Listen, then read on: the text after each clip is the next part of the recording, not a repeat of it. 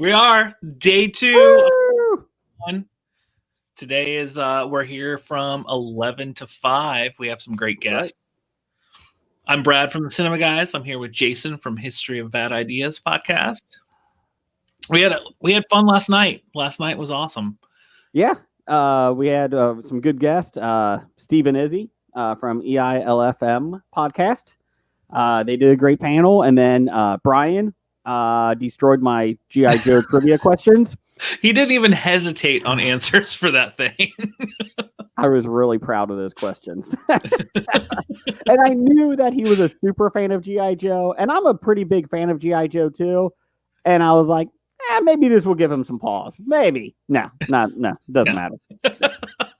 And then we had Mest Comics. They were great. And then we had the Shepherd crew on there, father and son. The Shepherd, it paid for them to come on the show last night because I ended up buying their $45 hardcover book yesterday. Well, so, there you go. Yeah, I was excited. I went on. I didn't even know it was an option. Like, I love their comics, and I was like, you know what? I got the first one, and then the second one I have by digital format, and I'm not a big digital fan. And so I went out and bought the hardcover, 1 of 50. If you go to the Shepherd Comics online. So you say you're not a big digital fan of comics?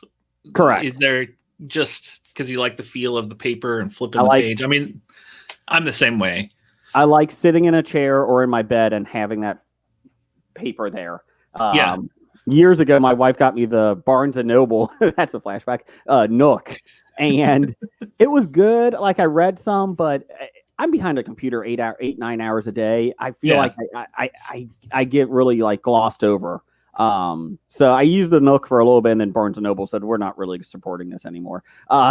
And so I was like, okay. No. So because the Kindle kind of, everybody loves that. So yeah. So I like the hardcover. I like the paper. I like holding it. I like having that. Okay. So yeah, I went out and got the hardcover one. So congrats, Shepherd. You sold one. So of the hardcover, 1 of 50. So here we go. We got Kevin's already jumping in. He's excited. I know he's pumped for today. Yeah. Can I respond to the comments, or am I just allowed in the private chats? I don't think I can do that. I don't think you can. Okay. Well, Kevin, hi. How you doing? Here's a rundown of what we have going on today. Look at that. So we're gonna start off here in a little bit with Source Point Press. I think they're on 11:30, not 11. I have that incorrect. That is 11:30. I blame the intern Hackney. And we have Ben Clanton coming on for a fun drawing and telling how he makes a book. He does the Narwhal and Jelly books, which are one of my kids' favorites. And then we have Nerdly Out Loud Kevin, who was in the comments. He's going to come on and talk to the actresses from the Shudder film Host. After that, we have Super Heroines Etc. They're going to talk about their gaming that they do for, I think, for women. Here they have a Cincinnati chapter. They have a St. Louis chapter. So they're going to come on and talk about things that they do as an organization. Then we have director Tom Paton. I think I got it right. We're always going to get that wrong. Damn. Yeah, we will.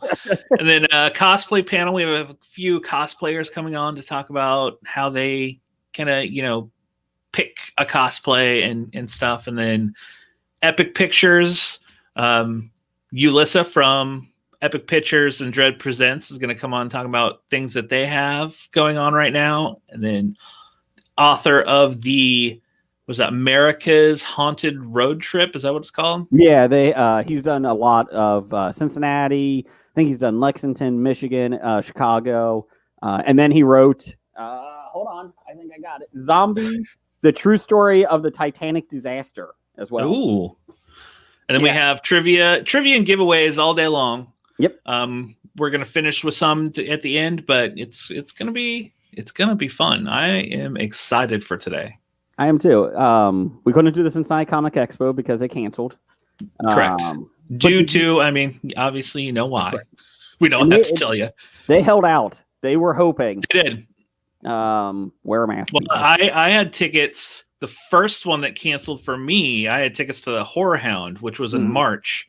So this whole thing just kind of ramped up in March, and they tried. They were like, we're just gonna wait and see. We're gonna wait and see, and then they got pushed back, and then eventually it was like, we can't. Your ticket's good for next year. Kokomo, Indiana is actually having a convention today. I was shocked to see that. How many people are they allowing? I'm not sure. I can find that out. But one of our good friends from the Comic Expo, they do a really good charity work. The GI Joe Central Fifth. Yeah. I have my Comic Expo coffee mug sporting this morning. They're from the GI Joe Central Fifth Defense. They're a cosplay group of GI Joe, but they donate everything to charities. And most of the time I believe it's for military veterans and their dogs that were in the military. So and you were there with them. They were next to you one year at Expo, weren't they? Yeah. Talked to a few of them. They're really good guys, and pretty cool group of guys. Expo that we've seen them. So let me see here. I'm trying to find it right now, but they posted that they were going to be there tonight or today, and their booth. Most of them are 8 feet long or 10 feet long. I think this one is like 20, like 6 feet long. And the reason is because you have to. What I've been told is if any conventions open up, they're going to have to be 6 feet apart. You're going to have 12-foot booths now instead of 8 or 10. And you're not going to be able to fit as many in there. Correct. Either, you got to have 2 people 6 feet apart. Have a good day. Which is really going to be tough for Hobie because we usually have 4 to 7. But if we're on the stage, we won't have to worry about it. No. But yeah, so are all the GI Joes, they're just all cosplaying as either Storm Shadow or Snake Eyes, so they can wear a mask. That's probably going to be the easiest thing. I think the Cobra. What was it? The Cobra Commander or the Cobra Troop? They always had the black mask around them. Yep. The Scout Troopers, I think they would be okay. But that's about it. Nobody's or Destro. You could be Destro. Yeah, or Cobra Commander too. You know what protects against the COVID virus? A metal mask. Just be Destro. Absolutely. That's going to keep anything out. Or Dr. Mindbender from the horrible G.I. Joe film, live action film. Ugh. It wasn't horrible. No, it was horrible. It was horrible. I just rewatched both of those films recently, which, I love bad movies. And it's just one of those that I just shut my brain off and I have fun with it. And I go along. I can get by with Marlon Wayans. I'm okay with Marlon Wayans. He was awesome in The Sixth Man. I cannot get by that movie at all. Joseph Gordon-Levitt, I don't know why he did that film. I don't. I really don't. I think I enjoyed the second one more than the first one. I'll be honest. I don't know if I've ever saw the first one. Or the second one. The second one. The second one was with The Rock. Yeah, I don't think I've ever saw that one. Duke dies in that, right? Because they're going past the torch. Spoiler alert. Sorry for a 10-year-old movie. Channing Tatum's in the movie for like 5 minutes. Okay, so here we go. Standard tickets are $10 for entry at the Kokomo Con. Not trying to plug them. Yeah, Kokomo. Let's see here. It's still on. Face masks are required and must be worn properly. How do you wear a mask properly, Jason? Can you? That'll be over your nose and mouth, not just down here. Not a chin diaper, as South Park calls them. Nope. My 4-year-old puts it on sometimes, and it just covers the eyes. I was like, no, you got to pull it down, buddy. Pull it down. You gotta do that. Like he's keeping his eyes protected. That's right. Let's see here. I'm just trying to figure out what the rules are for it. It's only one day, and the Red Ranger is going to be there. So there you go. The Red Ranger? Power Ranger. Sorry. Red Power Ranger. Oh, okay. And there's no re-entry this year. So there you go. You leave, you can't come back. Correct. Ooh. So it doesn't look like they have many guests, especially for $10. I'm sure they're just trying to get vendors are there. So, yeah. Oh, it was actually yesterday too. Nope, it wasn't. Nope, just today. Well, I will say anyone in Cincinnati, go visit our friends at Paper Street. I know that they're having some fun stuff. We're trying to get them to come on with us today. but he's busy at the shop, so might be a little. Liz is correct. Red Ranger is at every con. That is true. I will not discount that at all. Well, you know what? We're also giving away today. We got Claim. So it's a card game for 2 players. Okay. From Deepwater Games. Dev will be on in 20 minutes or 18 minutes to talk about that. Rod and Tail. Look at that. Easter will never be the same. I'm telling you, I really want to see this. I want to see this movie. I'll be honest. Are we going to have a screening? Let's have a screening. We could do live streaming online. We could do that. We could do that. Can't we do that? Like you can set it up on YouTube and that? I mean, you have to get the rights, right? Right. To be able to do that. Deb is on. We can talk to him. You can ask. I guess you can get permission from him. Depending on what you would need from the other filmmakers. That would be true. Who is that? We'll get on that. It's 2019 Source Point Press. I'll talk to Travis over there. We also are giving away Funko Pops. So there you go. That one's pretty cool. Is that who is that? Is that Han Solo? It's from Solo. Okay. This is Kiara. Yeah. Oh, okay. Kira. I would say it wrong. And then I don't know who this is, but my son is really mad that I bought these for the expo and we're giving them away. We got Fortnite. Oh, some Fortnite. Yeah. Okay. And I'll be honest, I have about 70. I think I have 57 Funko Pops waiting to be given away at the expo next year, Comic Expo. And I keep buying them. And my wife keeps yelling at me. And I literally have taken over almost half our storage unit because of the Comic Expo stuff. So she's like, go on the virtual con and get rid of these. We're getting rid of some of them. I was like, she's like, all of them. We also have the Hail Hydra game. So look at that. And we got some other stuff given away here today. So tabletop games. So we'll be playing trivia throughout the day. I think we're having Pokemon trivia. Is that correct at noon? I mean, I don't know what we're what we're doing at noon. I didn't get any questions together, so we'll have to. Okay, we're gonna have trivia. How about that? We're just gonna have some trivia at noon. I like it. I can find some. At the end of the day, we're finishing up on Buffy trivia. Buffy the Vampire Slayer trivia, just led by Nell. So I know I will be giving away. I don't have it with me. I'll grab it here in a little bit and giving away a copy of Ben Clanton's new Narwhal and Jelly. It's Narwhalidays. It's the new Christmas one.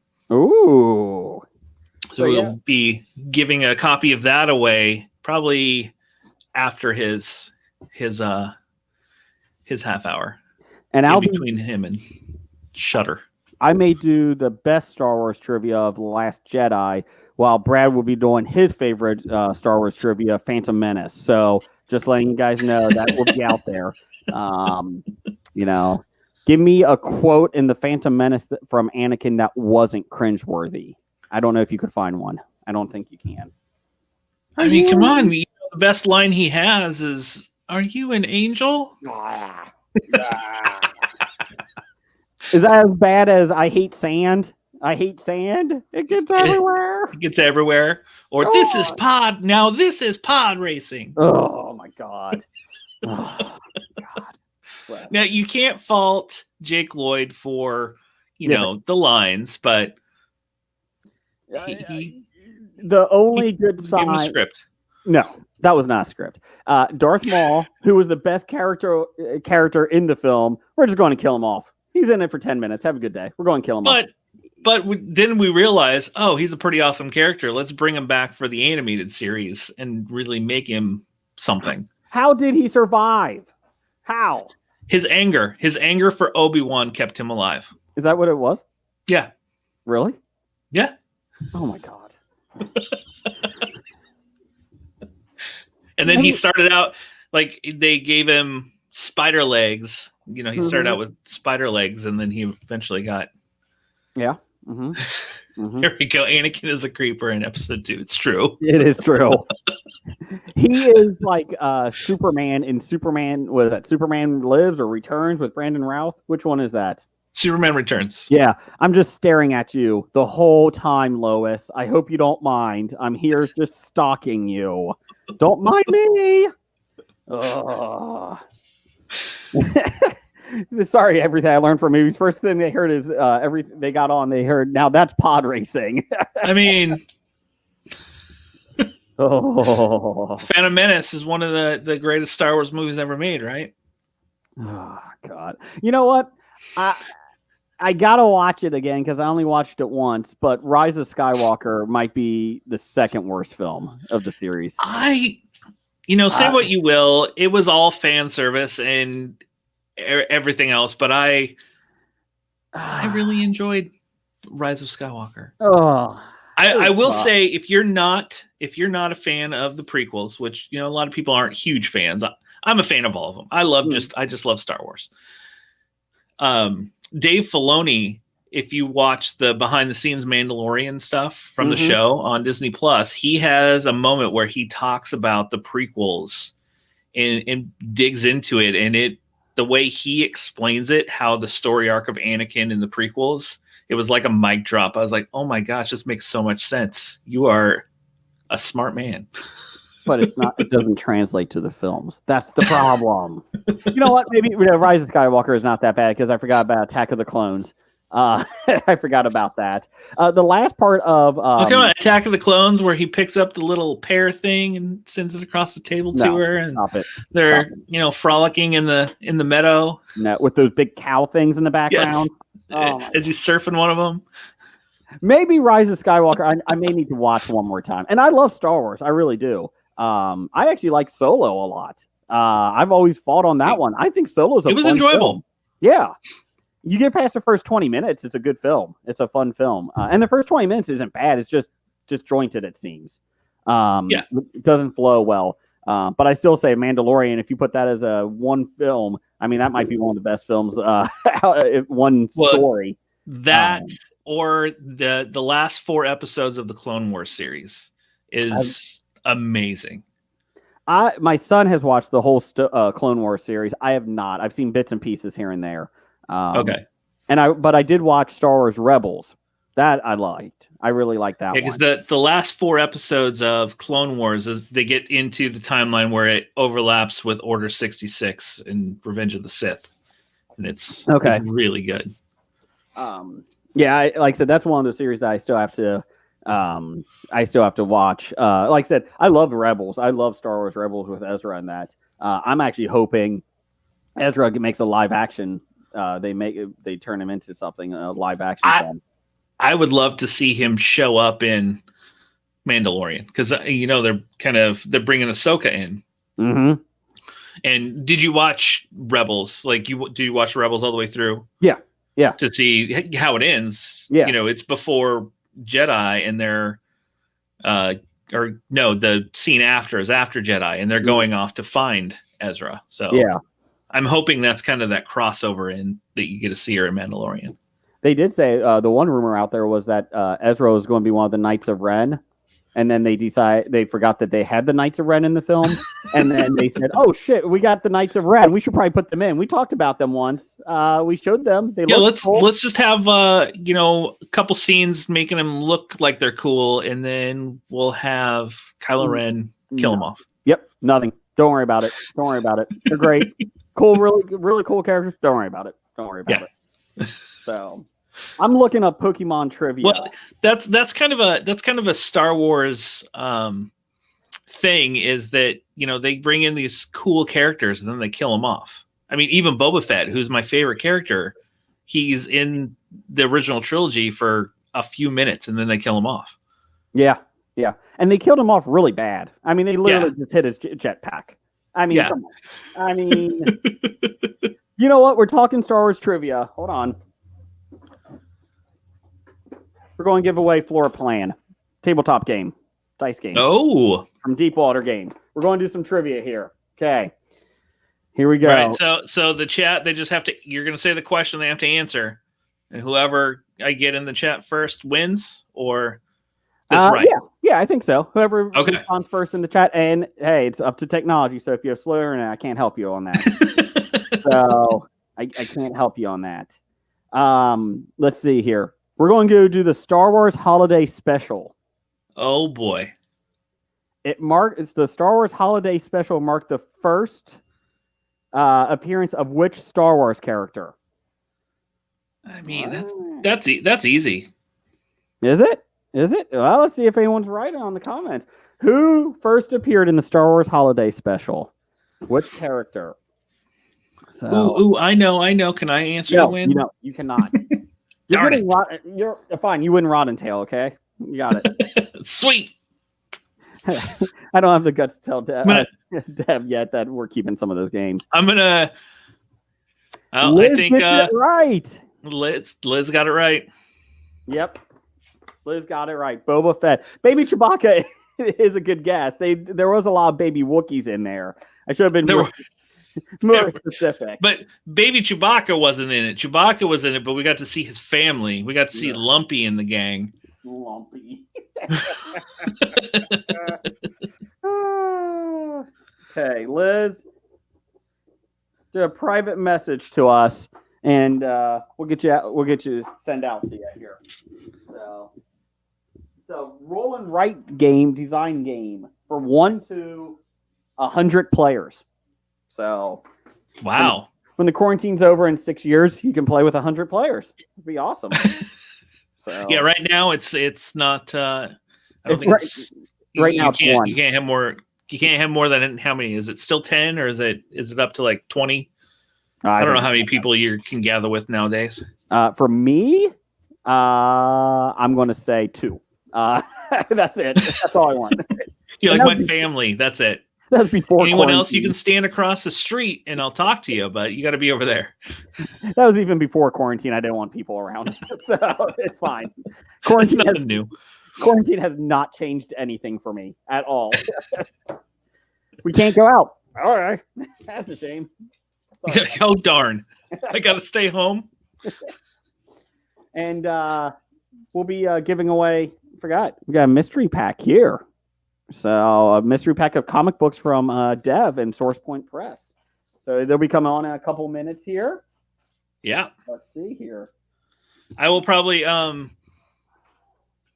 head away for just a couple minutes when they come on, but then I'll come right back. Sounds good. You're looking at Pokemon trivia for us, right? Sure. Yeah. Yep. Sure am. Sure. I'll do that right now. So, you want to do that? The schedule one more time for people just tuning in for the rest of the day. Yeah. Let me throw it on screen here. Got those. There it is. That's today's schedule. And like I said, Source Point Press is at 11:30, not 11. Intern messed that up. Intern Hackney screwed that up. Jeez. Yep. Bastard. Yeah, I'm excited. The Nerdly Out Loud with Kevin is going to be really good. We got all the main actresses from the Shudder film Host, which is one of the biggest films during quarantine. There's not many films that have come out, but Host has been one of the bigger ones. Has caught on pretty well. It was filmed. It's all completely done via Zoom. Mm-hmm. So it's something that you're like, yeah. I'm looking forward to that. And also, technically, we could release the whole Comic Con thing as a movie. We could be one of them because there's not much else going on out there. It's true. We could. Except for Liam Neeson. QuaranCon the movie. There you go. Can we get Liam Neeson to yell into a cell phone? That's what I'm telling you. Yes. God. Take my kids. Hey. Is Dev in the green room yet? Yes, he is here. Let me bring him in. Okay. Hey. What's up, How's sir? it going? Good. Are you drinking already? Yeah. Well done. Yeah, you were listed at 11. I messed that up. It's all right. Dev, I blame Jason. We just gave away. Hold on. In the trivia before he came on, we just gave away Floor Plan. Oh, nice. That's one of our newest roll and writes. That's a really good game. So, Dev, we're going to get into it here. You're with Source Point Press. Yep. You guys have expanded to everything. I remember when you first it was like, we do comic books. Then you do movies and tabletop games now. So do a little bit of everything. Yes. Their site. Yes. And you have one of my favorite comic books, Monstrous, under your reign, and Torso Bear. I love Torso Bear. Torso Bear is probably one of my favorite anthologies that we've done. Very Sin City meets Toy Story. Yes. When they kill stuffed animals, they take out their stuffing. I love it. Yep.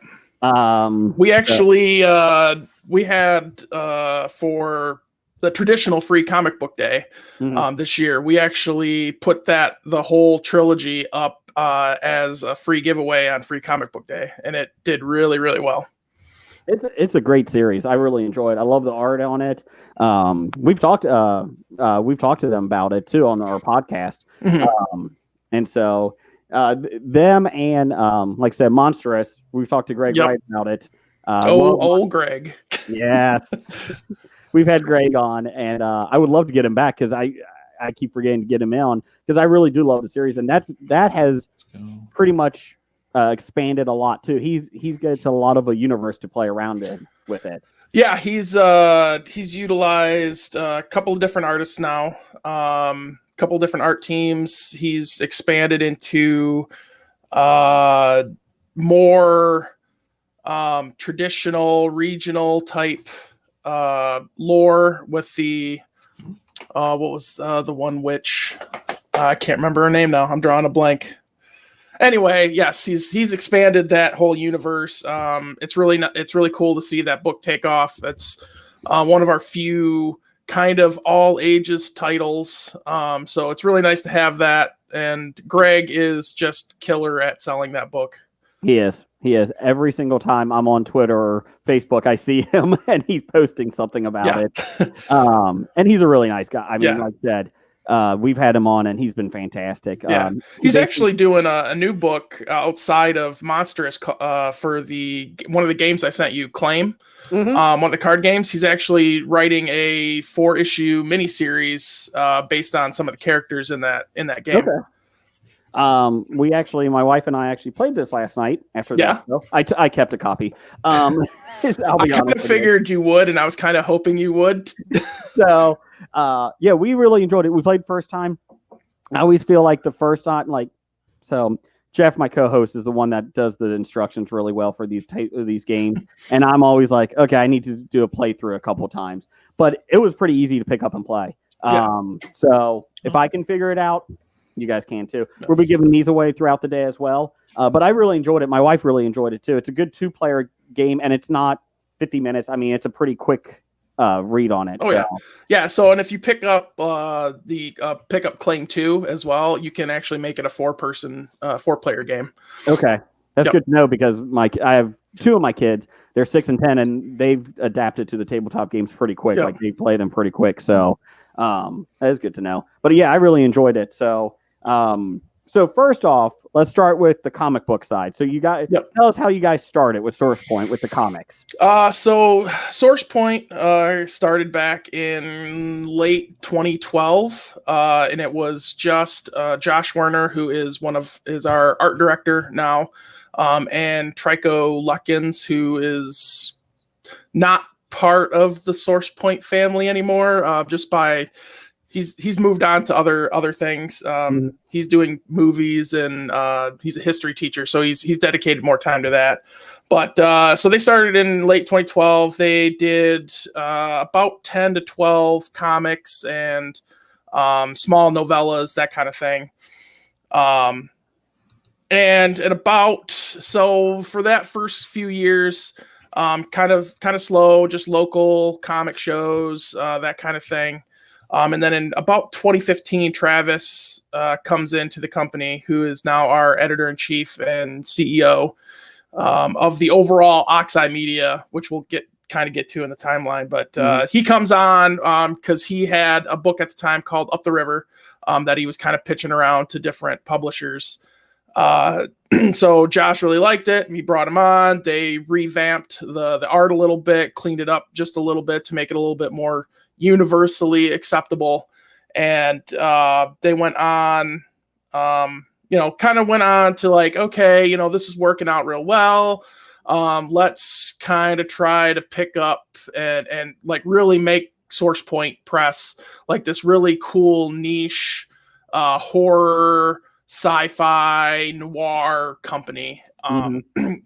So, over the last, 5 years, which I can't believe it's been 5 years, we've pulled in a whole lot more talent. Like we pulled in Greg, we pulled in Casey Pierce, we've pulled in Garrett Gunn, we've pulled in, just a bunch of different people from all over the country.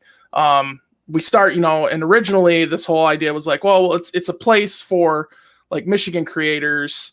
Because at the same time, Travis was doing the Michigan Comics Collective, which was to get the people in the Saginaw, Bay City, Flint area that were into comics and into wanting to be in the industry, like a place to put out their first bit of actual comic art and comic stories, to get people adjusted to the idea of like, here are these deadlines. You got to meet these deadlines if you want to be in this industry.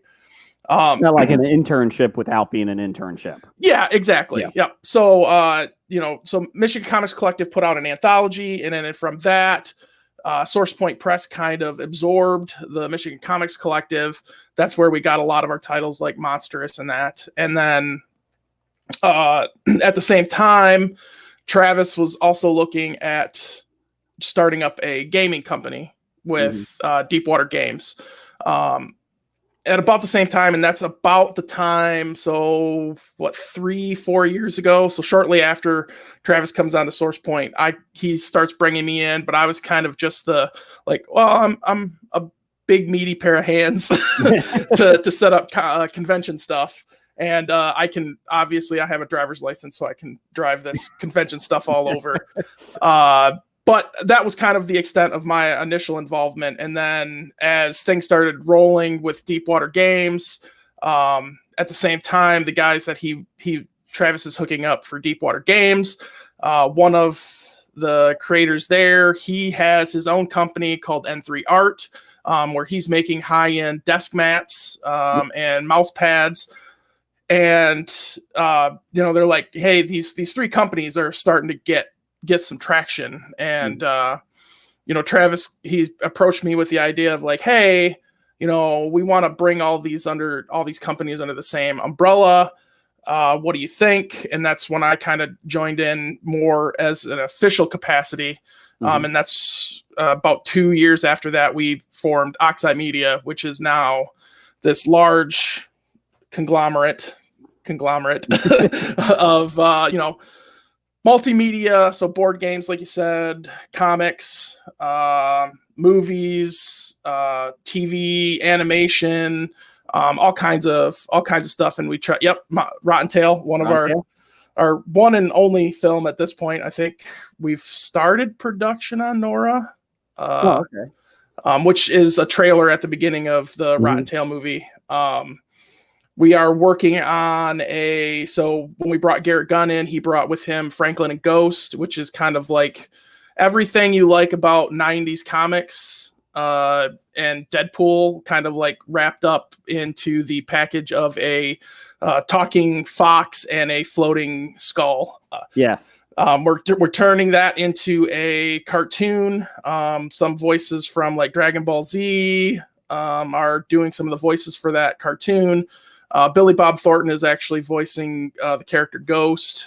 It's going to be interesting next couple of years. And then right now, our big campaign to push is we got IP from the creators of Gloomhaven to write a comic based on an expansion, I believe, that they're coming out with. So it's been a very quick, chaotic 7 years.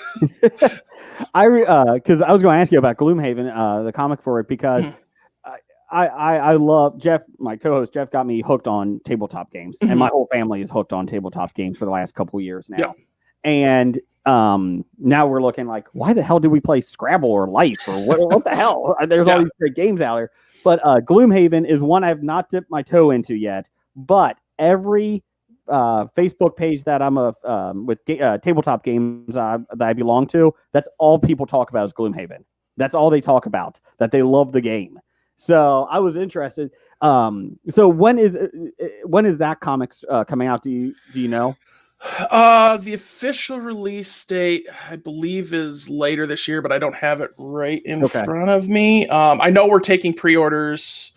So let's see. It is currently in previews to be able to order. So if you're at your local comic shop, you can go in there and order it, pre-order it right now. So if it's in pre-orders now, December timeframe, is when it would come out. December to January timeframe. Is that a limited series, or are you going to have it as an ongoing? Do you know? I believe that. So this first one is just a one shot, and I do believe the plan going forward is more like one shotty type issues. Obviously this is kind of new territory for us in terms of this working with this larger IP and converting it from a board game to a comic. We've got some familiarity with taking comics and turning them into board games, because Franklin and Ghost actually has a board game associated with it. But kind of using someone else's IP and turning it into a comics, it's a little bit different from storytelling perspective. But I think the plan is this: if this goes well, we'll do basically a bunch of like mini modules with the comic. So do you have, with Gloomhaven creators that with the IP, do they do, not that they have final say, but do they kind of gear you towards what they want, and then you guys kind of have some creativity with that?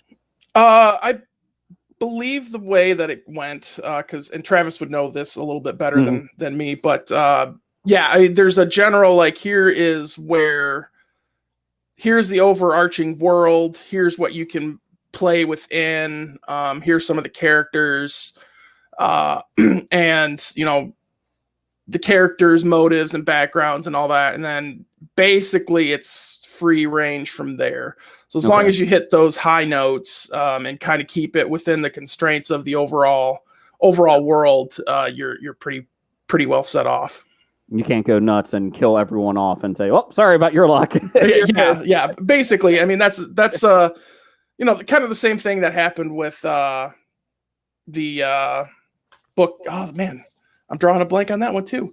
Holliston, the comic book Holliston that we did. It was obviously a pre-done thing in the world of horror, and everybody knew Adam Green and all that from some of his movies like Hatchet and that. And we were given the green light, like, okay, you can write this comic to be like an extension of the show that we used to do. But obviously there's some constraints and realms that you got to work within, but they had pretty good free range on what they could actually explore in terms of themes and what kind of shenanigans the guys got into. But we had a couple of guys advise us on the process and what would be within the realm of Holliston. That were just kind of like, oh yeah, man, we love the show, and they kind of gave the drive behind, like, oh yeah, this is definitely within the world of the overall Holliston TV show. So do you guys are looking towards more? Obviously, you still have the creative side that everybody can do their own stuff, and that's what you guys were making. Are you guys looking for more IPs on it, or do you kind of try? Is it tough to balance it like 50-50 or something like that? So it's definitely it's a very much organic type of growth with IP and that kind of stuff. So a lot of our, so like Rotten Tail, for example, we've had offers by other companies to just basically like, oh, we just want to license the IP. We'll do the movie. We'll do everything. But it was very much like, no, we want the money to help develop it the way we think it should be handled. So we want to keep a lot of that stuff kind of in-house, kind of close to the heart. Now moving into doing this, using other people's IP, it gets tricky, right? Because you want to do something cool, and you want to be able to give it the best shot that it has, to really pull in maybe two different groups of people. There's not, you would think there's a lot more overlap in comics and board gaming than there actually is. We're finding that, we're getting a lot of people that love Gloomhaven buying the book, but they're not really necessarily diehard comic fans either. Right. Sure. So, it's hard to find that balance. There was actually a show that I went to years ago. It's called QuaranCon, and it was in Grand Rapids, Michigan. And the Source Point had a table there. It was kind of like, I think it was my first true setup, be at a con, work a table. And, but it was predominantly a board game convention. And the guy that was setting it up, he's like, well, I want to get, there's a lot of talented artists in comics, and, it's hard to find artists in board games. We've got a bunch of people that know how to make board games, but not necessarily a bunch of people that know how to do graphic design and art and all that. Sure. So he's hoping to kind of move that, like, hey, look, there's these guys that know how to do art and tell stories. Maybe we can utilize them to like move stuff along.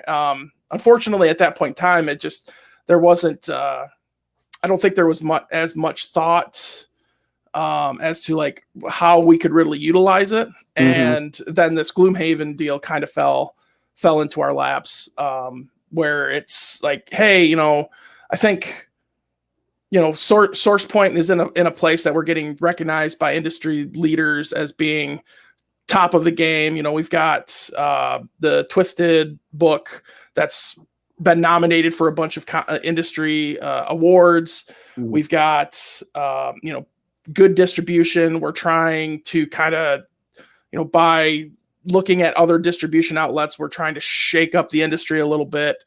So we're trying to keep on the cutting edge, and people are starting to realize that. And then this Gloomhaven thing come along. And, it was a chance to say, hey, there's this big IP that lives in the board gaming realm. Perhaps we can utilize our stretch over the comics industry to really bring more people into the art. Cause I mean, that's, at the end of the day, that's the goal of any comics producer, is to pull new people in. Correct. And the same thing for board gaming industry. So, we're hoping that diehard comic fans go, hey, this book was pretty good. Maybe we'll check out Gloomhaven, which is a massive box, and it's just huge. Every time, like I said, on these Facebook pages, I'm like, my goodness, this thing is like mammoth. Yeah. I got the Smash Up big box. I love Smash Up. And even that thing, I got that for my son because he really has been hooked on that game. Yeah. And we got that thing delivered by Amazon. I'm like, my goodness, this thing is like, and Jeff has it too. And it's like, every time I look at that, I'm like, my gosh, this thing is huge. And then you look at Gloomhaven, and you're like, I don't even know if I have the closet space for that. Like, I really don't. I don't know. I'm not even sure I could fit that through my front door. Yeah, I mean, it's just I think we've got a copy of Gloomhaven and Frosthaven at the office right now. Because that was a big part of getting Travis, because Travis actually wrote Gloomhaven's comic, and I think that was a big part of getting him familiarized with the board game as a whole. I mean, we've all heard of it, sure, but I don't think many of us had actually played it at that point. And Travis, I know, has taken a real liking to the game. So it's a good pair. And like I said, I mean, anything, comic books fans are such a niche market. It's a really small niche. And anytime you can get anything, to expand on it, whether it's tabletop, whether it's movies, Marvel is trying to do that for years with their, universe and that. I mean, anything to get people in the door, because it's one of those things that once people start looking at it and enjoying it, they'll be fine. Like, they really do take off on it. But the problem is you basically have to cram them through the door with anything. So. Right. Yeah, when I first hooked up with Travis, he had a great explanation of what comic book shops are. Mm-hmm. They're basically like bowling alleys, right? You have your regulars that come in that pick up their pulls. That's your league bowlers that are going to be there and spend their money no matter what. They're always going to be there. And then you have like the kids on the weekend that come in to bowl for glow bowling. Well, that's your guys that are like, hey, I saw this comic shop was here and I've driven past it like 10, 20 times. I'm just stopping to kind of take a look. Or, hey, I saw Green Arrow on TV. I want to check out some Green Arrow books. I thought that was a really good comparison. It's because it's like you're always going to have those diehards that are always going to come in. They're always going to spend their money. But those diehards too are coming in with that, $20, $30, $100 in some cases a week to spend on, the big titles from like Marvel, DC, Dark Horse, IDW. So it's our job as like these independent presses to convince these comic shops, like, why should we be taking up shelf space that you could be putting another DC book up? Sure.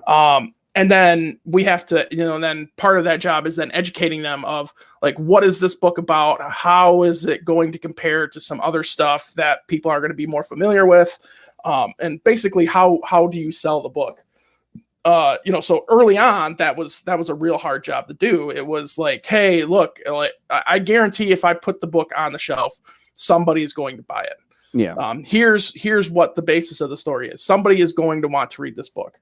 But now we've got more where people are like, hey, we sold out of this print run, the first print run of this book, because every comic shop, basically that knows of Source Point Press has bought these books. Mm-hmm. And, we'll go through now, being a small press, we keep our print runs pretty small, just because of the financials of printing that many books. But I think we've had like 3,000-4,000 issue runs that have just completely sold out after they hit the shelf, even before they've hit the shelves at some comic shops. So it's been crazy to see how that's happened and how we've managed to chip away at some of those long time buyers, and through some of our IP brought in some new people, like a good example of that would be Skylin. It's a heroine driven book, which is not something that you typically see from the bigger companies and some of the bigger small independent presses. It's usually a lot of superheroes, male, machismo, that kind of thing. And this is like kind of like a high fantasy, female driven, like heroine type story. And we actually did this crazy thing where it's like, hey, look, if you buy a book, so if a shop buys a book, we'll have 4 more as part of your order. Okay. And you can do whatever you want with those books, but they are yours. If you just order one, take a chance on this, we'll give you 4 more to set out with that one. And it was a pretty huge success. I think we ended up, I want to say we sold 10,000 copies, like, to retailers. So that meant, we had a 50,000 print run. So it was a pretty successful campaign. That's a pretty genius idea too, just to get them out there, because it really isn't. They're not taking a chance then at that point, because they have it's free money at that point. And a lot of people are like, well, you did Free Comic Book Day, where you gave away Hope #1, the whole first issue as a Free Comic Book Day thing. It's like, but that you do realize, like, that costs the shop money. That's not a guarantee that they're gonna make money because you're coming in to get this free comic. You have to hope that the people are coming there picking up those comics, and then you've made deals that are still profitable for you to get people to spend more money. And I mean, I don't know how many times I've been to a free comic book day where the family brings their kids, they pick up the 2 free books and then bounce, they don't even stay there to peruse.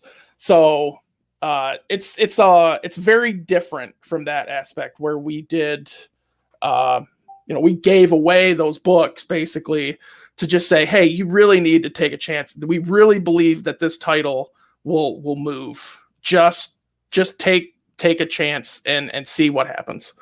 Yeah, especially because, when there's 7 Batman books, and I love Batman, don't get me wrong, but when there's 7 Batman books, even when I was going in every single week and I was a diehard every single week, I was like, I can't buy all these Batman books. I can't buy all these Spider-Man. I can't. I can't buy all these Batman books, but there's this storyline that's interweaving between all these Batman titles plus all these accessory character Batman titles. If I don't get all those books, then I'm not going to have the full story. I'm not buying a Blue Beetle book for a tie-in. I'm not buying it. I mean, that's, and I think that's one thing that we've kind of done well is that we do have some interrelated universes, but it's not tied together so hard that it's like, well, if I don't read this book, I'm never going to get this book. So Nora and The Rot are examples of books that share a common universe. The goal is to eventually have some sort of crossover between them.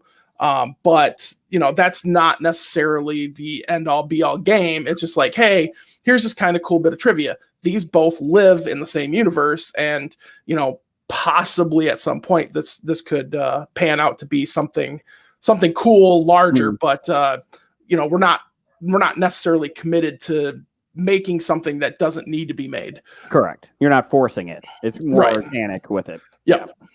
So switching to the games real quick here. What's your next game that's coming out?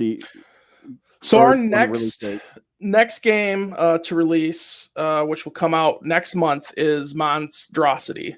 Okay. It's kind of like Guess Who meets Pictionary.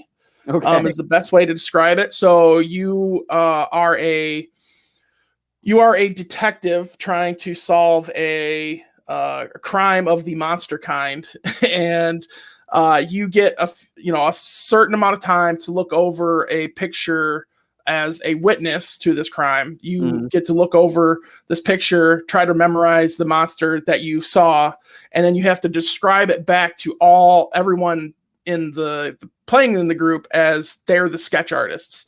Okay. And you have to come up with who most closely captured the monster. And then there's like some badging and all that involved, but that's the basic gist of it. It's one of our new party games that is kind of developed independent of some other stuff that we've acquired over the last year. But that's our biggest hit right now. We're actually talking about potentially next year for Gen Con having a art gallery of all the different Monstrosity characters drawn by either fans of the game or from us just playing it. So that'll be interesting. How long does it take for you guys? Because do you guys play these in your offices, like just trying to figure it out? Do you have a test audience? Do you have test groups? Yeah. So a lot of our games initially were. So we partnered up with Emperor 4S Games, and we basically just regionalized their games. So it was already games that were on the market, but in China and Japan and that kind of thing. And there was games that one of the higher ups in the company had played because he traveled to that area as part of his day job. And he's like, hey, I really like these games. I think they've got a lot of replayability. So I think this would be a good partnership just to kind of get us rolling. And then it's become more of we have outside developers that will develop the game, and then they have their own test audiences and try to work out the rules. and we'll say, hey, yeah, we think this game is great. We'll play it ourselves, and then we'll basically just slap our logo on it, and as long with theirs too. So like a good example of that game is Welcome to. It was developed by some gentlemen by Blue Cocker Gaming Development. We thought it was a really great game. It did really well. We thought like, hey, I think we can, we think we can make this a bigger game internationally. So we'll help push it. And it's become like one of the best-selling games. We did a Kickstarter to do basically like a pre-order system. So we weren't using Kickstarter to fund the game. We were using it to fund the printing of the game. And we had something like 6,000 to 7,000 units that got ordered through that pre-order. And it was myself, Travis, and Travis's brother working in the warehouse to ship all this out. So, and we've come a long way since that, but now we are developing more games in-house. So we are doing, but these processes take years, right? Sure. It's like, so the Franklin and Ghost game is a game that was developed in-house based on our existing IP. And I remember playing a beta version of that game 2 years ago, and we just launched the Kickstarter earlier this year for that. So, I mean, that kind of gives you a little bit of time frame. Now, some games are a little bit quicker. More casual type games are going to be more like, oh, okay, we've got this idea. It's a really quick, like, just here's some cards. You collect the cards, you make something funny, and then that's how you win the game. Everybody's just trying to have a good time. It's a more of a casual party type game. Those games don't take as long as something like Seven Summits, which is like this game where you're trying to traverse the 7 highest peaks in the world. Like that game has taken years to develop. But that's a much more intensive, story driven. Yeah. So, it really depends on what you're doing, but we kind of balance we're balancing internal development with acquired IP. Welcome to is funny because I was in my local game. I live in a small town, and they have a tabletop game store, and I was in there, and I looked, and I was like, hey, I remember this. I remember them talking about this. Yep. And they have it. I mean, every time, like I said, they've sold a couple of them, but I know that every time I go in, I'm like, oh yeah, I do remember this one. Yeah. So I have not. Yeah. Welcome to actually, it's crazy because we had this game for a couple of years before COVID hit, and we got into this lockdown, and it was one of the games where somebody's like, well, hey, we don't really need to be physically where people are playing this to actually play this game. And that's where, Elle, our salesperson, she stepped up and, it's part marketing, part like, hey, we know everyone's just trapped and looking for something to do. So we actually started streaming, playing Welcome to, and having people that were watching play along with us to actually like not only learn the game mechanics, but actually feel like, hey, this is like a party night kind of atmosphere. Let's just chat and have a good time. And it worked really well. We've used Welcome to at a convention to have a large convention spot just turned into the world's largest game of Welcome to. I'm sure it wasn't the world's largest, but it was a lot of people. Yeah, it was the world's largest. Yeah, it was probably the world's largest at that point in time. But yeah, that's the beauty of that game, right? Because it's some cards that you're flipping over. You're doing placement of these houses on a street, and you're not necessarily competing against everybody, but at the end, it is a competition against everybody. You're initially competing against your own ability to keep track of where things are and make sure you're making the right decisions off of what numbers are being flipped over and what what special resources that are coming up. You're fighting against yourself and then coming back and going like, oh, okay, well, I had this many points. Hey, I'm the winner of this game or whatever. But it's all for just the fun of like trying to make the best thing possible with some minor competitiveness. And that's the thing too. I mean, because right now, I mean, my family is, we're what, I don't even know, month 87 into this. Yeah. I don't even know. And it's like, we have bought a lot more tabletop games. Yep. And it's like, I was actually talking to my wife 2 nights ago, and I was like, we've had a couple weeks that we haven't played any, and our kids are to the point that they're, really getting into it. And I was like, and obviously with summer, you're not going to play as much, but it's like, I started this week, I already started buying, I got 3 games that have been delivered this week already. Because I know in winter, it's like, we're not going anywhere. Right. Yeah. Yeah. We're getting back into the potential for more lockdowns. Yeah. Which again, like I said before, I'm okay with, because I don't like going anywhere. So I like this. And like I said, I think people are playing more virtual because they're, they don't want to go over to somebody's house. I think people are definitely evolving on how to play these games, and there's a lot of games out there that you can play that way. And there's nothing. It's been a gift and a curse, right? Because the curse is you can't go and do all these things, and you guys lost the Cincinnati Comic Expo, and we lost 60 some odd shows throughout the year. But the gift of it is it made us reevaluate how, as a company, we were going to reach people. And part of that is like, hey, more people now are looking at this, like, we've got all this time at home. Well, what are we going to do? So we basically gave games away just to get people like, this thing still exists. Board games never went away. Correct. People just got too busy to play them. So like, we're basically going to give away stuff just to get people back into, socializing at home with their family. And it really worked out for everybody involved.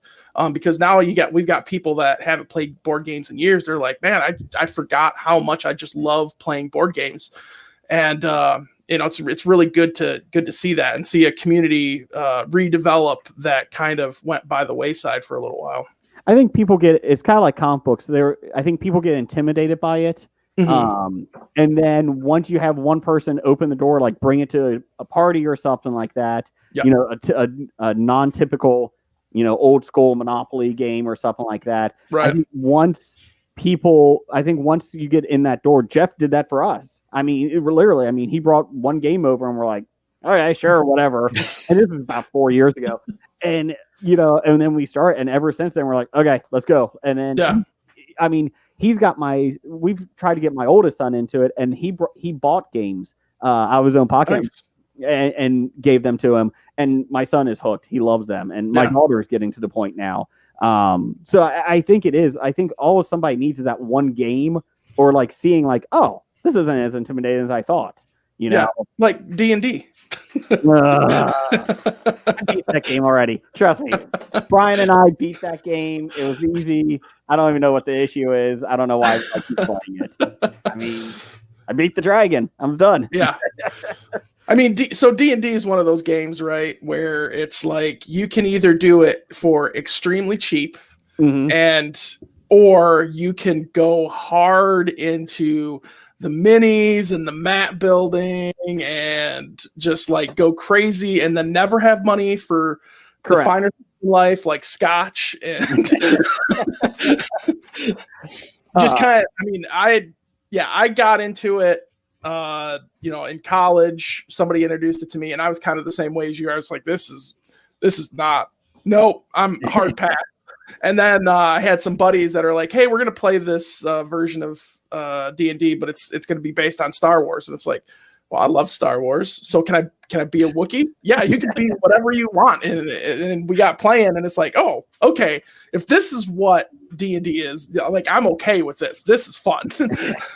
I feel like I've told Jeff I would never. Well, now I'm saying it on air, but I would never say it on air on the podcast. But I told Jeff off air, I was like, if I ever start, it's just going to go down that road of I'm not going to stop, and I'm going to buy the things. I'm going to buy the minis. Our studio in my basement is now going to be a D&D thing. I was like, I can't do it. I can't go down that road of doing it. And so because of that, I'm just going to mock it every time you guys bring it up. Yeah, I bought my first minifig off of Hero Forge about a month ago, and I've already got the itch to buy another one. Brad, are we wrapping up now? We do you have any last questions? I want to thank you for coming on and talking about everything Source Point has going on. I'm actually kind of excited to see this Rotten Tail movie because I didn't really know about it, and I love horror movies, so it is quite the ride.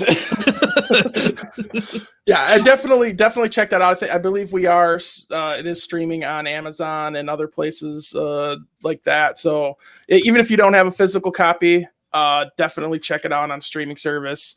Don't forget to go into your local comic shop and order our books.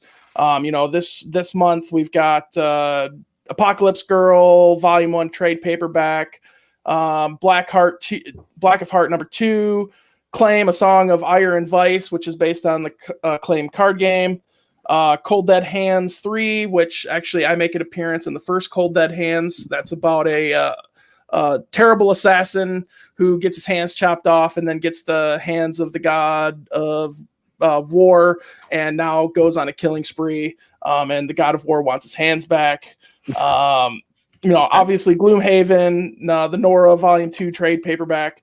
If you like dinosaurs, Roaring 20 World's Fair. That's dinosaurs pulled into the era of the World's Fair, and all chaos ensues. It's a great book that the Sobecs have been working on. But I mean, we've got tons of books, and every month we're releasing 8 to 10 books. So, and we have the website on sourcepointpress.com. Yep. You can see everything that you have going on over there. Yep. And even if you go to sourcepointpress.com, we have links up at the top to get you to Deepwater Games, N3, Oxeye Media. Oxeye Media is more of our retailer storefront, but yeah, definitely check out everything we've got. We've got everything: novels, comics, trade paperbacks, games, movies, and monstrous. Again, thank you so much for taking the time to come on with us. Man, this was great. I'm glad. Fun. Even though I wasn't on the whole time, I was listening.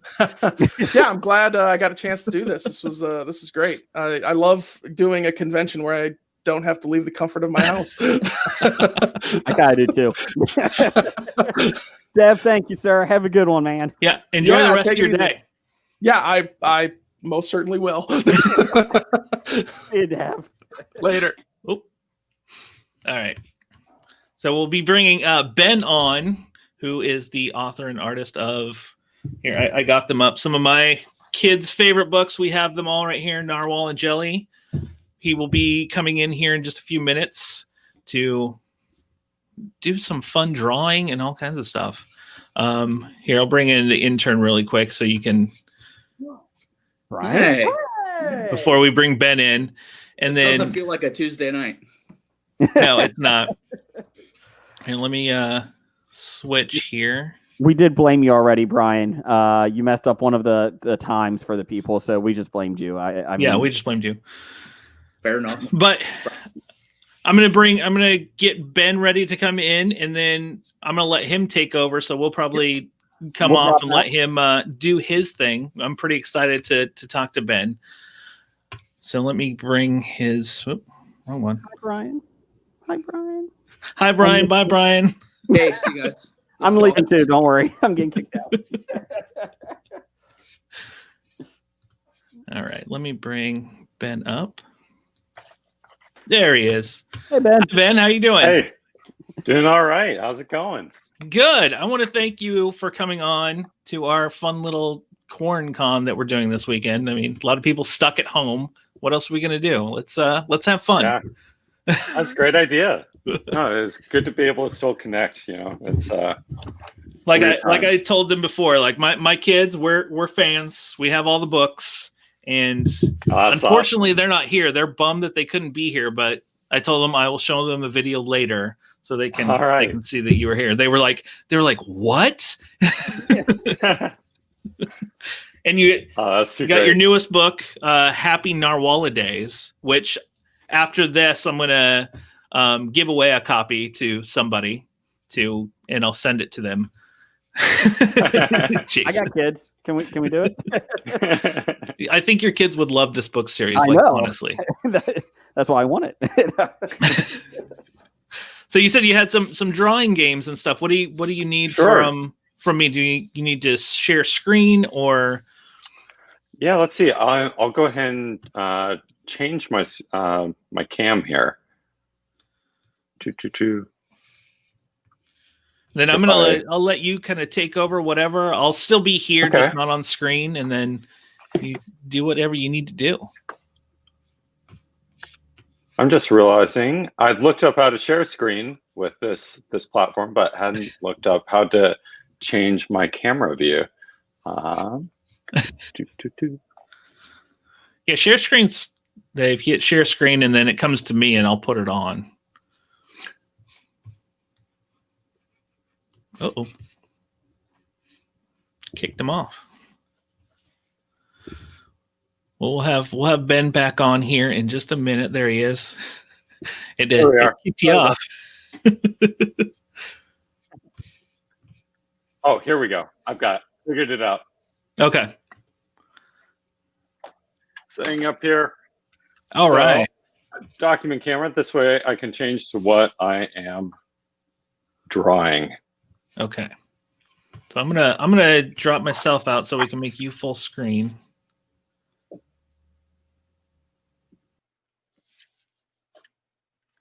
So this will focus in just a moment. I'll do a little bit of drawing to start out. For me, I am coming to you from Seattle, so it's just 9:13 now, and for me that's on the early side. I'm a late night person. Usually work till around 2 a.m. or so when I'm working on a book. So it's helpful when I'm getting started in the morning. See if we can get this to focus. Just about had it.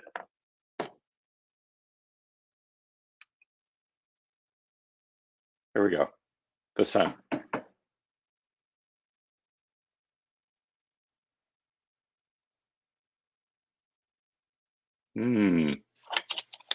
Oh, really sorry about this. It's seeming to have a really hard time focusing this morning. That's strange. See if I do a little bit more drawing of Hill. There we go.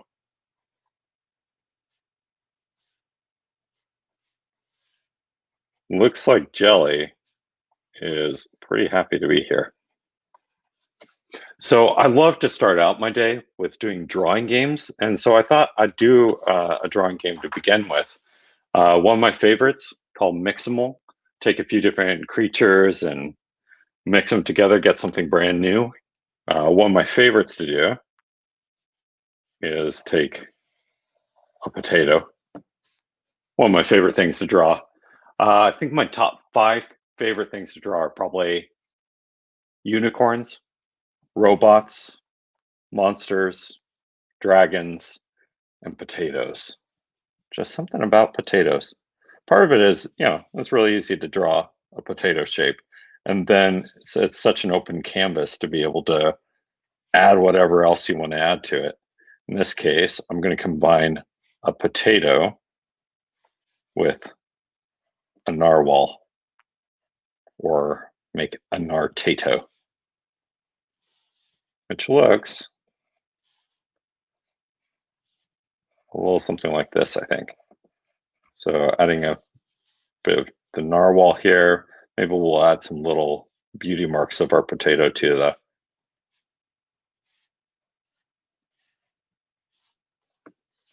Or if you take 2 of my characters from those Narwhal and Jelly books that Brad was holding up earlier, we would take Narwhal and Jelly. I'm going to take the jelly shape, which if you have some paper, pen, pencil, want to draw along with me, It's a half circle shape here. And then about midway point on that is where I draw these dot eyes. I tend to draw my dot eyes kind of tall because they look more excited to me that way. And most of my characters are pretty excited about things, especially Narwhal. Narwhal is excited about pretty much everyone and everybody and everything. Has a personality based on ice cream, actually.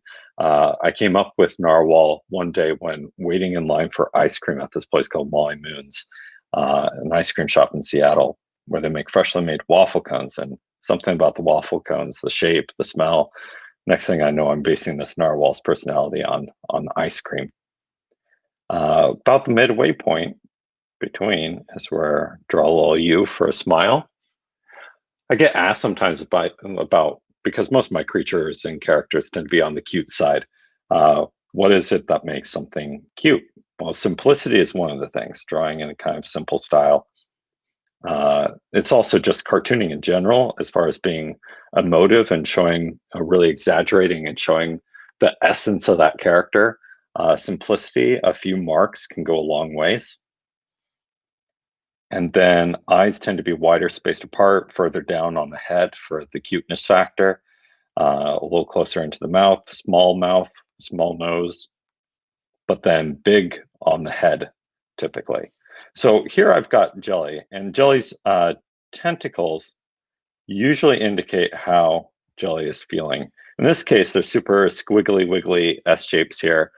That is usually what I use if Jelly's feeling happy.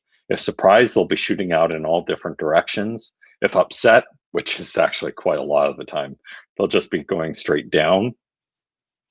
But I'm mixing Jelly here with Narwhal.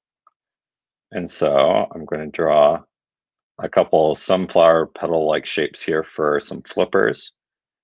And then coming out of the top here, what looks like a horn is actually a giant tooth on a narwhal. It comes out of the upper lip on an actual narwhal. They are a two-toothed whale, and one of those teeth grows out, usually for the male narwhals, but actually both sexes can end up with having the long tooth, and very occasionally both teeth grow out, and you have the rare two-tusked narwhal. So for anyone who already knows a narwhal and Jelly and is curious about how to draw them, I thought I'd do a quick step-by-step on that, in which I'm also going to make it a little bit of a drawing game too. I'm going to leave this section of the paper over here for Narwhal and this section for Jelly, but I'm going to leave a space in the middle. For Narwhal, I begin with essentially a water drop, an upside down water drop in this case. But if I turned it around, you see it's pretty much a water droplet, which I think is really fitting, right, for a sea creature. And then at the widest point of that water drop is where I draw those dot eyes. In between those, smile. Narwhal is happy pretty much 100% of the time. It's always curious about what's going on, and I'm not even sure Narwhal knows how to frown. I think it'd be funny if I, at some point in one of the books, have Narwhal try to frown. I think would fail at it miserably. Coming out of the forehead in this case, really tall triangle with some slanted lines across there, we have Narwhal's tusk tooth. And about midway point on this water droplet shape is where I draw a couple sunflower petal shapes for flippers. Those are usually going up and out like this because Narwhal is excited to see you. And a couple more of those down here, and then we have Narwhal's tail. And in comics, all right, we often end up, because we're exaggerating things and trying to indicate as much as possible how the character's reacting, feeling about things. And Narwhal in general just feels things really intensely, really big. And so it's not enough just to have the body shape, but sometimes add marks around. So Narwhal often has these radiating lines just bursting forth with the joy, excitement about the day. Going to add even a few more. Narwhal is particularly happy today. It's going to be a waffly good day for Narwhal, I think. So many lines.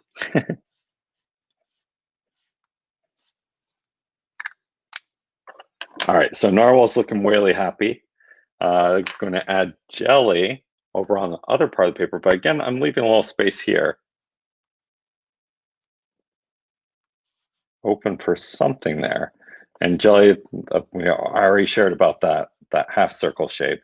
I'm going to have the eyes just move a little bit towards, as if they're looking at this center space. It looks right now like Jelly's looking at Narwhal going, what? Why are you so excited? A little O of surprise for the mouth between those eyes. And while Narwhal's expression is pretty much always some variation on this, Jelly feels a wide range of emotions. And one of those, though, one of the more common ones being skeptical. So I often will draw like a little straight line across like this and then an arched eyebrow. And because Jelly's uncertain about what's happening here, maybe the tentacles are flowing this way to indicate that Jelly's kind of moving away from whatever is there. And this is where we get to have a bit of fun is what do you think should go in this center space? I think I might play the game Mix 'em All again, mixing a couple creatures, animals together. In this case, because we were talking about my new book in this series, which see if I can grab a copy of that. There it is. Happy Narwhal Days. There is something involved in this book, which I think is what I'm going to go with for filling that space in the middle, is Narwhal loves the cold time of year because perfect time of year to cozy up with a good book for songs, for parties with pals, and for sweet treats. Also, this is the time of year when the Merry Mermicorn comes. And so we have this question of what this Merry Mermicorn is that Narwhal believes in, this creature spreading sheer cheer and pure awesomeness around. And Jelly's skepticism about it, I'm thinking that Mermicorn might be popping up here. So for the head shape here, I'm going with kind of like a peanut shell sort of shape for the head.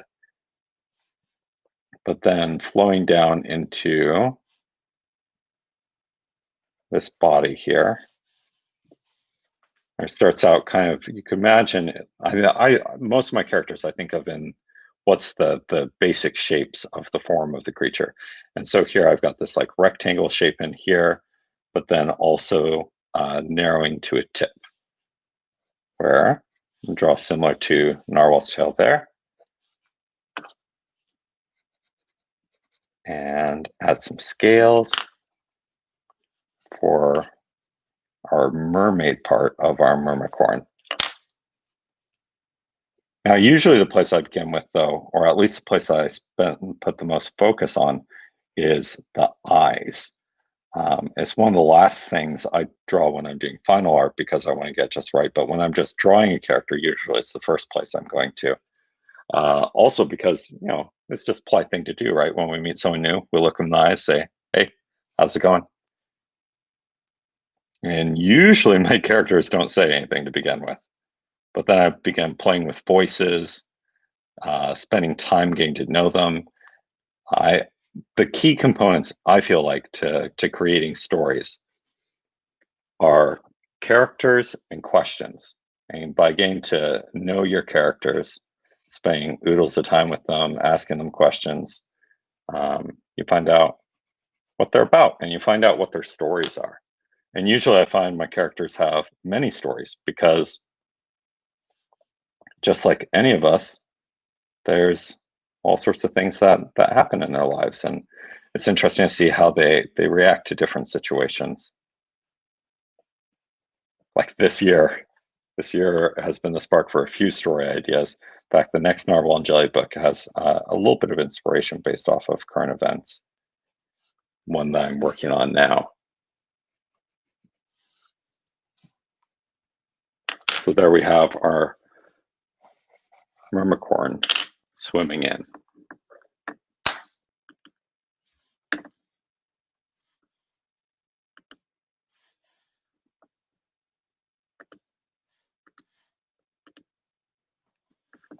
I might share here. Is this it's possible to get my screen to share? Perfect, thank you. I'll show just a little bit here of about narwhal and jelly. I shared a bit about how they came about. Whoops, that's me in 3rd grade. I wasn't planning on sharing this part, but I just happened to accidentally go to the beginning of the PowerPoint instead of the end. When I was going to 3rd grade, my family moved from Portland to Kalispell, Montana. And I was super excited about that move because I figured pretty much everyone in Montana was a cowboy. And so I got the cowboy boots, cowboy hat, show up to first day of 3rd grade and realize that none of the other kids are dressing this way. They're all dressing exactly like the way they dressed in Portland. And yet that was not the worst part of my day. Later that morning, I end up drinking this fluoride rinse because I never had a fluoride rinse, but apparently they passed it out at school, like once or twice a year. I can't remember how often it was, but they had it like the first day of school. I ended up drinking this stuff because I thought it was juice, and I ended up throwing up all over the girl across from me, her brand new dress. And yet my day deteriorated even more from there when I ended up getting this book, the boxcar children passed out. And my teacher saying, for the next 30 minutes, I'd like you to read this quietly to yourselves. And I'm going, where are the pictures? I'd never read a chapter book at that point. And this is kind of around the time that I began to truly fall in love with comics. And comics ended up being one of the areas that eventually got me into reading.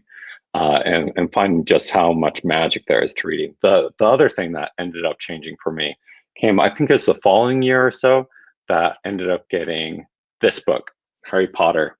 And my mom started reading it aloud to me, but each night I couldn't wait to find out what the next part of the book would be about. And so I began to read it myself because I couldn't wait. I needed to know what happened next.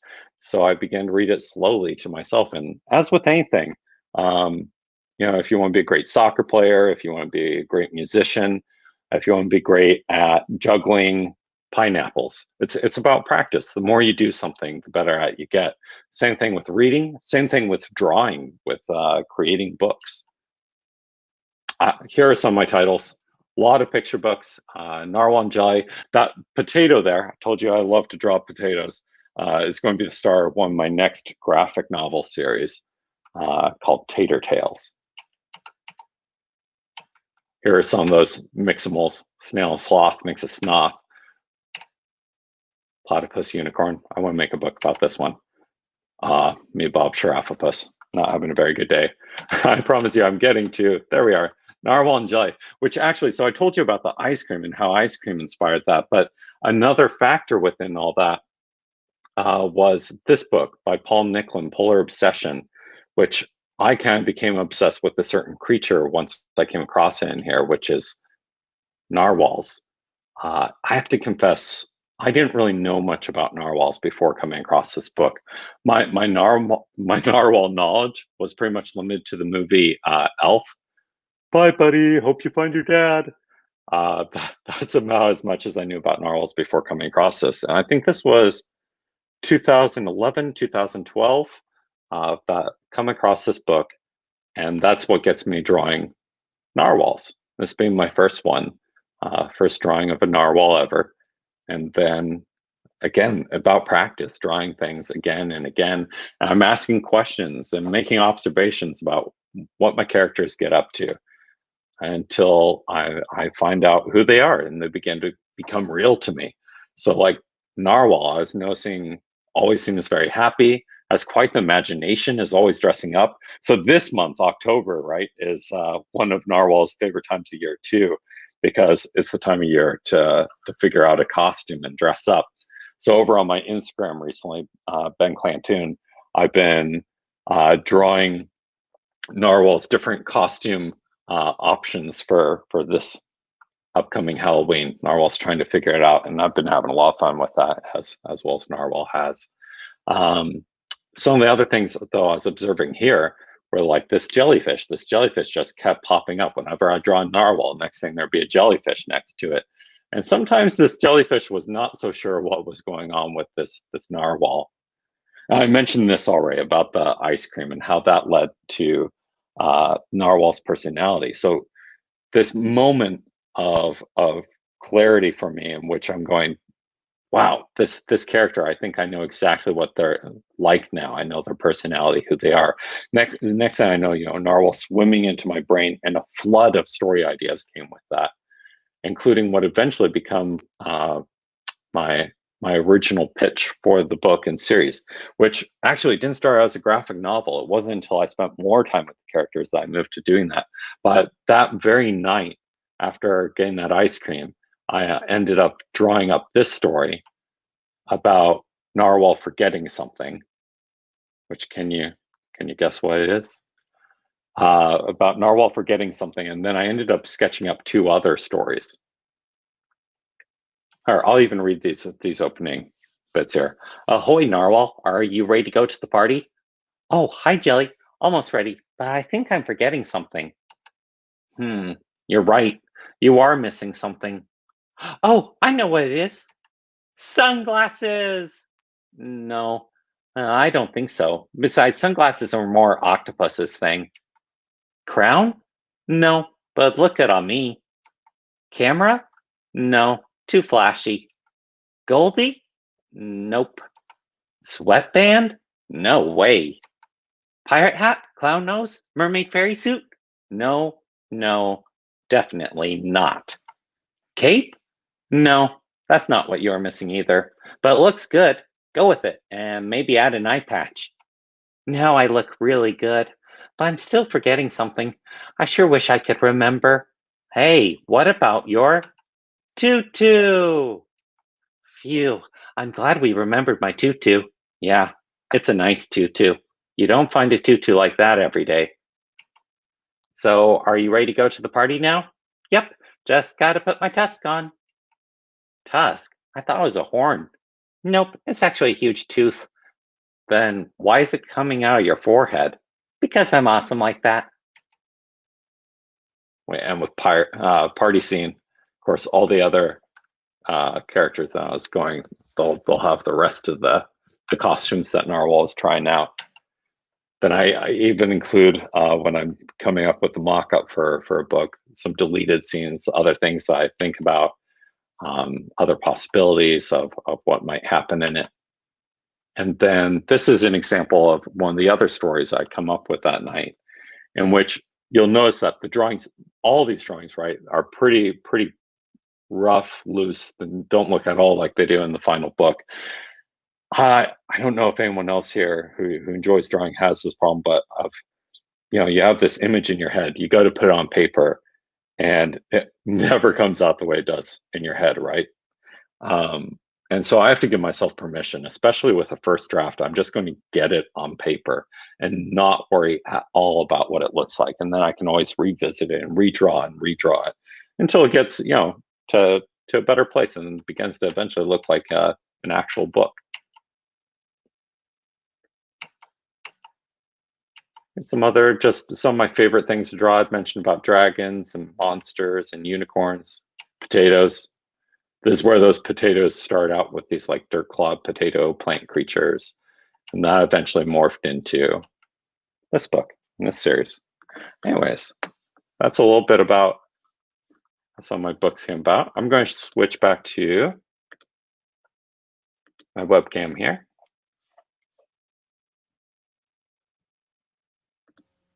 I'll pop back in here. That was awesome. I had so much fun watching you draw. Thanks. I can't wait to show my boys when they get home later. I'm gonna show them this video of you coming on. They're gonna really enjoy it. Awesome. How old are they? They are 9 and 10, or no, 8 and 9. Sorry, I'm making them older than they are. 8 and 9 this year, right? Time is all relative, right? Exactly.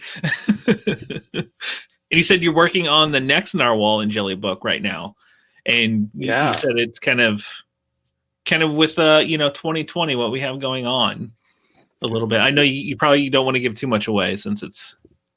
I can share that school is a big part of it. And I think, Okay. school and learning has been on a lot of minds this year. And then there is, there's a little bit of sneezing and stuff involved too. So there's some sickness, but not coronavirus going around. Okay. Within the book. Now, we talked to a couple other comics yesterday, and they said during quarantines and stuff that's gone on right now, they found it kind of a little bit of a blessing because they've just had to, like, you know what, we're home. We can focus in on our work and go. Have you found, that a little bit of a help with what's going on right now? Some days yes. Yes. And other days not at all. It's, each day feels like it's weird because it feels like the same, and yet each day is a little bit different depending on my headspace and where I'm at with things. But I've got 2 little kids, so it means a lot of at home time with them, which is great. We've been having some great family time. And so, like, my daytime focus has not been as much there, but then I'm not traveling, right? I'm not going off to conventions and conferences and stuff. And so that time that I would have been doing that, instead I'm working, and all that travel time is going into making new books. And it's a lot of time in my own head. So spending a lot of time coming up with all sorts of ideas. How good those ideas are, I can't say, but Okay. But coming up with a lot at least. Okay. Well, I mean, you know what? You're getting the time to do that, and getting time to spend with your family. Because same with me. Like, I work from home now, so I get to see them a lot more. Some days I don't want to see them as much, but we still have fun. We find ways. Yeah, absolutely. Gotta look for those silver linings. Yeah. And I know a couple of people that were in the chat. I know a few people didn't know about your book, so I'm glad that they were like, "Oh my gosh, I didn't know what this was. I'm going to check this out now." So, all right, that's fun. great.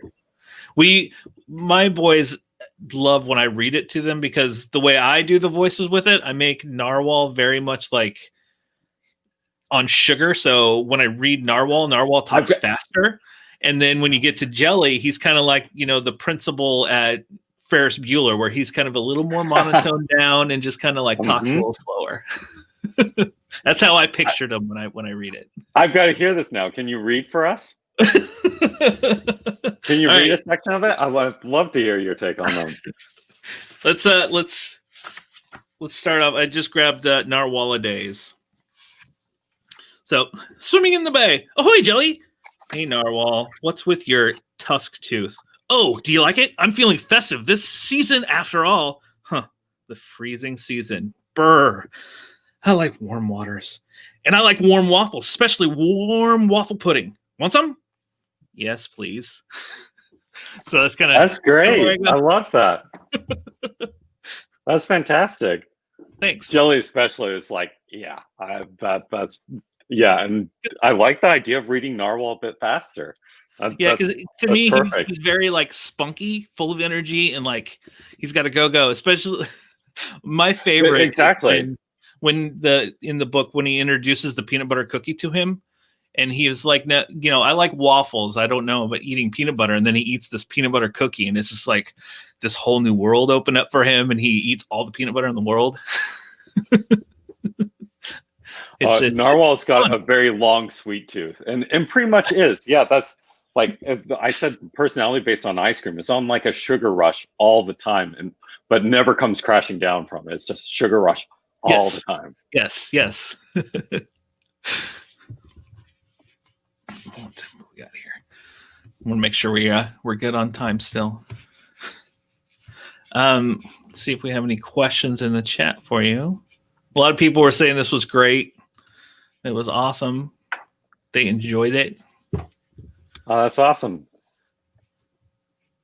I liked the showing where Narwhal came from and going through like some of that first Narwhal and stuff. That was a nice little of where this all came about and where it is now. It's funny where ideas can come from, right? It always seems like the strangest, when you're least expecting it. Like who would thought while you're waiting for some food, you'd end up coming with I mean, arguably the most I don't know, resonating the idea that's resonated for more readers for me than any of my other books.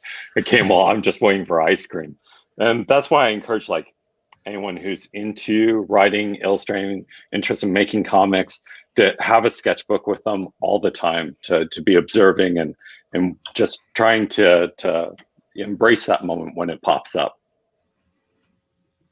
And question I got was, when did you first publish? Like, when was the first book of any of your books, I guess?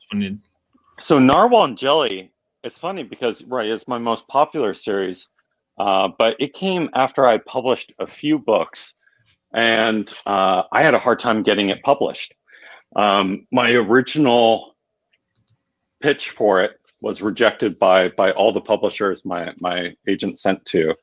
And it wasn't until 2 years later that I finally got a deal, after more rejections, and including the eventual publisher of the book passing on it a couple times. And yet the editor there, Tara Walker, amazing, incredible, insightful person, she didn't give up on it. She kept saying, I think you have something here, you just need to work on it more. And she was right.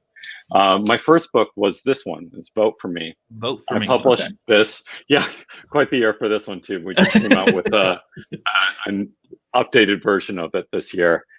It feels all too real because there's a lot of mudslinging in here, and it's a little bit of a different flavor in my books, because usually the protagonist in my books is someone you can root for, but in this case, I'm not sure I really wanted to go with either of them. And then it's loosely based off of things, so it's not like the politics in here are the actual politics of Republican and Democrat.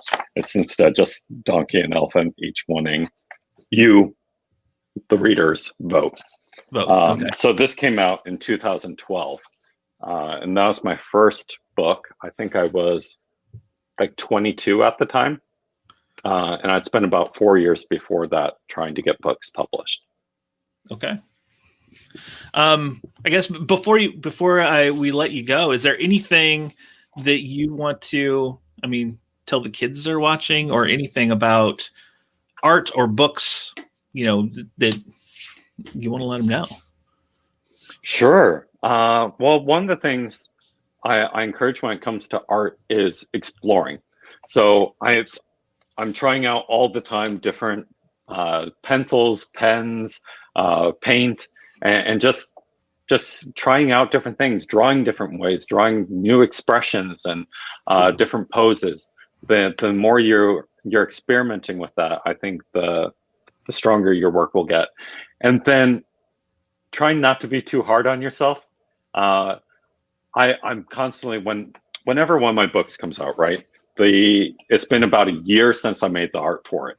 And so when I'm seeing it, when I go through it, most people are like, well, aren't you thrilled when the book comes out, when it's finally out there? But for me, it's actually like, oh, I think I could have done this so much better now. This is what I would have changed, and I would have done that part differently. I wish I could redraw that section. And yet, if I reflect on it and I go, if I thought about myself from like 5 years ago and saw what I'm drawing now, I think that version of myself, that Ben of 5 years ago, would be decently happy with how things are going. I'm hoping, within 5 years from now, 5 years later, that I'd be impressed by that guy's art, that'll have improved. So we're constantly just growing, right? And so try not to take it too tough on yourself if it doesn't come out exactly the way you're hoping. That's what I have to tell my kids all the time. They both love art, and I'm like, well, and I'm an artist. I went to art school. I'm like, you keep going. You just keep trying. Do it again. Do it again. Do it again.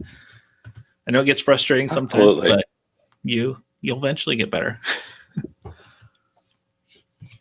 It takes a lot of growing pains. Yes. And it doesn't end. The idea is, right, hopefully you'll keep improving throughout, Yeah. There's not an arrival point. Well, Ben, I want to thank you again for coming on, and I put your website there, benclanton.com, and you can see your stuff. And I know you have links to like your social media on there, so they can follow you on Instagram to see your art that you put up there. And I hope you have a wonderful rest of your day. Thanks. Cheers. Likewise, and thanks for having me on. It was nice to be able to join you. Yep. Thank you again. Bye. Bye. All right. So now we are gonna bring in Kevin. There he is. There's the man. Yo. The man with the plan. Let me switch the banner here to this one. Nice. So you are going to talk to the actresses from the Shudder movie Host. I'm going to start bringing them in here. And then once we get all of them in, I'm going to hop off. I'll still be in the background if you need anything, but I'll let you take it away. No problem. No problem.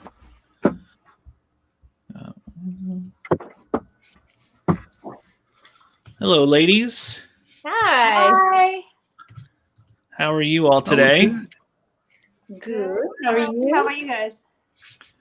Good. Yeah, man, I'm going to be hopping off here. I'm going to let Kevin just kind of run the show and talk to you ladies.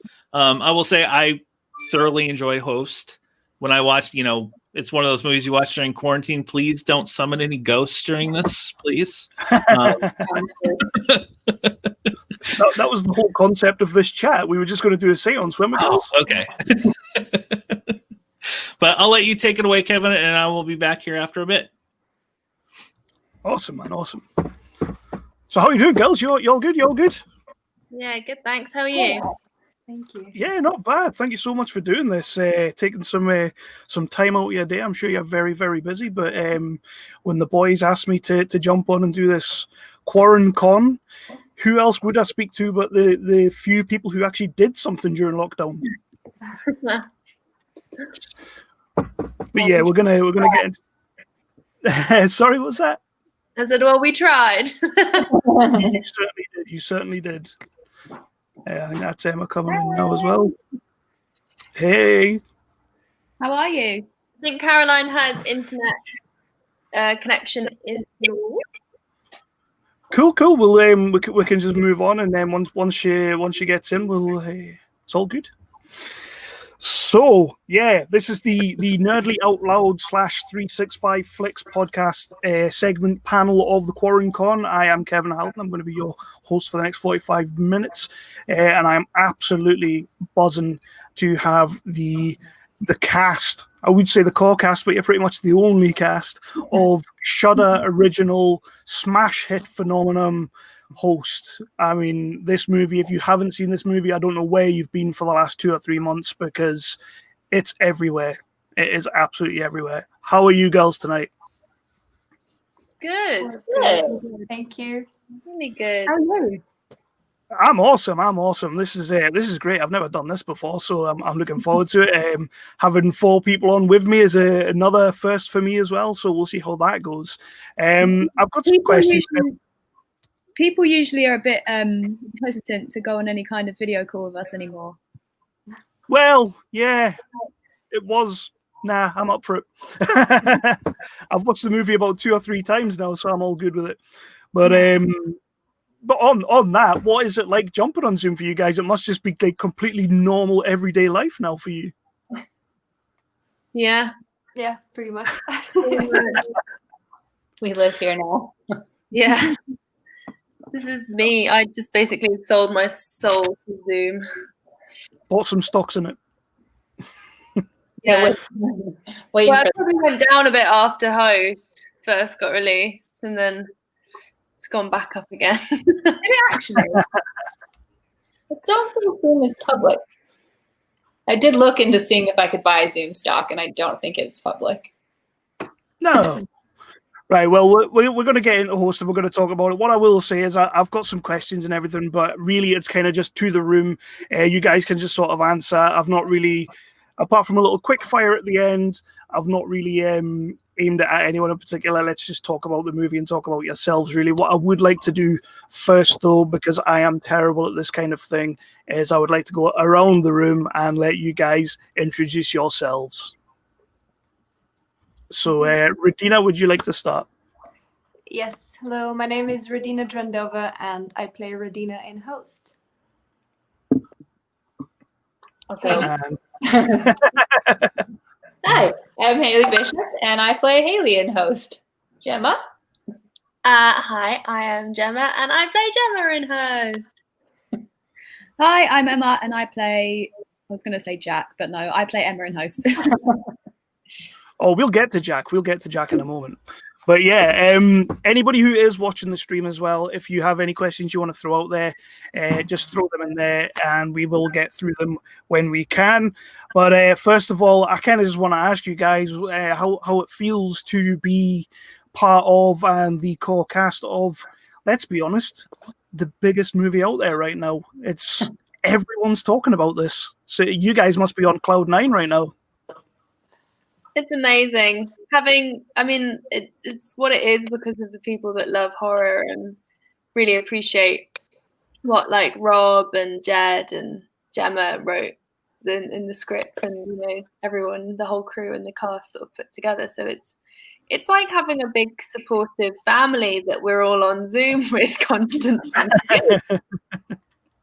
Yeah, it's amazing. I think we're all just over the moon, and like it's frustrating because we'd love to be out there more and like seeing people more, and obviously we've got screenings coming up and we can't even do our Q&A properly because of COVID. But then again, if it wasn't for COVID, this film wouldn't exist, period. So bittersweet. Yeah, really sweet. it's we're quite overwhelmed, I think, because nobody expected such a reaction. I think it was just something cool we wanted to do with our friends, and they had a great idea and we got on board, but nobody expected a response like this. So yeah, it's really nice to see how much love it's receiving genuinely, because we did work hard. Everybody worked pretty hard. And let's be honest, when it comes to movie fans and whatnot, your sci-fi fans are diehards, but your horror fans, if you mess with their genre, well, you're gonna feel it. So the reception has been phenomenal.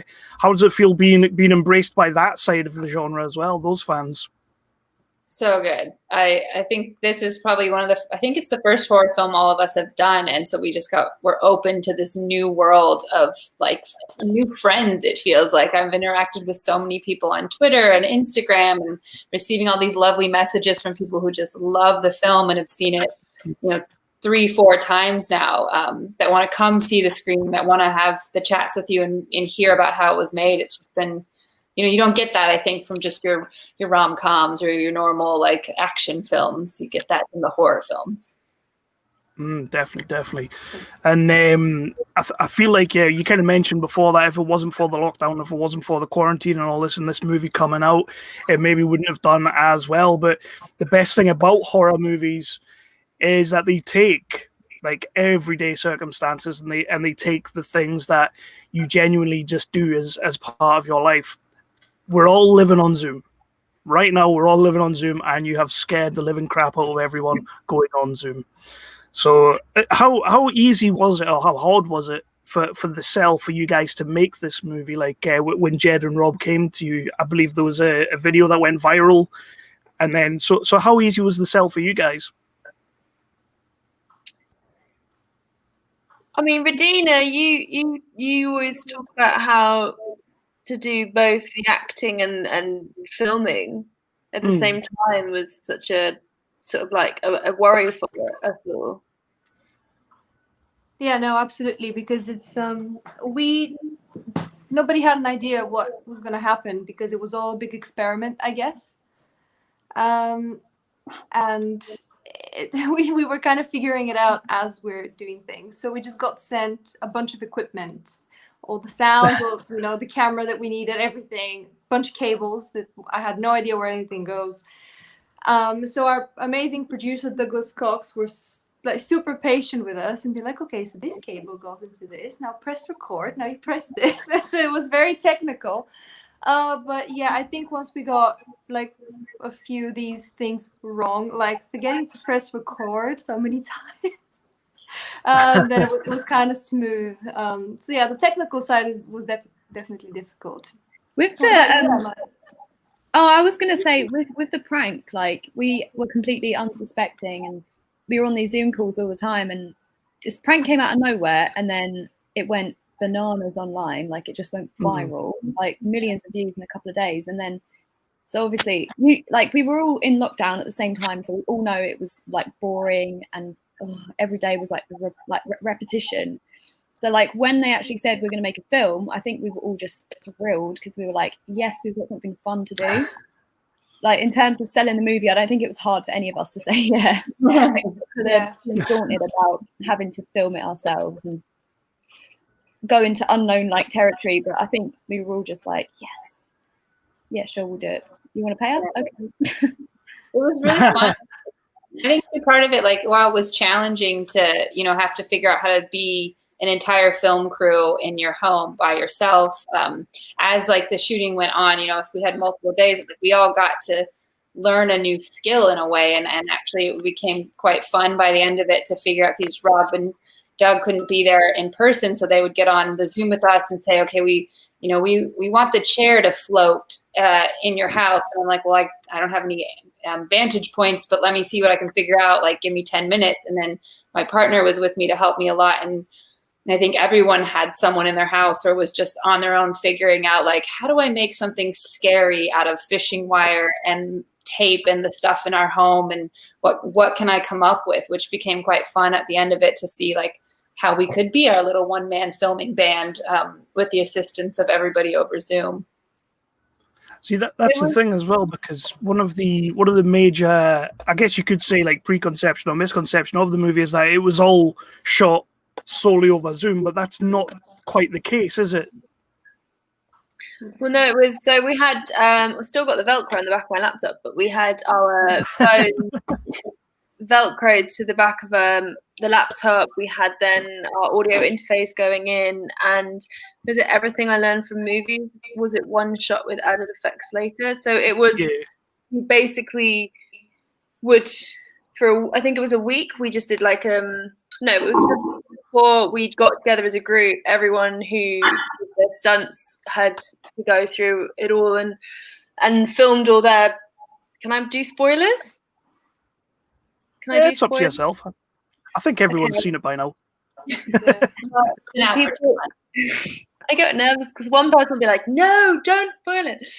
So the people who died all filmed their death scenes first, and then the next week we got together as a group, which actually I think Doug said was the hardest thing, because there was so much going on, so many. I mean, like even here, so many different screens going on, so many different things to see, so many different little scares going on, and then we all reacted for the first time to these like shots that like we had recorded, a week before and had done like a rough edit. So then we were like, Hayley, when she gets pulled back on her chair, we didn't know what was going to happen. We just knew that there was going to be a disruption, but we didn't know what the disruption would be. So I think that's the first take that they used. It's like genuine shock when we see Hayley go back. And with Caroline, like me, Hayley and Emma didn't know what was going to happen. Regina, my God, didn't know what was going to happen there. So like, there was all of that going on.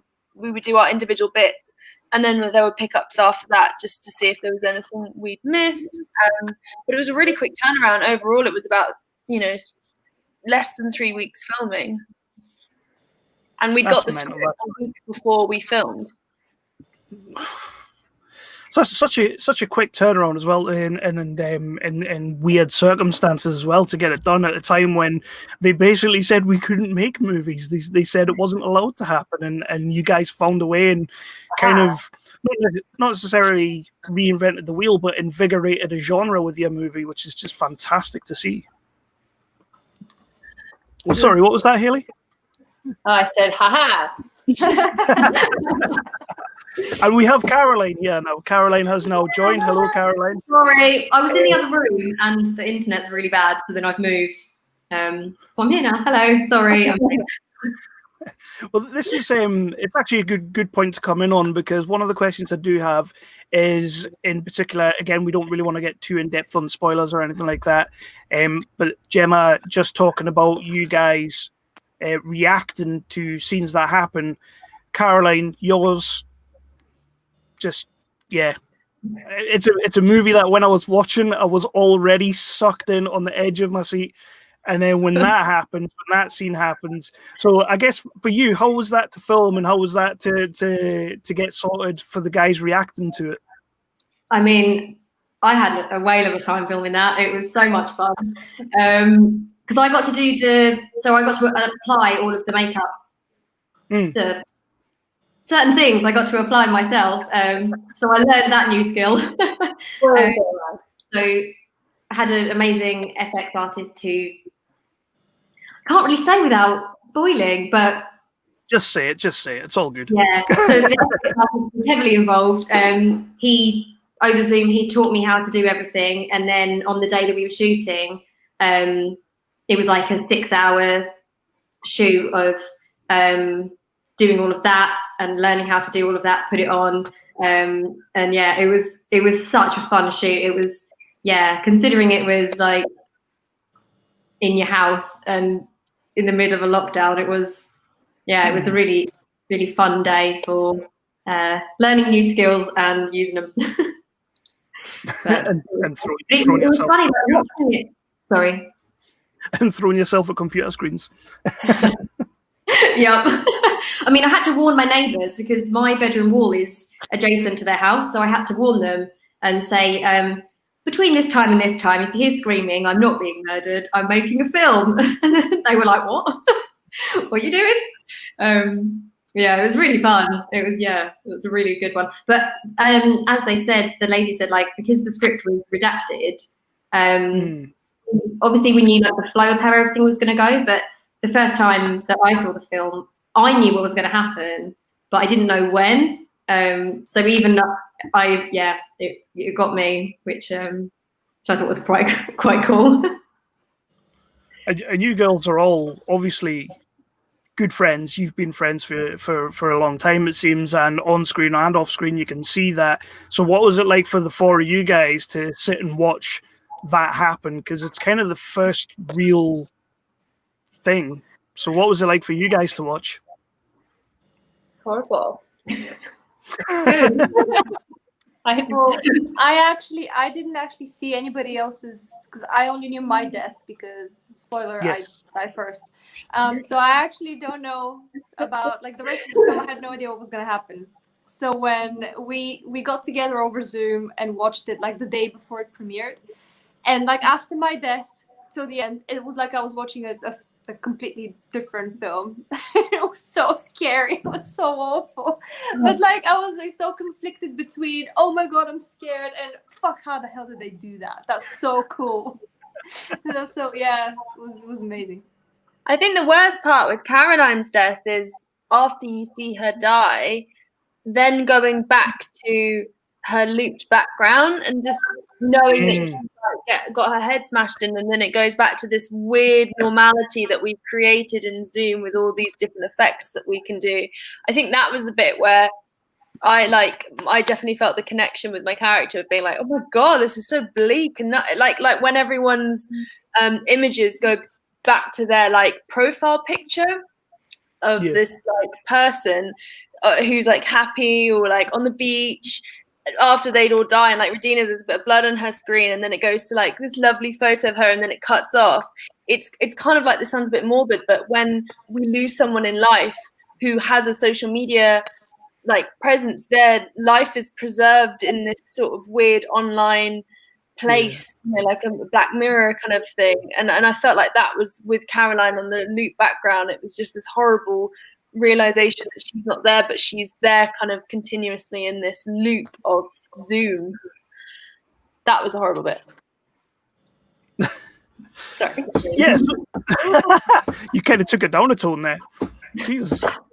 But I know what you're saying. It's kind of the whole part of the Jed and Rob's sort of, when they're putting things together and editing it, that is something that does hit you in the face. And Gemma, we spoke about it on my podcast that we did a couple of months ago or a few weeks back. It is one of those things that, yeah, because that is what happens. The profile stays there. It all stays there, and you can go back and you can see it, and you guys do. And it does seem to be a happier time after that morbid gruesomeness. Yeah. So, how long have you guys been? How have you known director Rob Savage and Jed Shepard. I believe you guys are all part of a WhatsApp movie group and watch horror films together, or is it just all films? This group is getting famous, isn't it? This WhatsApp chat. Quarantine movie It's club. it's definitely Twitter famous. Hottest club to get into. I think Hayley and Regina and Caroline did a film, Dawn of the Death, which is amazing. I really recommend anyone go watch that. With Rob, how many years ago? That was, I think, I think it's 2015. Yeah. And then I knew Rob the year before that, so 6 years ago. Because he was doing films for Central. And then Emma, we met 4 years ago. Yeah. We met on a commercial. And then we met again on Jed's film Multiplex, and then we're all in that. Yeah. And then and then Host happened. We were just all in the same bubble. Yeah. They just can't get rid of us. So I got a question in the chat here from Brad Hargis asking how many hours of footage did you guys shoot for the film? Which, I guess that's a question I would love to know the answer to as well, because I'm guessing it wasn't all one takes for some of these stunts. No. Rob loves like a million takes of something. He loves it. So I think in the end it was like 100. I want to say over 100. Oh, I think like 200 to 300. Yeah, 300.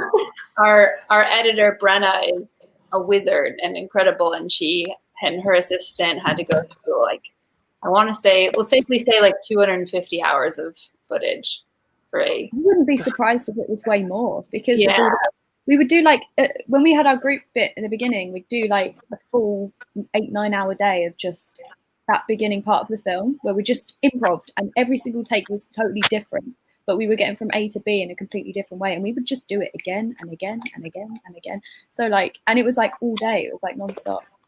And our cameras as well. So we all had individual cameras. Dougie was filming the group on, I think Rob was filming as well. So there were loads of different like channels for them to sort through as well, to like pick the reactions of each of us. So much work. Yeah. That must have been an absolute nightmare to put that together. Shout out to Brenna who edited Host. Yeah. Yeah, big shout out, definitely. I'm really sorry. Because I've moved rooms, I have to go get my charger. I'm really sorry. Don't worry. Likely excuse, Caroline. All right.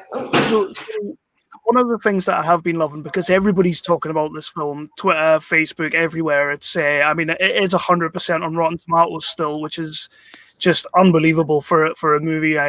That's amongst the critics as well, not the audience. That's the critics who are giving this 100% and loving the movie. So that's awesome. Letterboxd, I think it's still one of the most trending on Letterboxd. But one of the things that I'm loving of all these conversations is the question of whose fault is this movie. Gemma, is it your fault, or Hayley, is it yours? The whole Jack coming into it. Hayley. I think you're below me, so I'm just gonna point down to Gemma. Definitely. Well, Hayley starts it. We wouldn't have never happened if Hayley didn't make us do a bloody seance. You know, I said don't mess with them, and what's the first thing Gemma did? Oh no, I don't know. Yeah, I think it's I know Gemma and I love like egging each other on Twitter and whatnot, because it is, I think when we were making the film, it was like, well, actually, I don't even want to say, because there's a lot of question of whether it's my fault or Gemma's fault, and maybe Teddy, Ginny. Yeah. Ginny, I blame Ginny. Yeah, Ginny. That bitch. She's incredible in real life. Like this, again, a huge shout out to the stunt department. Like watching, I've seen the footage of Ginny doing the fall on the table when she was Emma, and oh my god, like it's incredible. She did that in 2 takes. That's Anna. Is that no? Anna didn't do it in the end. It was Ginny. No, Jenny was supposed to do it, but it was Anna. No, Yeah. I think I know. Anna told me that she wanted to. Really wanted to do it, and then she did it, and then it was Ginny. Okay, we'll verify. I'm pretty sure. But anyway, They're Ginny's death was definitely my favorite death of the whole film. both amazing. Yeah. Yeah, it's incredible. That's the one into the swimming pool towards the end. Yeah. Yeah. I don't know. I'm a big fan of Emma's death. I genuinely that was one of the biggest frights in the movie for me. You kind of see it coming a little bit, but when it happens, it's pretty horrific. Do you know what I think? Because that specific bit has like a really long build up, and I think you kind of know it's going to happen, but you also like maybe it won't. She's escaped with it. Like what bit scared you the most about it? Was it the host, or the film, or in fact your entire little sequence with the face mask filter? I hate that. Absolutely hate that. not gonna lie. The feet on, oh sorry, go on. The feet on the floor, I don't like that bit. And then when you throw the towel, yeah, your whole section of the movie, I don't really like that bit. You want to know fun fact? You know the bit, my scenes in the film are split over 5 different houses. So the bit where the filter is there, that's actually director Rob's hand. That bit. You know the bit with the filter in the kitchen? Yeah. Yeah. But how, like, I don't know if this was like done in post or anything later, but how did that face mask work? Like, how did you do that? I think that was done in post. And they had it was the mask from Alice, Sweet Alice. So they I think it was done in post. Very nice, very nice. Yeah. So great. Our VFX was incredible. Like he's so like the VFX team, the amount of work that they did in such a small amount of time. They literally painted out like whole human beings out of shots. Like it was really incredible. I think they had like 6 people working on it, right? Yeah, something like that. Yeah. Even a lot of snot was removed. Well, yeah. Who had the sorest eyes at the end of this? Because my God, there's a lot of crying going on.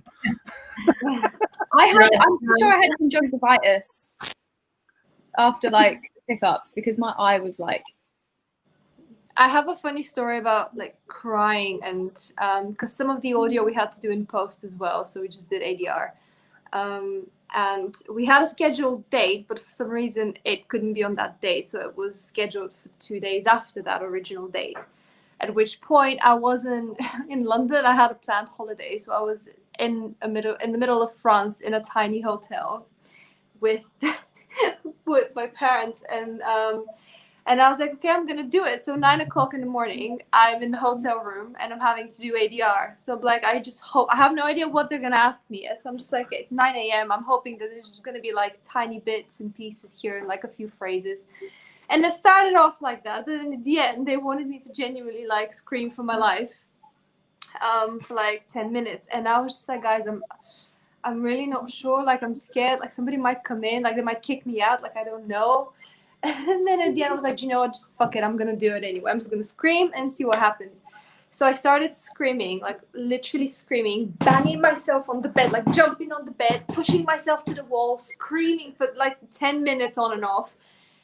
And nobody came. Nobody came to check if I was okay. No one. So if you are getting murdered at 9 a.m. in a hotel, probably because it was breakfast time, yeah, no good, guys. No. Everyone's eating breakfast. They're like, I can't hear a thing. They're like eggs in their mouth, like in the kitchen. You don't disturb a buffet breakfast for anything. So I've got another question here from the cinema guys, and it's a question that I actually quite appreciate because I have been wondering this for a little while now. When Blair Witch came out back in the day, there was a plethora of found footage movies absolutely everywhere. You guys, like I said before, have kind of reinvigorated this subgenre of sort of found footage, but not really. do you think we're going to be getting a multitude of Zoom movies coming out of quarantine? Do you think this is going to be a thing? I've seen a few. There's a Netflix show. It's not horror, but it is the same like format. And there's two that I've seen that have come out that were filmed in lockdown, I think, but not horror. But it would be fun to see if there are more like Zoom horrors that come out from lockdown. I'll watch it. But you guys get to be the ones that said you did it first. I hope we inspire people. I think something that, our industry's taken a real big hit. And also I know that the British government are showing lots of support. So let's not go so like I don't want any grants to go. No, I'm joking.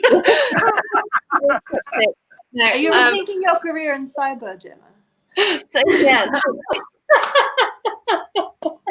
came out a year ago, actually. Anyway, but so I think there's been this real like we've just sort of felt like, what's going to happen? Are we going to be able to get back on set anytime soon? How is this going to affect filming? Filming is such a time money situation. So how is this going to affect low budget stuff where they don't have necessarily the money to be able to COVID test everyone every 2 or 3 days? So to make something like this and for it to succeed, I really hope it inspires a lot of people to actually be creative. Like Hayley, I remember you saying, you've got friends who are shooting films on iPhones and they're looking, decent and stuff like that. There's so many. I think Rob's very smart in saying in interviews, like, you can't just wait for the right moment in anything. You've just got to make do with what you have now and be creative. And I think some of the best films come from limitations. So hopefully it does inspire a load of people to go and make a found footage type or something on that level with what we have. We're so lucky in that we have lots of technology. Cyber technology. Yeah, I think it's I hope it, if not just like Zoom or whatnot, it'll at least inspire people to realize that we don't need necessarily, every film doesn't need to be a big blockbuster, multi-million-dollar budget for it to be good. It actually comes down like, do you have a good story, and have you attached, I like to think if you attach like good actors to something, then you can sell it, or at least you can come up with something that's interesting to watch. Like plays don't necessarily need to have explosions and tons of different locations and whatnot, and we still love seeing theater. So maybe it's just more getting back to like the roots and what we can come up with just good screenwriting.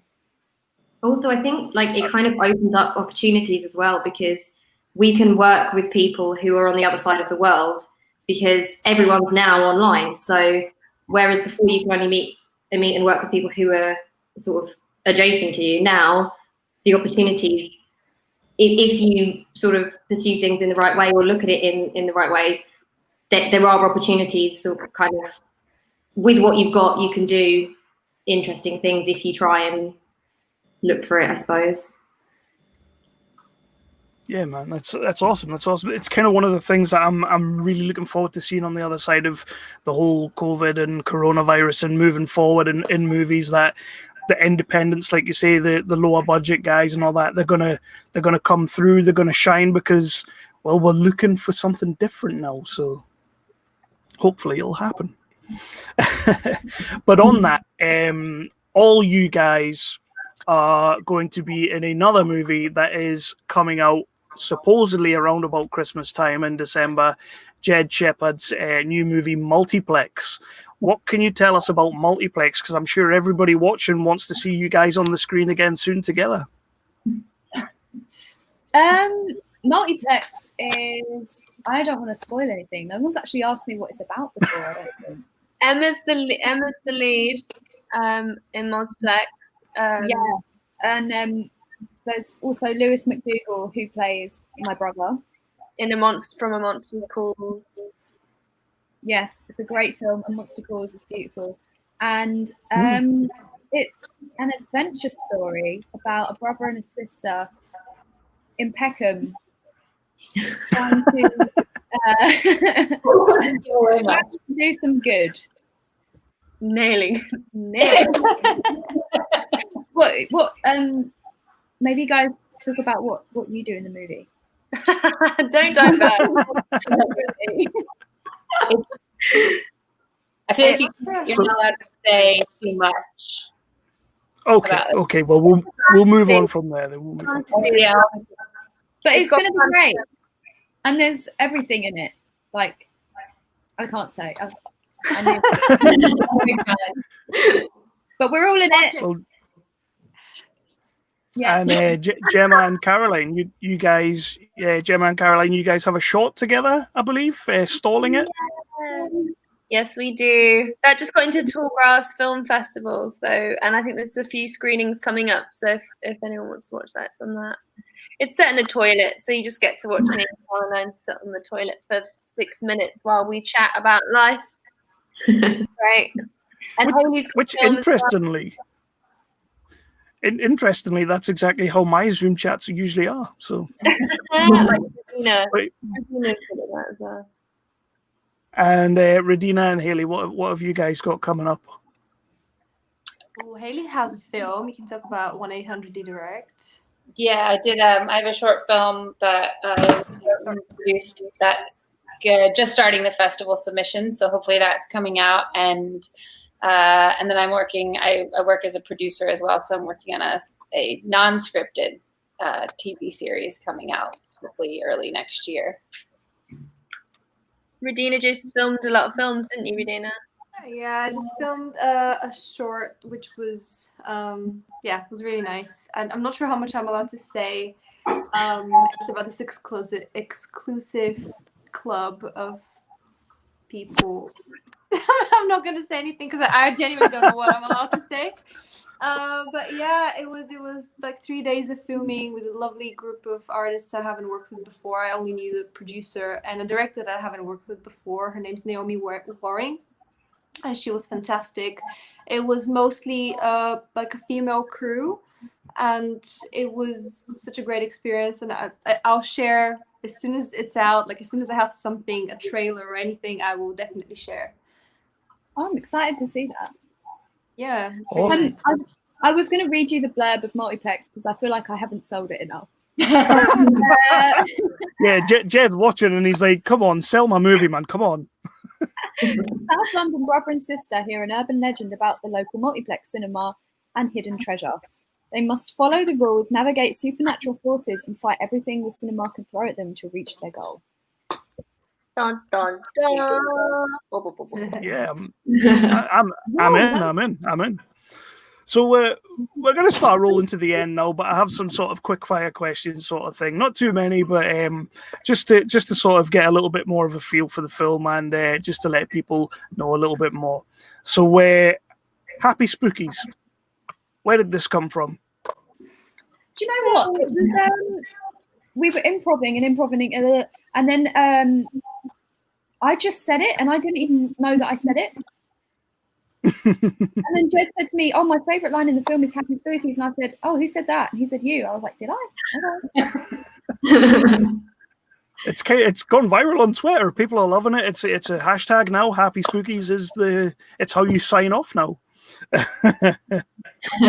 I think we had no idea what actually was going to make the film because all of our dialogue, or the majority of our dialogue, was improvised. So every time we would do a take, we said different things and we talked about different things. So we genuinely, when we watched it, I was like, I wonder if that made the film. What about this? I wonder if that made the film.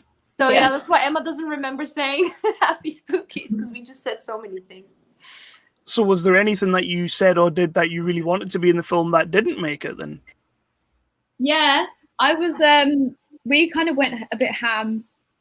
I don't know what was taking the pee out of Ginny at the beginning. Mm-hmm. We had to do it again and again. Rob was like, more, nastier, and we were like, and I said, "Oh, I've seen Ginny at work. She hides pepperonis in her drawer and she pretends to be a vegan." And like, I thought I was hilarious. And like, I said to Brenna, "How come that didn't make it?" Just went, no. So on Ginny, Caroline, your character seems to have a little bit of beef that I noticed with Jenny. What's the crack there? What's the story? So we had a backstory, because that's the thing, all of our kind of storylines and characters, we had like a multitude of history that we developed for all the characters and everything. And there was a side story with me and Teddy that we'd been dating, and then that had come to an end, but we'd still been friends, and then he brings her into the group and we're not big fans. So then all of that, I think it made it into the film in one look. It does. I spotted it straight away, and I was kind of like, "Oh, there's a story there." Yeah, so it was really fun. Like there were quite a few different kind of background things, and obviously like there's the dynamic with Gemma and Hayley, and like our kind of or the group's dynamic with Alan, and like different things that are sort of embedded in there. So that was good. My dad just walked in, who's in the film, but he's gone now. This is actually a quick fire question that I had. How famous is your dad now, and how much is he loving the attention? So when it first came out, we thought it was absolutely hilarious. It's so funny. And he's got IMDb now, so he's basically George Clooney. So that's it. He's going to go and live on an island with all of his fans. It's genuinely one of my favorite parts of the movie. It's such a before you kind of get to the monstrous stuff that's about to happen, it's a really nice character moment with your dad. I do like that. So was that planned, or was that just happened on the fly? No, it was planned. So we had when Rob and Jed sent the sort of script outline through, I read it, and I saw the bit with like, and Caroline's dad sort of pops in the call, and I was like, is dad gonna be up for that? And then I asked him, and he was like, okay. So I was like, oh, yes, Dad, you're a legend. So then Dad, like, he joined in. We didn't have a plan of what he was going to say. He just kind of came out with that himself. Yeah. It's so funny. After we finished shooting, he was like, the bit that made it into the film, I won't say anything, but the bit that made it in, after we finished shooting that, he was like, oh, I'm sorry, did I ruin it? And I was like, no, Dad, making it in. I'm sure he's got an army of fans now. So, girls, this has been absolutely amazing. We're going to start wrapping this up now, and I can't thank you enough for coming on. The QuaranCon has been an awesome 2 nights. If you just want to let people know where they can find you all, and then we'll move on. What social media? Well, whatever, just whatever. So my address. I think everybody knows where to find the movie. I think. Okay, who goes first? You go. Oh God. Okay, so my Twitter handle is @Radina altogether, and my Instagram handle is @Radina_Drandova. I'm now sure, because I fucked it up so many times. I'm now sure that that's correct. Hayley? Okay, mine is both Twitter and Instagram is @Hayley HALEY_Bishop, like the chess piece. Done. Gemma? You can find me on Instagram @Gemma_Moore, Gemma with a J, more like Roger Moore. And then you can find me on Twitter @Gemma__Moore. I'm Emma, and you can find me on Instagram as Emma Loves with 3 S's, so Emma Loves, or on Twitter, which is Emma Louise Web 5. Mine is on Instagram Caroline__Ward, and on Twitter Caroline_Ward1. The one is important. Awesome, and you guys are all over Twitter, so it's easy to find you. But yeah, if you haven't, people watching and listening, if you haven't seen the host movie on Shudder, do get it. Do get the streaming service. Do watch the movie. Support the guys. It's a phenomenal film, and it's a horror masterpiece, to be fair, in a time when we weren't supposed to be making anything. Thank you. Again, Thank you so much. I'll jump. thank in. you all for coming on. It's a great movie, you guys. Anyone watch it, like for real. It's I really, really enjoyed it, and I want to thank all you ladies for coming on. I really appreciate it. Thank you for having us. It's lovely to meet you. Awesome. We're experts in Zoom, but we don't know how to leave this. So I will take you. I'll take you. You guys never closed the link. Bye, ladies. Bye. Bye. Oh, I'm still on. I know. I got to do it one at a time. There we go. Thank you very much, Kevin. I appreciate it. Man. We'll see you. We'll see you again here in just a little bit.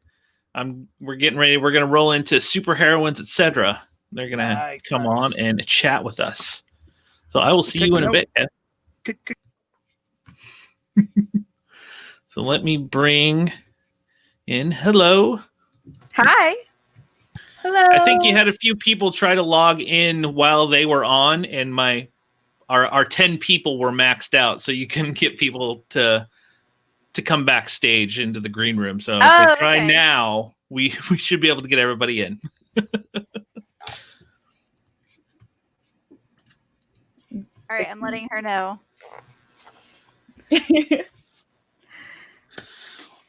Well, I'm here right now, Carolyn and Whitney from Super Heroines Etc. And I will let you just kind of take it away, what you want to talk about. And I can either hang out with you or I can sit backstage and just listen, whichever you would prefer. Whitney, you're running the show. Honestly, it really doesn't matter. It's whatever you want to do. If you want to stay in and ask us questions as we go along, go right on ahead. We're pretty flexible. We miss the con atmosphere this year, so like having another person to talk to, and make it seem more like we're at a con is definitely there for us and works for us. Yeah, I missed the Cincinnati Comic Expo this year. I love going to it every year, and unfortunately in this time we couldn't go. So we decided to put this together. This is great. It's fantastic. I've been enjoying it. I've been popping in here and there.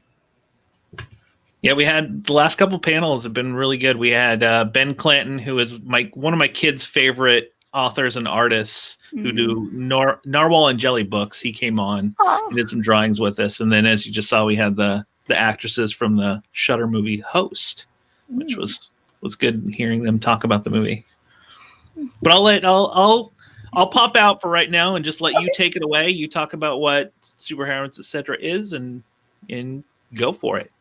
Sounds good. Thank you. So Super Heroines Etc. Has been together since 2012, and today we are a nonprofit organization that uses the power of fandom to fight for equality and representation. And then with our local chapters, we gather superheroines together in safe and inclusive and empowering environments to run events and create creative change in our communities. So that's a little bit about us. Like I said, we've been together since 2012, and we are now headquartered here in Cincinnati. Our Cincinnati organization and chapter was partnering with some local gaming shops here in town, and we've been working with another organization called the Cincinnati Adventurers Guild, which we refer to, and they refer to themselves as CAG. And we found a major gap in diverse game masters in the community here, in the tabletop RPG community here in town. So we have partnered with Cincinnati Adventurers Guild locally to create a program called the Adventure Goddesses Program that works to create a safe space for diverse GMs to come in and learn how to GM tabletop RPG games, and then how to play tabletop RPGs, and then hopefully, go back into the community and run local events and not just private events. My name is Whitney Reisner, and I am the board president of Super Heroines Etc. I have been on the board since 2017, and I live here in Cincinnati and help run the Cincinnati chapter as well. I'm Carolyn No. I'm the founder of Super Heroines Etc. And I am the outgoing volunteer executive director. My board term comes up this month, so I'm moving on to exciting new adventures. And then also, continuing to volunteer with the organization and see it succeed and flourish.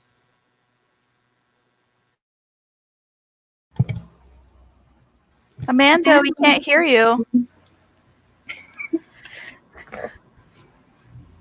Okay, we'll keep going. Amanda is one of our newest board members. She's been amazing. Any of the videos that you see from us are really all due to Amanda. She has been just incredible. And hopefully we can now hear her. Let's see. How about now?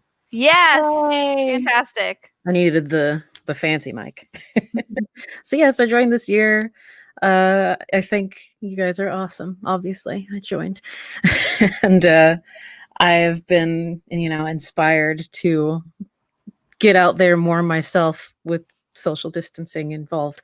But try to be the GM I want to see in the world.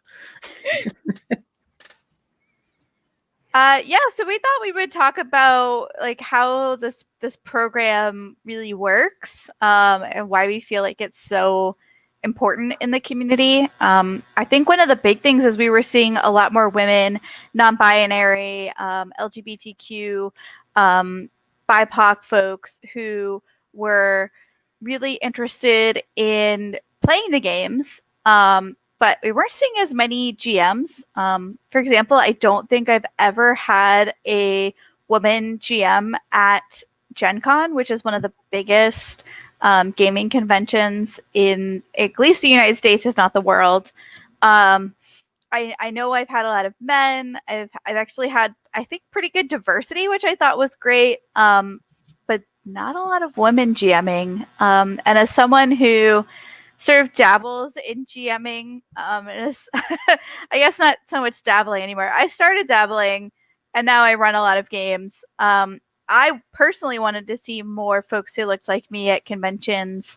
And there's some other great organizations who are trying to make sure that there's more diverse representation. But we wanted to look at the pipeline. We wanted to say, all right, we've got people who are gaming. How do we make them GMs?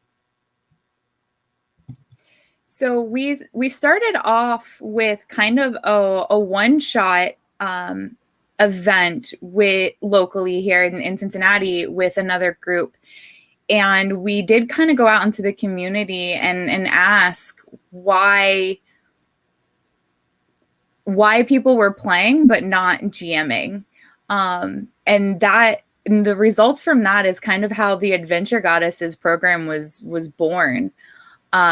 It was a lot of responses coming back that there just didn't seem to be a very inclusive space for learning, as well as an inclusive space for people who don't look like everybody else at the table. So that is why we created that space, and we created this program. Yeah. So the way it works, it's pretty simple, and we're still learning. I think as our GMs are learning how to GM, we're learning how to make the program better. So we start with a cohort of folks, and they are running a module, a D&D module. They all wanted to start with Dungeons and Dragons. I'm more of an indie game person myself, and I think most of the folks on the call right now are. We all played some, D&D, or I'm in a regular D&D game. I really love indie games. So we started with the Lost Mine of Phandelver. We had 5 folks in the cohort, and each one is taking a chunk of that module, and then they they GM part of that module for the entire group.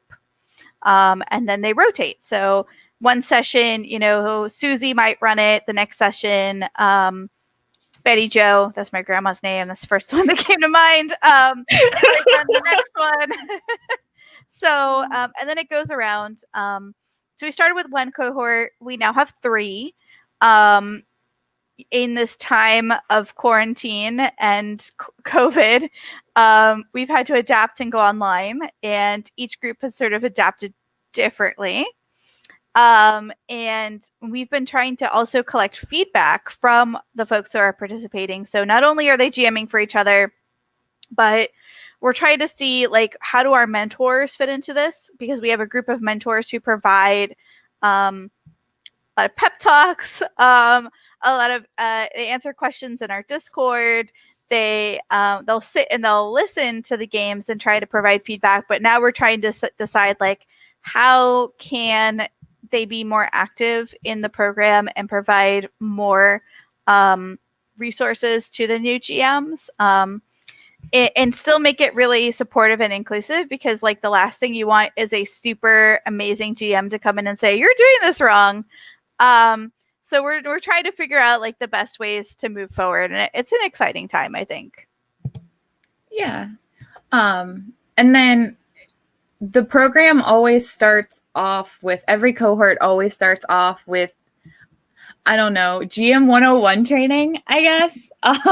We call it session 0. So we gather all of the mentors together, and mentors are people who have been playing and or GMing for a really long time, or at least, a few go rounds under their belt. And we give, tips and tricks and on how to GM, things that we've each learned along the way. And we give inclusive gaming training, and safe space training. And then we did put together we call it a Heroines Handbook, but it's a inclusive gaming handbook as well. And if you are a member of the cohort, you get a copy of that digitally. So we do start it off with kind of like a GM training, and what we have found is that a lot of the players in the first few cohorts were new to the game as well. They'd always wanted to play an RPG game, but they didn't have anybody in their lives that played, and they didn't feel comfortable just going to a gaming store and jumping into a public game. So we get a mix of people who have maybe played once or twice and people who have never played at all. And they're coming in, and not only are they learning how to play tabletop RPGs, but they're also learning how to GM at the same time. And the reason why we wanted to do it round robin is that for anybody who has ever GM'd an RPG game, you learn by doing. Everything that I have learned, everything I thought I knew about GMing went out the window the first time I ran a game. And then everything that I know, I have learned from messing up in a game while running.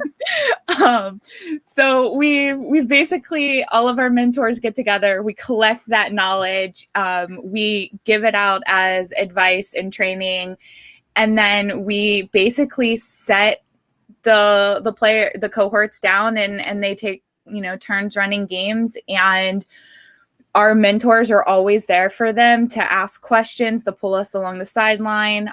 We're also there in case things get intense and they need help. Or, a lot of our cohorts, after the first or second kind of run through, we just kind of sit in the sidelines and hang out, and we're only there if they come tap our shoulder, so that we're not, sitting over their shoulder, but we're there as a safety net just in case. And we had it's been going on for 2 years, I think, at this point, almost 2 years. So we had one cohort at first, and now we've added an additional 2 for a total of 3. And we actually have members of our first cohort that are now going out into the community and running community games. I was kind of wondering if we could talk about some of the like supplemental stuff we've been doing around the Adventure Goddesses. And maybe Amanda could talk about that. What did we call it? It was like intro to like different genres of games. Yes. Yes. Yeah, we did a partnership where we just with that was with Cincinnati Adventure Guild, right? And we all sat down and we wanted to sort of list out not, what's out there that's not D&D, what's out there that what are the differences between the systems, and between us we came up with this crazy long list and we had to like whittle it down quite a bit, but we just sort of took turns talking about games that we'd played in or had experience with and that we were excited about. And I think we all learned that we were more into horror games than we thought we were. Yeah. There were a lot out there that were like, oh yeah, I guess that's a horror game. But that was really eye-opening because like going into it, I didn't think that I even knew that much because that was back when I was very, very new to the group and still very timid about just breaking into the whole gaming scene at all. I mean, personally, I have been playing role-playing games since 7th grade, and I've never run because I've always been like, oh, that's too...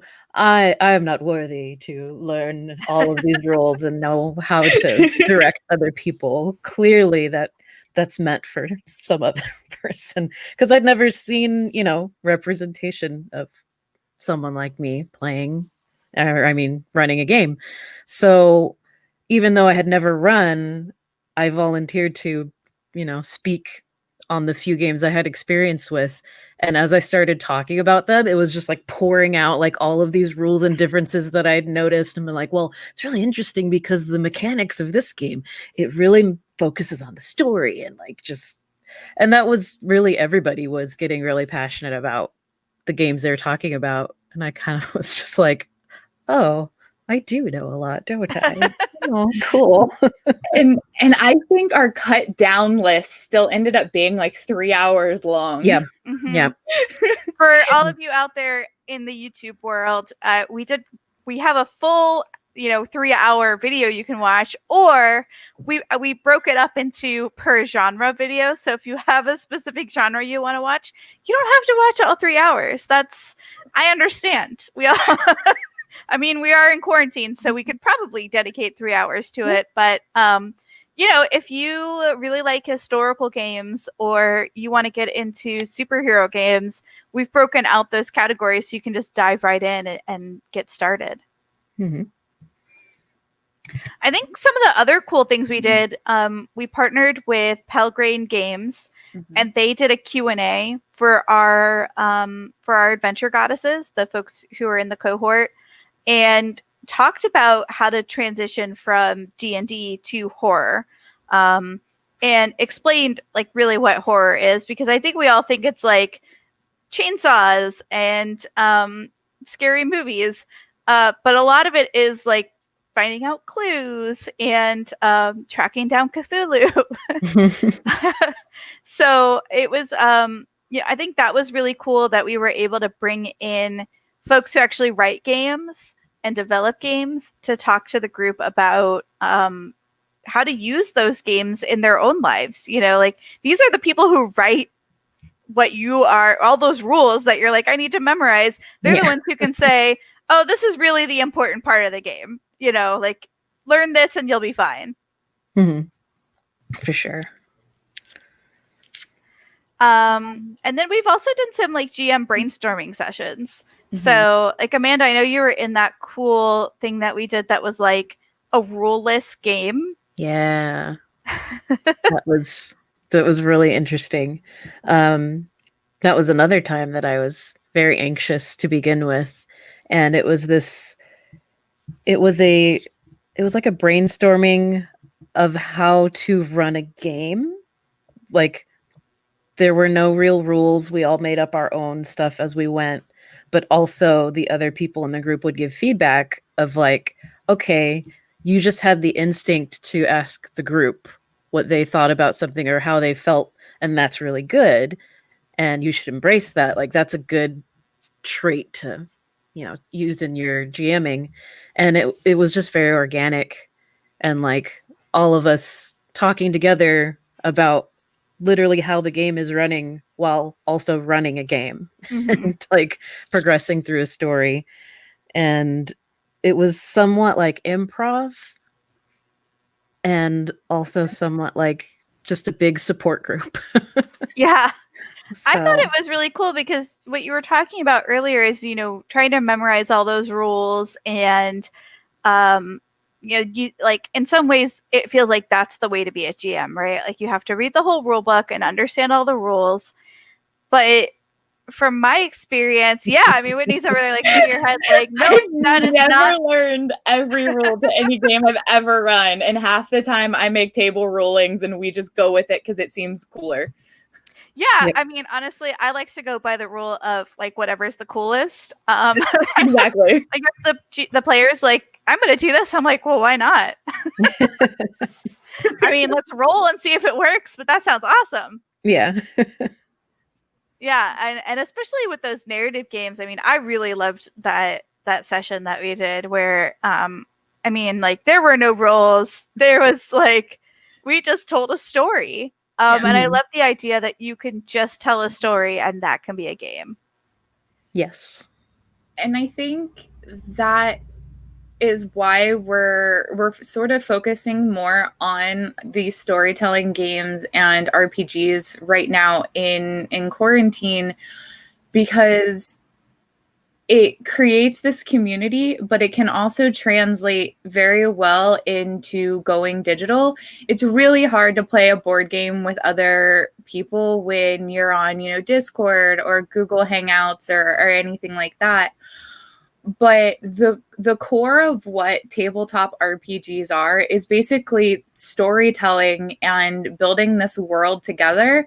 And you don't have to be in the same room to do that, even though traditionally that's what you see or have seen in the past.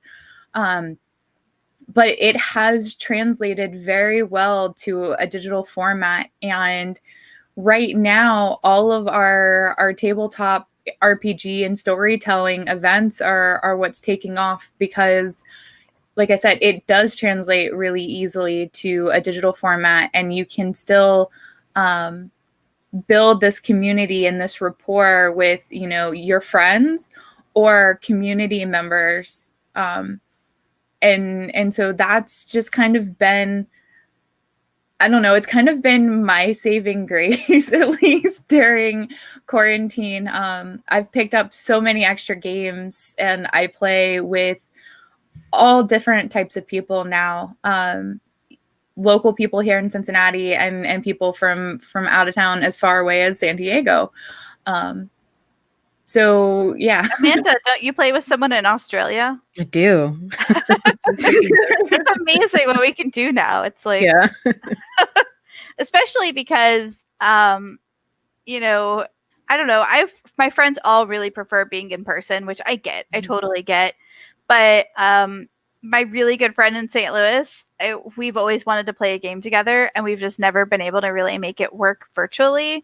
And now she's part of my like regular girl game Wednesday nights, and it's awesome because I get to see her and I get to see her new baby. And then the other person who has a new baby is on the same game, and then the babies talk to each other, and it's like the most adorable thing because babies can recognize each other on screen, and it's like, oh, that's so cool. Like, how cool are humans? And you have to start them young, getting into tabletop storytelling games. Yeah. Like that's the perfect age. Start them when they're babies, and then they're addicted for life. Yep. Absolutely. I mean, I'm sitting here staring at about 4 sets of dice right in front of me. Yeah. We were doing this thing for work this week, and the guy was like, "We have to let the kids know that they need a couple dice." And I was like, "Oh, you mean these like D6s I have just kind of hanging out in a trinket tray over here?" Yeah. like right here, all of just handfuls of dice. I'm throwing them now. I'm trying to catch myself from buying these dice that have cats on them, just so that I could have cat dice. I mean, I just bought some that have soot sprites inside of them. Oh, that's amazing. I couldn't go to Gen Con this year and buy my annual 20 sets of dice that I don't need, so I've been buying them online. Fair. We've devolved a little bit here. It's gone to dice talk. That's okay. It happens when we talk about RPGs because it's, I don't know, each RPG game has a different set of dice depending on the rule set. So it's you've got your dice for this game. I've got my dice for this game. I keep them all organized and and then you get into Fate and it's totally different dice. Mm-hmm. Or you get into Fantasy Flight systems for LVR or Star Wars, and then they're complete custom dice for those. Yep. And you have to buy multiple sets of the custom dice. So as you level, you can It's just this role playing games are just a racket for dice buying. Yes. Well, I do want to thank you, ladies, for coming on to our QuaranCon that we are calling it. That we're just having a fun weekend. Just people, like you said, we didn't get the expo this year. We didn't get our convention, so let's connect another way. Absolutely. Is there anyone before I let you go? Is there one last thing you want people to know? I know you're the website, the superheroines etc.org. Mm-hmm. So we, as with most organizations, we've gone fully digital and have been since March. So we run our own Discord server. We have channels for all the different types of fandoms. So if you're into anime or RPGs or crafting, we have channels for that, and we just jump in and kind of chat and keep our community going that way. We've been running all of our events digital, and we post all of those on our Facebook page and on our website as well. And Carolyn, myself, and Amanda, we are all very, very active in our Discord server, and we're labeled as who we are, our actual names. So you can jump in and talk to us, and if you want to talk about any of your fandoms or RPGs, just come on in. If you want to come on and talk about dice, you can. Yeah. I'll also plug something that's kind of coming up that hasn't fully developed, but I think is going to be really cool. We are starting a library where you can check out RPG books and board games and graphic novels. Mm-hmm. They'll all be physical because we got into the details of what it's like to start a digital library, and that was no. But we will mail you books that you can borrow for a certain amount of time and start running games on your own at home. Yeah. And that's awesome. That shelf right there that I'm pointing at is the start of the library. And in this time where a lot of people are staying at home, that's a great thing to be able to do. Yeah, we're really excited about it. We've gotten a couple donations of books and also money, so hopefully we'll be able to sustain it for a little while. Yeah. Awesome. Again, thank you. Thank you so much for coming on. I really do appreciate it. Have a great rest of your con. Thank Bye, you. everyone. Have a great rest of your day. Thank you very much. Bye. Bye. Oh, bring Kevin in here. Hey, and then we'll bring hey, Kevin's back. Yo. How's it going, man? I feel good. How are you? Yeah, not bad. Apparently Tom is having a little bit of a problem getting his computer up and running, but he says it'll be 2 seconds. Okay. Not be long. Is it that British AOL over there? Is that the dial up? You guys have Jason, don't. All right. While we're waiting, I did draw for the Narwhalidays book while I was off, and it was Melissa who won a copy of the book. So I will be sent. I'll hand deliver it because I do know her. But yeah, congratulations on winning that. That was a fun panel to be. His narwhal and jelly are so awesome. Loved it. Loved it. That was really cool how you were able to see everything that he was drawing too. So that was awesome. Just to let you guys know, from 3:34, since we got a lot of stuff to give away and the panels have been doing awesome, we got lots of stuff to give away. We're doing trivia from 3:30 to 4. New update on the program here. So we got Tom. Tom is in the green room. I'm going to bring him in. Hey, everybody. There he is. Hey. Yo. How is everybody? Good. How are you? Thank you for coming on. No, it's a pleasure, man. Thanks for having me. How we doing, Tom? How we doing? I'm good. Can you hear me? Yeah, we can hear you. Good. Good. All right, cool. Yeah, I'm good. How are you guys, man? How's the day been going? The day's been going great so far. Yeah. We had a great panel with Kevin and the ladies from Host. We had a drawing session with Ben Clanton, which was really fun. He was showing his kids' books. Yeah, I managed to see a bit of the Host panel. It sort of looked like an unofficial sequel to the film. Yeah, it did. You know, it was kind of funny. So we'll make it official. We'll make it official. Okay then. Kevin, you got some power over there in Britain. Do it. Make it happen. You got some power. Tom is my power. I like how I look super unprofessional and Kevin's got the whole Joe Rogan studio thing going on behind him. Look at this. He does. I got the shepherd behind me. I got me and Chris. I got Darth Vader. Shepherd was on last night. Oh, I recognize that. Kevin, is that a Jason Momoa figure right next to you? I got G-Lock right there. That's Tom's movie. Yeah, UK artwork there. Don't, Tom. Don't. You know it's vexing me. And yeah, we got some Jason Momoa. That artwork, Jason. Tom. What? Come on. Yeah, so I mean, obviously the film G-Lock came out in America this summer, and it came out with Lionsgate, and you know those guys, like, yeah, I love the American artwork. You know, I think it's really really cool. And then the UK artwork, it is what it is. It's fine. We'll just look at that US one. It's fine. I'll print that. Right. So what you want to do? You want to get into this? Yeah, I'm gonna let Kevin take over. I'm gonna let him run it. I'm gonna hang out for a little bit if you don't mind. Cool. Cool, man.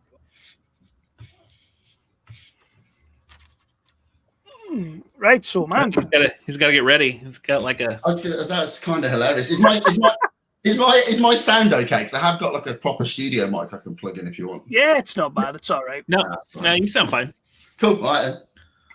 Nah, right. So when the Hobie boys and when Cinema Guys came to me and they asked if I wanted to take part in this QuaranCon, and because obviously we can't go to conventions or whatnot, there was one person that I knew I had to sit down and chat with, because we've been talking about just shooting the breeze for a little while now.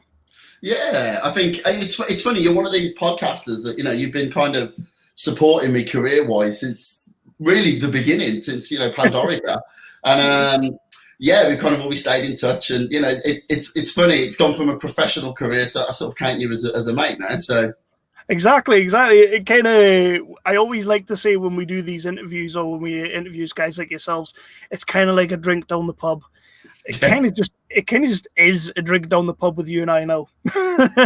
I'm pretty sure we have had drinks down the pub anyway. But I mean, yeah, look, I mean, it's one of these things. It's like when you're starting out in the indie scene, you know, you're looking for people that, you know, clearly know what they're talking about. And I think one of the things that I've always liked about you is I've always felt your reviews were fair. You know, even though you're friends, you know, you're not afraid to say that kind of sucked, Tom, or that didn't work so well. And you know, I kind of respect that, because you get a lot of people that, you know, either just hate you for no reason or just 5-star you for no reason, and none of that's overly helpful, is it really? So let's talk about G-Lock, because you mentioned it's just come out. This is your new movie that's just out, Mr. Stephen Moyer, Tyler Gouvier. Am I saying that right, Gouvier? I think so, yeah. Yep. Caspar Van Dien and John Rhys Davis, Sliders fame, Professor Arturo in your movie. Unbelievable, man. Yeah, you know what? It was a crazy experience. I mean, now the film's out and stuff, I'm a bit more free to talk about how it came about and stuff. You know, it's funny. Me and my DP George Burt were talking the other day, and it's literally only like it feels like forever ago, but it's been 5 years since we wrapped on my first movie. So we've done 6 films in that 5-year time frame, and which kind of feels insane. And G-Lock kind of came about because, you know, I kind of built this reputation as somebody who could make films, you know, fast and efficiently. It doesn't go over budget, all that kind of useful stuff to producers. And yeah, there was another space film shooting, and then they used the set again for another space film. And I think they were like, hey, let's maximize this, and kind of brought me in really late, sort of, I think it was just before Christmas in 2018, and said, hey, have you got anything that could work it for this set? And I was like, yeah, sure. And then quickly wrote something in like 6 days. Yeah, and it kind of just, I went on and did Christmas, and that was fine. And then I get a phone call at the end of January. It's like, cool, well, we're going into pre-production. So, you know, come to York where the studios is. And with the cast, it was one of these situations where, you know, like I suddenly had a fairly decent budget, and you just took some names out there. And you're like, oh, what about Casper Van Dien? What about John Rhys Davies or Stephen Moyer? And, you know, that's kind of like a wish list that you always have when you're making movies. But on this one rare occasion, they came back and said, oh, yeah, they all said they'd do it. So so we ended up with these guys. And, you know, for me, it was really amazing as a director, because it was when you're working with people like that are, you know, they're not just industry stalwarts that really know what they're talking about. They're people I've grown up watching and, you know, and falling in love with their movies and aspiring to make stuff of that standard. So, you know, when you start working with people like that, you feel your game really raise, you know, and it's one of these things. I just spent a lot of that shoot really just, you know, like a sponge, just sucking in all the lessons of these guys, you know, the combined Hollywood lessons of these guys, and adding it to my repertoire, if you will. So it was a lot of fun, and it was a brutal shoot though. I mean, we made the film in 18 days, so pretty fast. You know, actors were in and out, and you know, we did what we could with it, and I think the film's turned out all right. Oh, the film's great. The film's absolutely brilliant. But one of the things I love is that you keep ticking off things on my bucket list when I come to your movie sets, because meeting Casper Van Dien as a fan of Starship Troopers, Tom. Casper. You know what's so great about Casper is that you imagine a certain, like when you see when you see him in a film, he comes across a certain way, and you hope to God that that's who he is. And he doesn't disappoint. He's the most cool, chilled out California surfer dude I've ever met in my life. And, you know, nothing about him is disappointing in that sense. Me and him were texting yesterday, actually. You know, he's on a new set at the moment. And, you know, we've stayed good friends, and, you know, we stay in touch a lot. I saw he'd come off of Instagram, so I was like, is everything okay? And he's just having a break. So you kind of have to ask that question these days, don't you? Yeah, he's just a really, really good guy, though. And same for Stephen. You know, like working with Stephen Moyer for me was a real eye opener, because he's not just a great actor. He's also a great director too. You know, and it was nice having that collaboration with someone. He never once stood on my toes or anything, but I also knew that if he ever came over and sort of said, "Oh, Tom, have you thought about this?" that it was worth listening to. So it was kind of this really nice, you know, sort of collaborative effort between us. I really enjoyed. John Rhys Davies as well. He's everything you thought he was going to be honest. I mean, he's the funniest 2 days I've ever had on set, whilst also being the most stressful 2 days I've ever had on set at the same time. So one of the things we've talked about a couple of times was the fact that you had a whole speech sort of written out, and John Rhys Davies kind of came over to you and he's like, nah, I don't think that's quite how it goes. How do you deal with that as a young up and coming actor, like director? Sorry, are you sort of like, no, I would rather you did it this way, or are you kind of like, you know what you're doing? No. I mean, basically, I think, you know, the thing with John, right? He's been in the industry for so long at this stage, you know, that I don't know. This is my opinion, and I'm sure if we got on, in fact, we did a San Diego Comic-Con earlier this year and had a chat about it. When he originally came to set, you know, I think John goes to sets and John's like, I'm going to do what I want to do. And And the reason he does that is he's looking for a director that will tell him no. Like, is this person brave enough to tell John Rhys Davies they're not doing that? You know, and that's kind of seems to be his marker. And you know, he came to set and he had a lot of ideas, and I was like, well, no, we're going to do it like this, we're going to do it like that. And you know, he definitely pushed and tested me for the first half of the day. You know, and then we had a chat, and I was like, look, man, just let's just do it. And he kind of, yeah, all of a sudden, me and him ended up with this real cool relationship. But I kept saying no to him still. Like, I was just like, no, we're going to do it like this. No, we're going to do it like this. And then his final scene is one of the like emotional points of the movie. It kind of, you know, the story doesn't really work unless John Rhys Davies nails this scene, right? And you know, and there was a big monologue for this bit, and the sun is setting, so I know I've only got maybe 2 or 3 goes at this tops, like if I'm lucky. And and he comes over and he's like, and he used to call me dear boy. He'd never call me by my name, just say dear boy. He'd take me by the arm as well and kind of walk me off. And he's like, dear boy, I've got an idea. And I said, because we really went at that time. And he did a version of the speech that was nothing like I'd written. And I looked at him and I was like, yeah, do that. And I think he was as shocked as anybody. He was like, what, really? And he's like, I don't remember what I said. I was like, it doesn't matter, just get in there and say some stuff. So, yeah, he ended up writing himself one of the most pivotal bits of the film. And, you know, I think that's the kind of thing you only get from serious experience. You know, he knows how to deliver one of these weighty, dramatic moments in a way that, you know, a 35-year-old director, I just haven't learned that skill yet. So in that moment, it was like, okay, trust this guy. He knows what he's doing. And yeah, it worked out. And I get the credit for it. So great. But in G-Lock as well, you've obviously got these amazing stars. You've got Stephen Moyer, Casper Van Dien, Tala coming on board as well, who is doing gangbusters right now.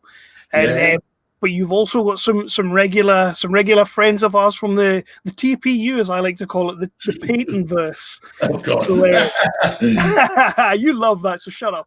But I'm never going to say that out loud, am I? It couldn't be a more arrogant thing to say if I tried to say. It's not arrogant. It's awesome. No, listen. I like working with regular faces. You know, I kind of have this, and it grows with every movie. Like more people join the roster, if you will. And yeah, on G-Lock, we brought back Mike Beckingham, who I worked with twice before, younger brother to Simon Pegg, very talented chap himself. But it was a weird one for him because I was like, hey, you're going to be on set, but you're going to be behind camera, and you're going to essentially play a CGI stickman, which I think everybody thought I was joking. I think everybody thought, oh, that's not, you know, it'll be something else later. But all the way to the end of post, I was just, no, it's a stickman. And, you know, and that's what we went with. But, you know, Mike brings this nice like nuance to the character. And, you know, we kind of made him use his like Gloucestershire, you know, countryside British accent. So he kind of has this unique tone to him. And, yeah, I'm really proud of what Mike did. And then, you know, we had Elena and Toby come back, and they're in scenes as well. Shane Ward, who'd been in my film beforehand. So, yeah, it was fun to have those guys back. And, in some respects, it's like a comfort blanket for me because I've got these bigger actors, and I'm like, oh, it's all right. I don't have to stress when I'm working with the guys that I already know. You know. You're saying comfort blanket because obviously you've got these friends and all that, and these guys that you've worked with, these familiar faces, but you're dealing with a little bit of a bigger budget than you're somewhat used to on some of your other movies and all that. How did you deal with going from sort of making a movie in a potato field to making a movie in a sound stage, and was that a big massive leap for you, or was it just kind of like really. Just roll with it? Yeah, look, I mean, I think the thing with filmmaking is it's the same no matter how much money they give you. Whether you've got, you know, 50 grand or 50 million, you know, your job is a problem solver. And I think a lot of directors, they don't really respect or understand that. You know, my job is, in the morning, I wake up, there's like 20,000 text messages on my phone and people knocking at my door and calling, saying all these things have gone wrong, you know, and it's my job to go, okay, let's fix them, like pragmatically, and get the day done. And there's no sense in moaning or complaining about it because it's my fault. I said I wanted to make a film. So, you know, there's no point in trying to defer these things. So, you know, I don't really see the difference. I mean, it's all problem solving. You know, a film set, you know, is essentially like being given a jigsaw and there's no picture on the box for you to follow, and you just have to pragmatically try and get this thing to piece together, and work with people and try to make it a good environment for people. And, remember that for you, this might be this passion piece, but, for a lot of the crew, it's their day job, so don't be a tyrant and all that kind of stuff. And yeah, it's, I mean, I didn't really see the difference in shooting G-Lock to my other stuff. And it's funny because the potato field that you're talking about is we've now built a studio on that field, a bigger one actually. Yeah, so it's funny, from potato fields come big things, Kev. Don't put them down, mate. Hey. I got my first proper acting role in that potato field, so I'm happy. You did. and Chris doing the old face dive, that was awesome. Yeah, so for people that don't know, Kevin and his partner Chris from their podcast came to visit set to do some interviews and stuff, and I was like, oh, you know what? Let's chuck them in the movie. So we put soldier costumes on them and threw them into the background of the film. And all the background artists have to run behind this tank and out the way. And so we're shooting this scene, and I just see Chris, and the camera's rolling. So I mean, I know there's phone footage of this, but I mean, I've got it in 4K somewhere. And he's putting so much energy into this that he doesn't bother to look where his feet are going, and he hit the floor with his chin harder than anybody I've ever seen go down before, And I love how he just stood up and tried to finish the part, like it wouldn't affect the shot. So great moment. I love that. Tom, I will pay you good money. Sorry, Kevin. Tom, I will pay you good money if you can get me that on Blu-ray, because I've watched that video probably 87 times, and I laugh hard every single time. It's amazing. It never gets old. It never gets old. Never.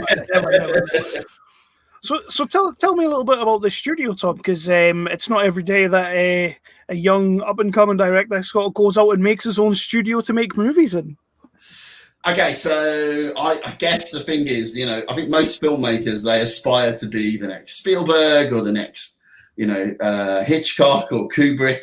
I'm weird. I want to be the next Roger Corman. I've got that in my head, man. I'm that guy that was like, yeah, Star Wars is all right, but have you seen Battle Beyond the Stars? The spaceship's got boobs, Like that's the kind of thing that I grew up on, and I guess in that sense, it's kind of dictated the way my career has gone. Rather than slowing down, making one film that was well received, and just kind of going. I'm like, yeah, we made one film in a year. Maybe we could do 4. And just keep going. And I met a guy called Steve Mosley. He worked on The Ascent. He's the exec producer on that movie, and he owns the aforementioned potato field. And we had a great time. He's just an awesome guy. He's kind of become like an extra dad to me in that sense, And the film's kind of doing its thing. He did well. It played Fright Fest and stuff. And I went off and I made G-Lock. And while I was on set of that movie, he phoned and he's like, "What's it like shooting in the studio?" And I was like, "Yeah, it's actually great. I'm having a good time. We can build sets and stuff." And he was like, "Yeah, I'll build a studio for you." Oh, cool, whatever, Steve.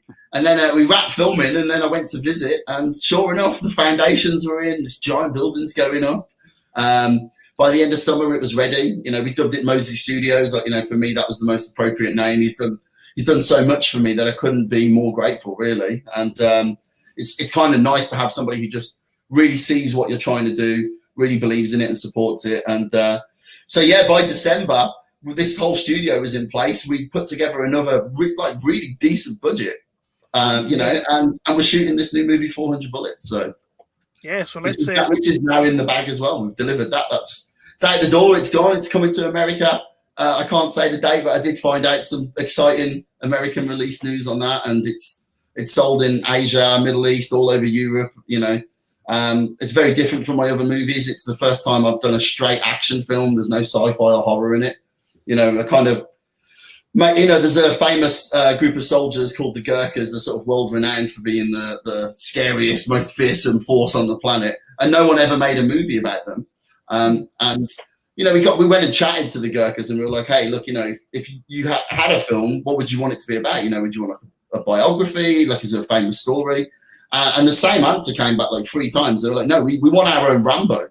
So I was like, cool, I'll give you Rambo then. That's all we'll do. So yeah, it was a lot of fun to make, really.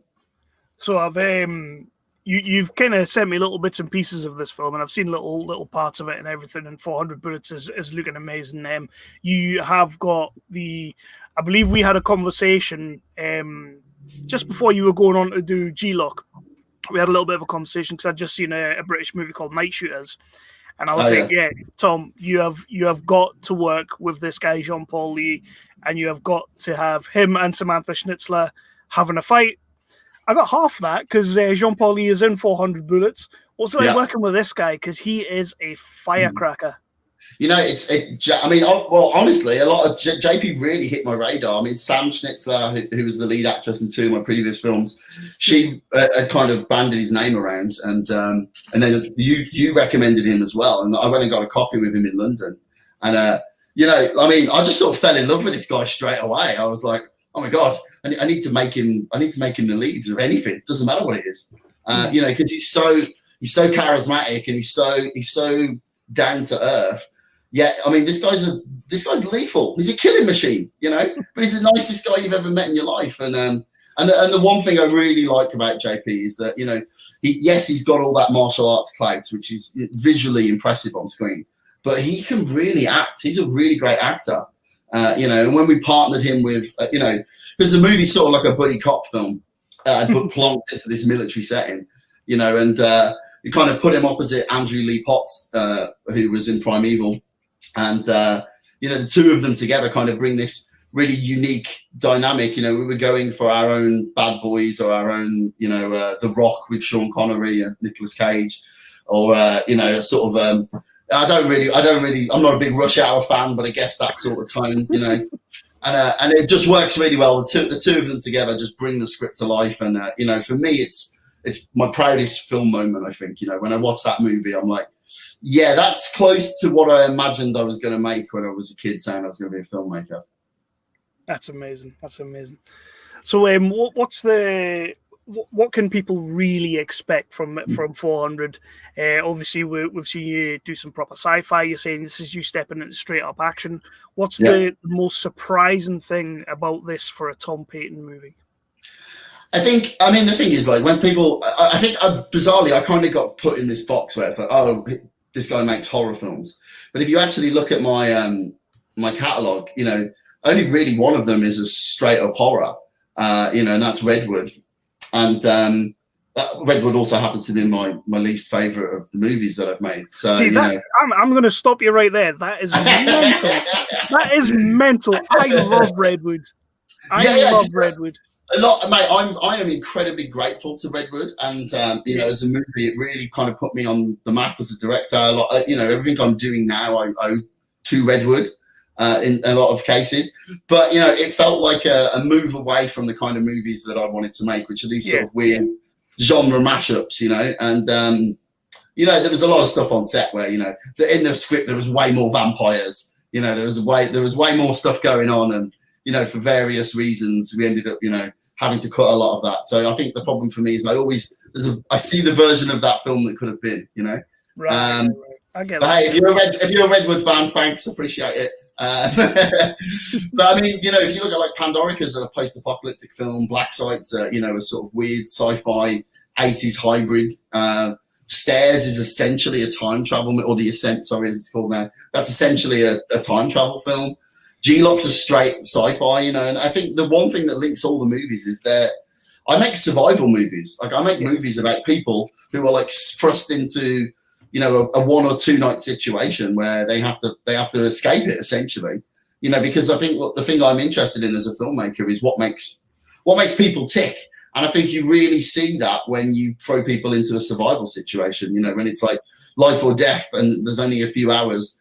Then that is where you know, as a writer, I find it really interesting. And I think if you liked my other movies for that reason, you'll find that in 400 Bullets. And I think the thing that will surprise you, though, is just the level of action, just how much we stepped up in terms of the fight sequences. You know, they are brutal and genuinely enjoyable to watch, I think. You know? I mean, that's what you get when you get Jean-Paul Lee on set. You've got to go for it, haven't you? Yeah, and massive shout out to Darren Lefebvre and Spencer Collins as well, because those guys are the stunt guys. They've been working with me since Black Eye now, and they just keep getting better and stepping up as well. And and I think when you put them with Jean Paul on this film, the three of them were working under extreme conditions, under a ludicrous shooting schedule, and managed to put together something that I'm like, that stands up toe to toe with some of the fight sequences that would take 3 weeks to shoot. We had 3 weeks for the whole shoot. So, So what else are you working on now, Tom? What else you got coming up? Have you got anything you can talk about, or are you at that stage where you're going to stop taking my calls and can't tell me anything? Honestly, when I hang up here, I'm ghosting you. I'm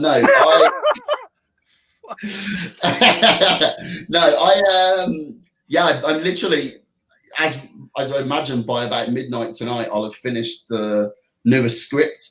We're already funded, so and we'll shoot at the studio again. And the plan at the moment is we'll be rolling cameras this side of Christmas. So I should be going into pre-production on that. It's got a military angle to it again. I've kind of become a little bit obsessed with exploring why people put that uniform on and do this kind of stuff. But I'd say this one is it's got some horror elements. It's got some thriller elements in there. It's I can't really reveal too much about it, but it's got a lot of action, and it's about why do people do what they're told, basically. So that's something that I'm interested. And I think given the pandemic and stuff right now, it's an interesting topic. I think I wanted to kind of approach why a bunch of people just tell us to do stuff and we don't really question it. We go, okay. And I just wondered why. And I didn't really want to do a virus movie or a lockdown film, because although I think earlier, like hosts, for instance, a host that you guys did, I had on earlier, that's great. That's why try and do that again. Somebody already came out the gate and smashed it. So, I'm kind of avoiding anything pandemic-y or lockdown-y. And weirdly, my career, I started overly ambitious. Everything was like, okay, let's make that thing that's way too expensive for what I'm trying to do, for the money that I've got.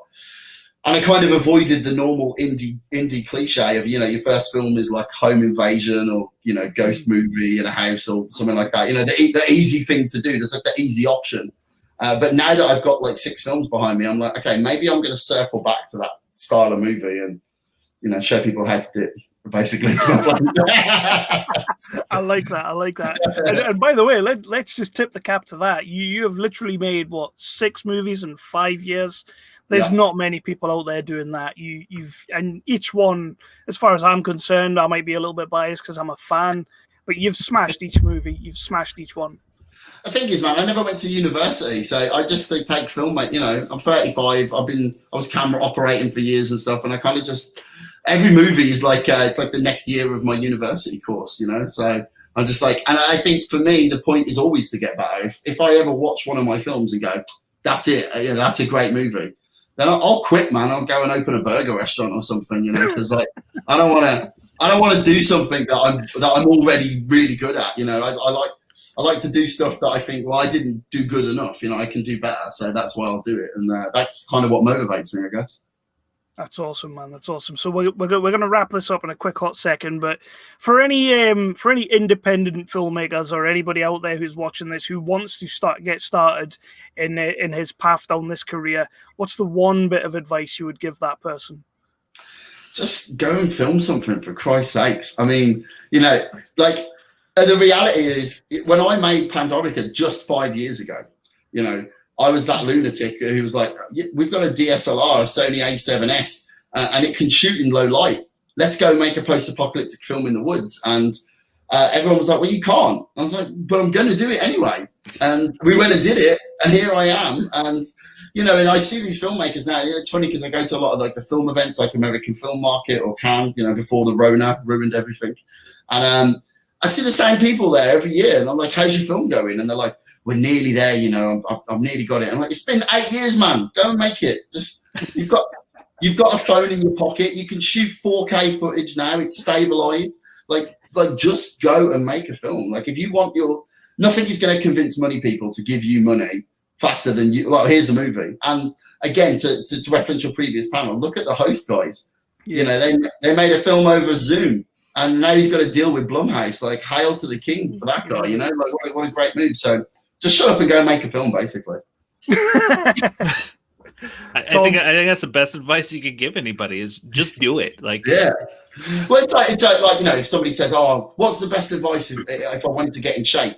Well, go to the gym. You know, what's the best advice if I wanted to be a film director? Go and make a movie. Like it really is that simple. You know. Well, Tom, I want to thank you for coming on the But QuaranCon. don't put Chris in it. Definitely put Chris in it.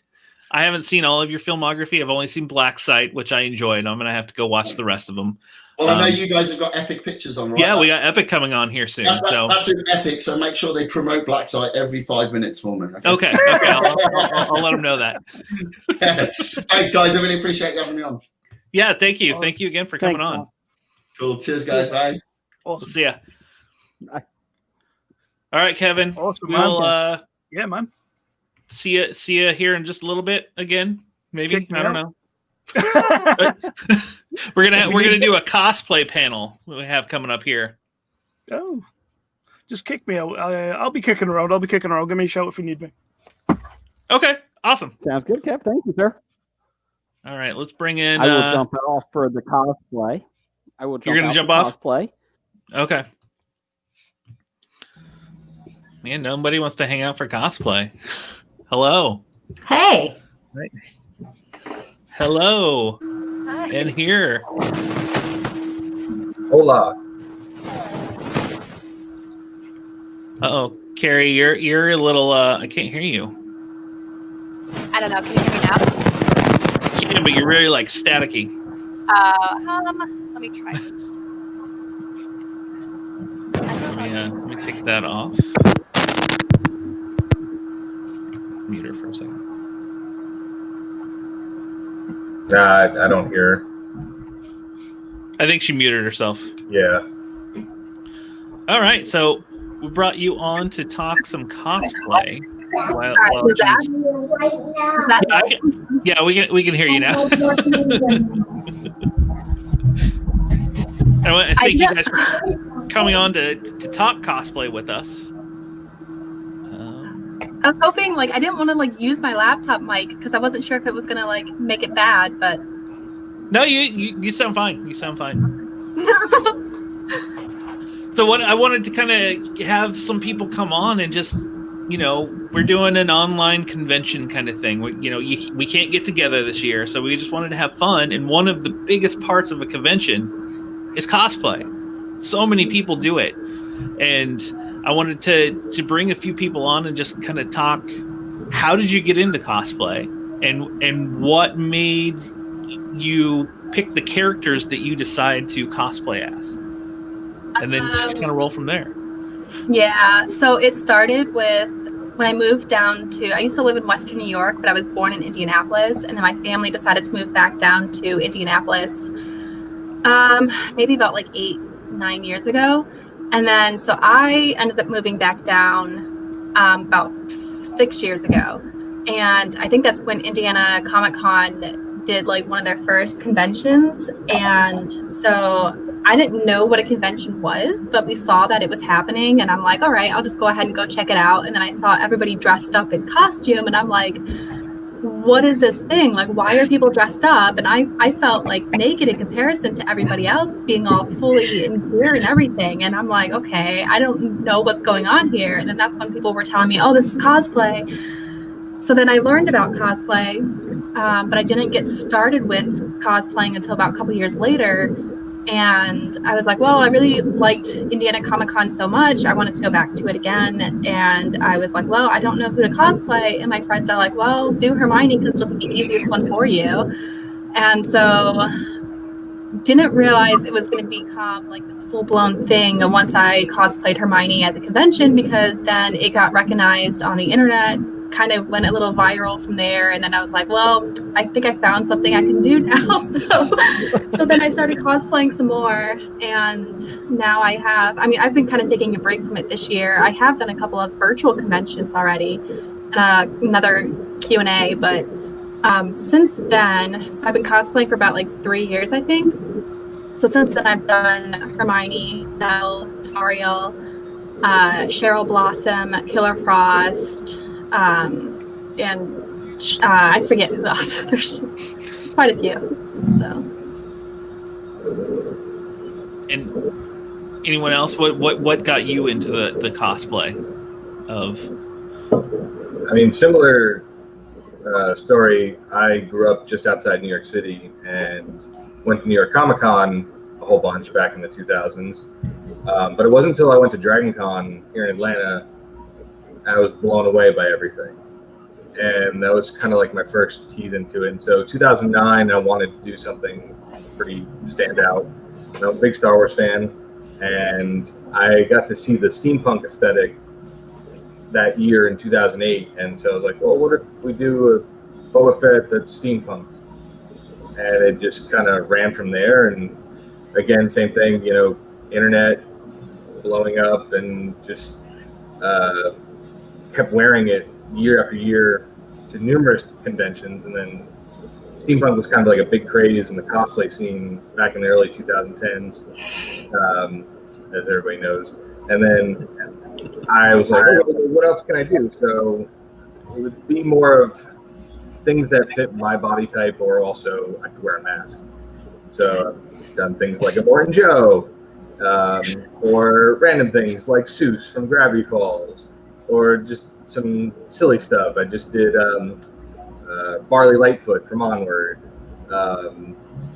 What other some good ones? I've done Captain Shakespeare, Robert De Niro's character from Stardust, where he's in the pink corset and chemise and petticoat. So, you know, it's okay being able to get out of your boundaries. I've also done Elizabeth from BioShock Infinite, but I kept the beard. So had the wig, everything else, the choker and skirt. Yep. So it just, I like entertaining people, and so what draws me is whichever characters I'm relating to. In horror, I love Tucker and Dale. I've done Tucker and Dale because bearded fat guy, so you know, it works for me. So I don't know at what point it changed over from just like playing dress up into cosplay. Not really sure. Like, I mean, when I went to college, I took a trunk full of dress up clothes with me just because, you know, I'm an adult, right? And so really it was more just, hey, I really like, you know, some character. I'm going to be that for Halloween because as an adult, I still dress up for Halloween. And really kind of finding how much I enjoyed putting those together and looking for whether it's you're making pieces or, you know, commissioning or finding them and all these different things. And so I didn't actually wear anything to a con until I think it was, I don't know, maybe like 7 years ago. And it was my Ramona Flowers outfit. And I just loved it. And I loved, you know, at the time, I'm not sure, the movie may have just come out, but it wasn't super popular yet. You know, people didn't really know. So it's always fun when you're something that's a little more obscure and somebody recognizes you. And I also taught preschool for a long time. So I have things like a Dora the Explorer outfit, which is my children hate, but really like my cosplaying never got to be anything big. It was just purely, hey, I have fun doing this. And so, you know, wore things to cons, but at this point, this year, obviously things have been virtual, but really where I kind of found like a love of cosplay is after my 13-year-old at the time told me to join TikTok. Because that's, I know you're laughing. I follow you too. And it's amazing on there. Like, I know everybody loves the Hermione stuff there too. And, but it's fantastic. Like it is kind of amazing. There's this whole just like cosplay community. And so you have all of these kids, and I use kids very loosely because I'm almost 40.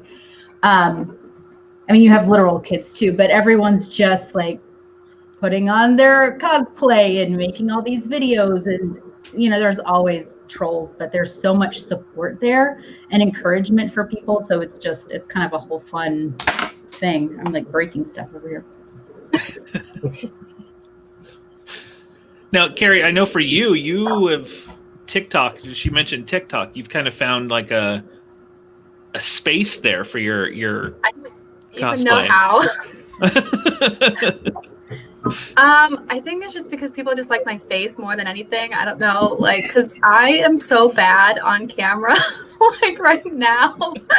So I always get like really shy and like really awkward on camera, and I'm just like, well, I don't know. It's weird because I don't really do like a lot of speaking. I do like more of like the lip syncing or like just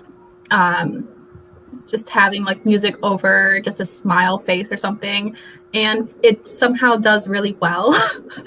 But it's mostly because I think my audience is a lot more of like kids that like it, so they freak out more. But I do also have like some cosplaying friends. Actually, I'm a little dressed up right now because I was about to make another TikTok, but it hasn't come out very well yet.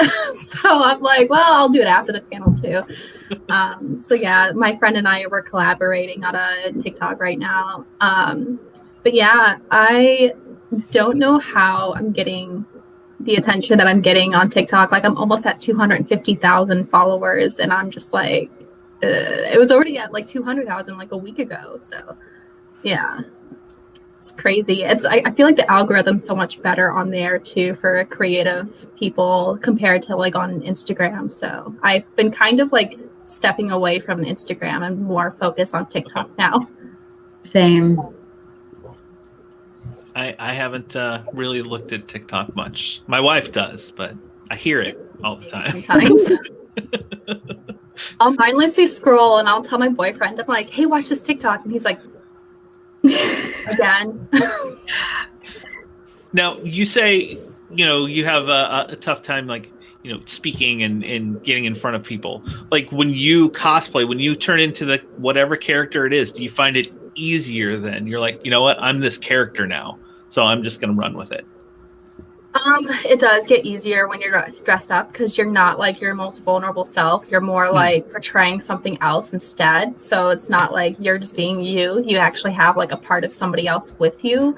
So it kind of gets a lot easier. I find that, I still have a really hard time wanting to go up to people at conventions and be like, oh my God, I like your cosplay.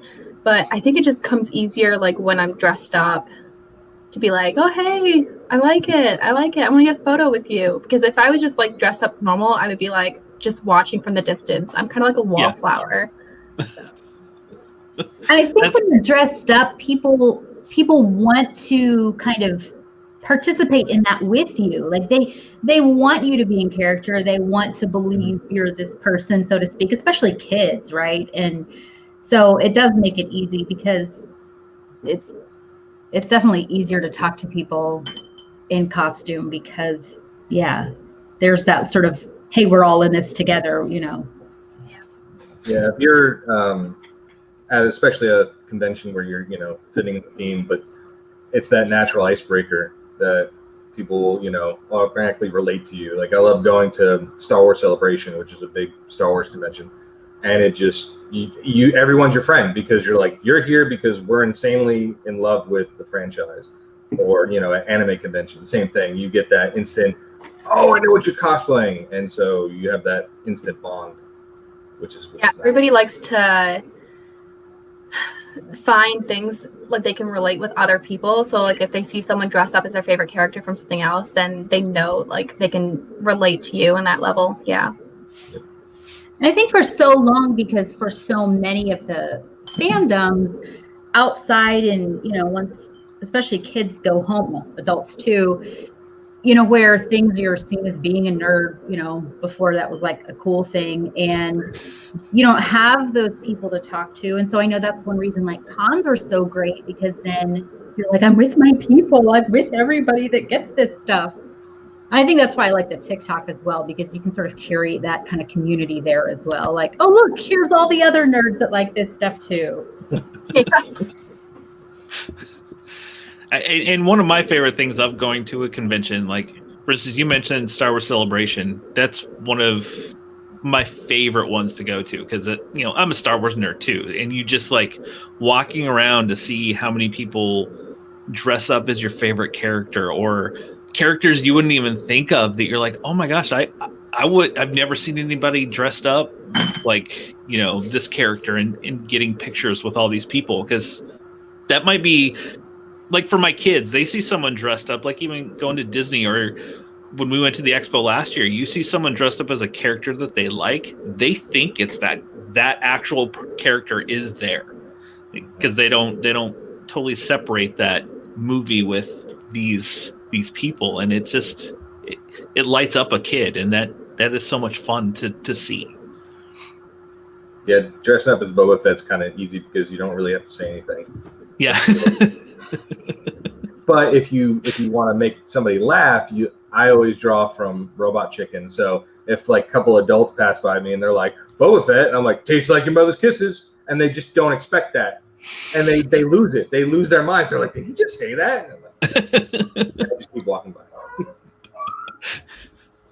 Yeah, I get kids asking me like where Harry and Ron are, and I'm just like, they're off getting into trouble. I'm trying to think of any other questions I have for you guys. Like, what are some like people who are watching either now or will watch it later in this video of some ways, like if they're like, you know, I interested in cosplay, but I'm just not sure. What are some like easy tips to get into it or anything like that? Like, you know, you don't want to jump right in and be like, you know what, I'm going to be Boba Fett because that's full armor. That's like a tough one to start off with. And that's what I did. But go figure.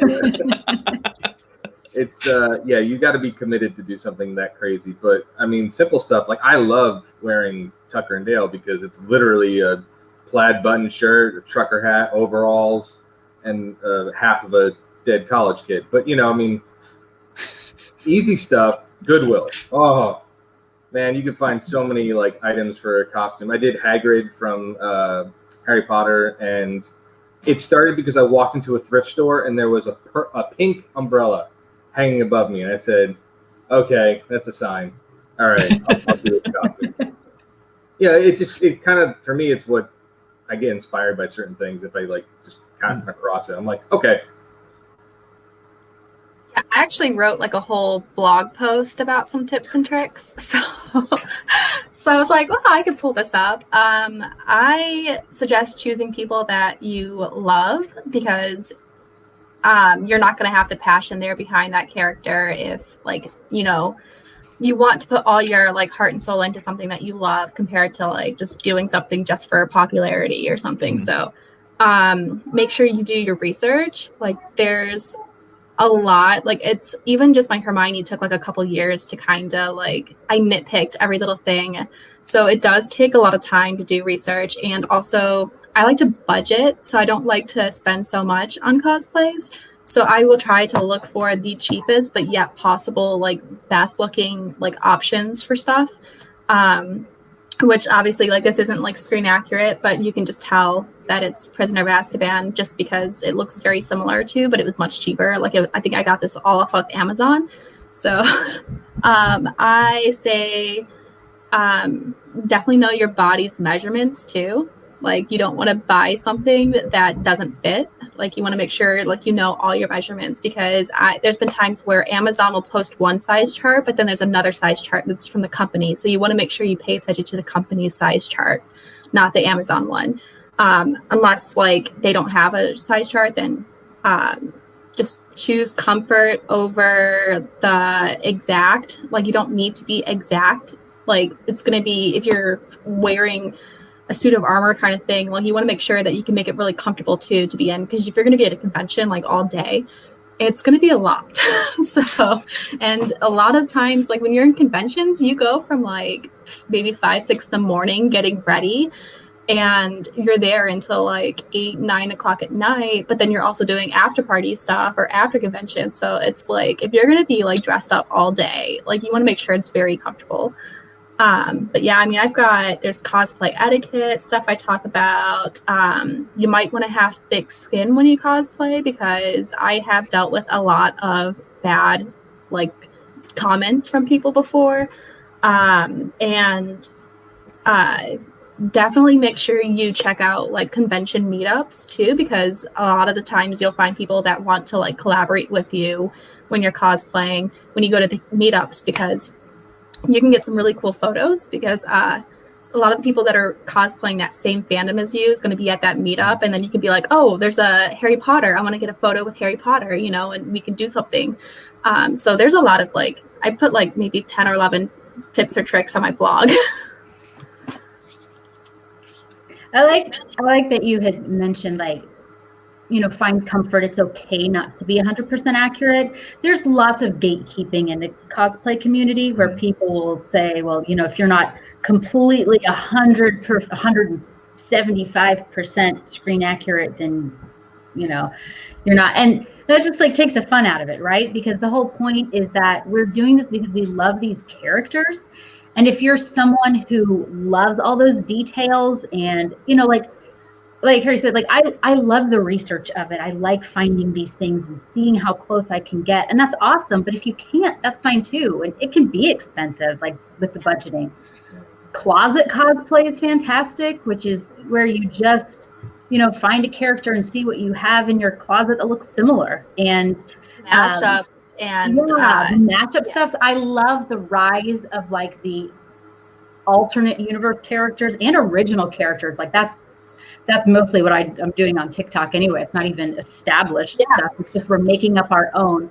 Last year in the fall, there was this whole thing that blew up where it was Hogwarts professors, and we were all making our own and just everybody interacting with each other. So you can find lots of ways to get involved. But yeah, like find those characters you like, look and see what you have that looks similar. And yeah, just have fun. But when you go to cons, you can obviously avoid the people that are just like shutting you down. But there's usually people you can ask for tips and advice. And for the most part, people are willing to say, oh yeah, look, this is how I did this, and share some ideas and things too. We had a question that said, do you think women find themselves on more receiving end of negative comments when it comes to a cosplay, because people have in mind what they think it should look like? And yeah, because then there's the whole like, you have to prove that you're really part of this fandom and prove that you know this on top of costume stuff. And then you get into the whole like sexism in cons and cosplay, and how regardless of what your outfit is, it doesn't mean you're consenting to be grabbed, or, you know, that's very convoluted. But yeah, I mean, I don't know if I do see some men like also getting like negative comments about their stuff, but I don't know. I feel like with women, it's like we have like these high standards that we have to hold up to, and like some women can be really competitive with other women, and like I have like quite a few other. I mean, I don't know. I get a lot of comments saying, oh, you're like the best Hermione. And I don't like those comments because I don't like being compared to another person. Like we all have our own different views on a certain character. And it doesn't mean that like I should be the number one or another person should be the number one. Like I don't like being told that I'm the best because I don't feel that way. And I also don't want comparison with another woman because, I mean, we go through a lot as it is. So why make it worse? Like we're just here to cosplay and have fun and bring our characters, like our favorite characters, to life for us and for others. So I feel like there is a lot of competition with women, and it shouldn't. And when, especially, and I think this goes for men and women, but people make a lot of comments if you don't have like the exact body type of the person you're cosplaying. Like, oh well, you know, I've seen lots of things where people are like, well, Kylo Ren isn't that short. Like, okay, well, I'm not dressing up as Adam Driver, like, you know, it's, and, you know, especially like if people of color are cosplaying, you know, I see that a lot where they're like, well, they're not black. Like, come on, like we're dressing up because we enjoy these characters. We're talking about the costume here. I'm not asking you to judge me on my face and, you know, and your body and whatever size you are. So I think that kind of stuff. We can't control like where we come from or how we look anyway. So like, why should we be holding these characters where like, I mean, let them have their imagination. So yeah. Yeah. Well, I do want to thank the three of you for coming on to talk about cosplay. And hopefully, in the future, we can get back to these conventions and seeing all the great costumes. And Oh, it'll be back. And I'm interested to see the next wave of apparently a whole slew of D&D characters. Original characters are probably going to be flooding the convention circuit after this year of everyone I'm playing. seeing a lot more people getting into it, so I think I'm starting to see like more cosplays in that too. So that or Bane, you're gonna see a lot of Bane. And a whole bunch of spacesuits from Among Us. Yeah, the Among Us cosplaying is it's fantastic. I'm addicted. I cannot stop. I'm always talking about like, sorry guys, I don't have new content right now because I've been playing Among Us like every minute of the day. I get on there and play, and I'll just, it's great just to screw with people. Just run around and be like, okay, it's fun. Yeah. Trip up people, tell them you're the suspect when you're really not. Oh, I sit there and I'm like, wait, I was an imposter? But before I let you go, is there a place online that we can follow you for if you do cosplay online or anything like that? So I have all my links are on my Instagram bio. So like if you want to look for all my social medias, I have a link tree in my Instagram bio. Because otherwise it's going to be like I have YouTube, I have Twitter, I have TikTok. So if you just go to my Instagram, it's CarrieLX. It's just like my username on here, but with an X at the end. I have a link tree that has all my social medias on there. So the Instagram, which I don't use a whole lot, and TikTok is all under, it's like Momster Truck with a dot in between Momster and Truck, but it's Mom, not Mon, because when I started, I was not intending to do like cosplay stuff or make it easy to find. Fortunately, my last name says it all. So that's my real last name, A Strange Way. So you can find that on Instagram. And I also have a YouTube where I just started this because I've been, quarantined, stuck at home. I'm like, what can I do? And I started reading Dr. Seuss books, but in my Sean Connery accent.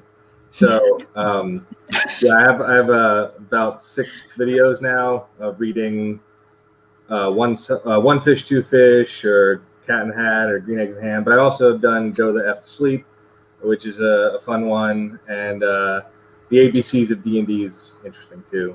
Trying to read Dr. Seuss and Sean Connery's accent's a bit of a tongue twister. So I did talk about it recently. It's pretty awful.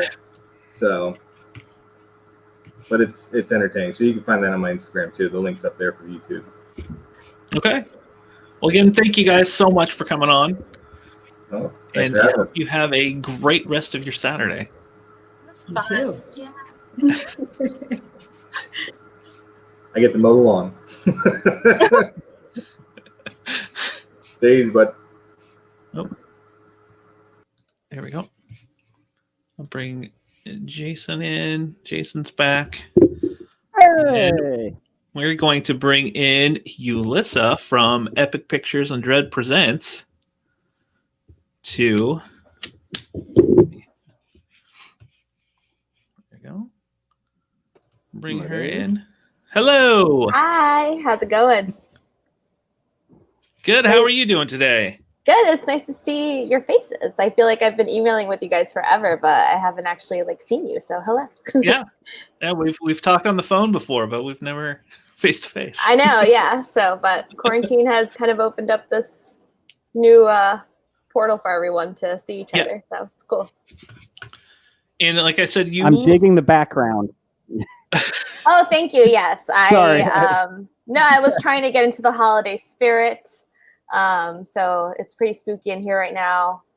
I didn't realize that skeleton back there was so big until it got here. Because I'm really bad at ordering stuff online. And then you'll probably see my dog, Linda, who might as well be a Halloween decoration because she's 18.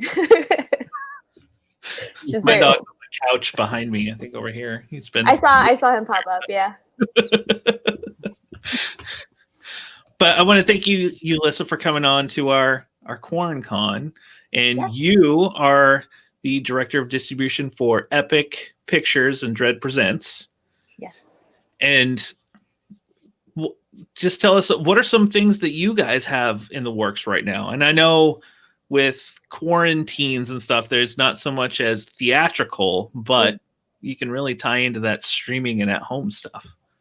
Yeah, I mean, now is the perfect chance to kind of give indie movies a chance, because, we're always competing against huge studio, horror films.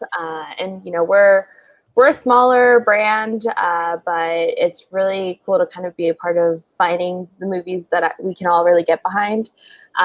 So like just the few that we've released recently, it's Uncle Peckerhead, which I'm still obsessed with. Like, if you guys haven't checked it out, am I. I've since I've watched it, I think I've seen it like 5 times now. I love it so much. It's so good. It's so good. It's so funny, and like that whole team like behind that film is just incredible, and they've been hustling, and it's just really about getting the word out there. So if you haven't watched it yet, please add it to your must-watch Halloween list, because it's amazing. Oh, absolutely. Yeah, I fought for that one too, because it's like, we kind of have like a voting system where it's like, okay, yay or nay for for the films that we acquire. So it's a whole process. And I know some people, you'd say you need to watch Uncle Peckerhead. They're going to be like, yeah, okay, yeah. No, really watch it. Well, yeah, it's so funny because that came out really close to our other release called Butt Boy.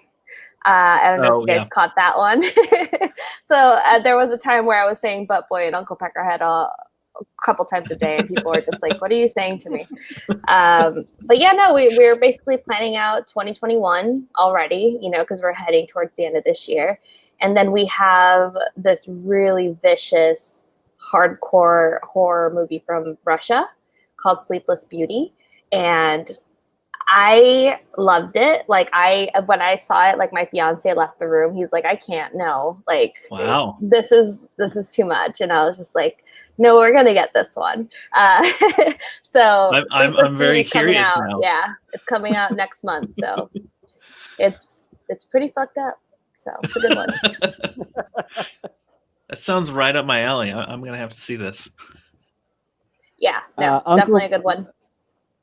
Uncle Peckerhead. Brad has been on my podcast 3 times, and I in the last 6 months, I think he's talked about it every single time it's been on. He's been on. It's because I really loved it. Yeah. Yeah, it's so rad, and we got to do a really fun kind of like PR box for that one, and the Blu-ray's awesome too. There's some really good special features on there, and like that's a really cool part of what we do too, is getting to put all the extra stuff that we don't get to put out on VOD.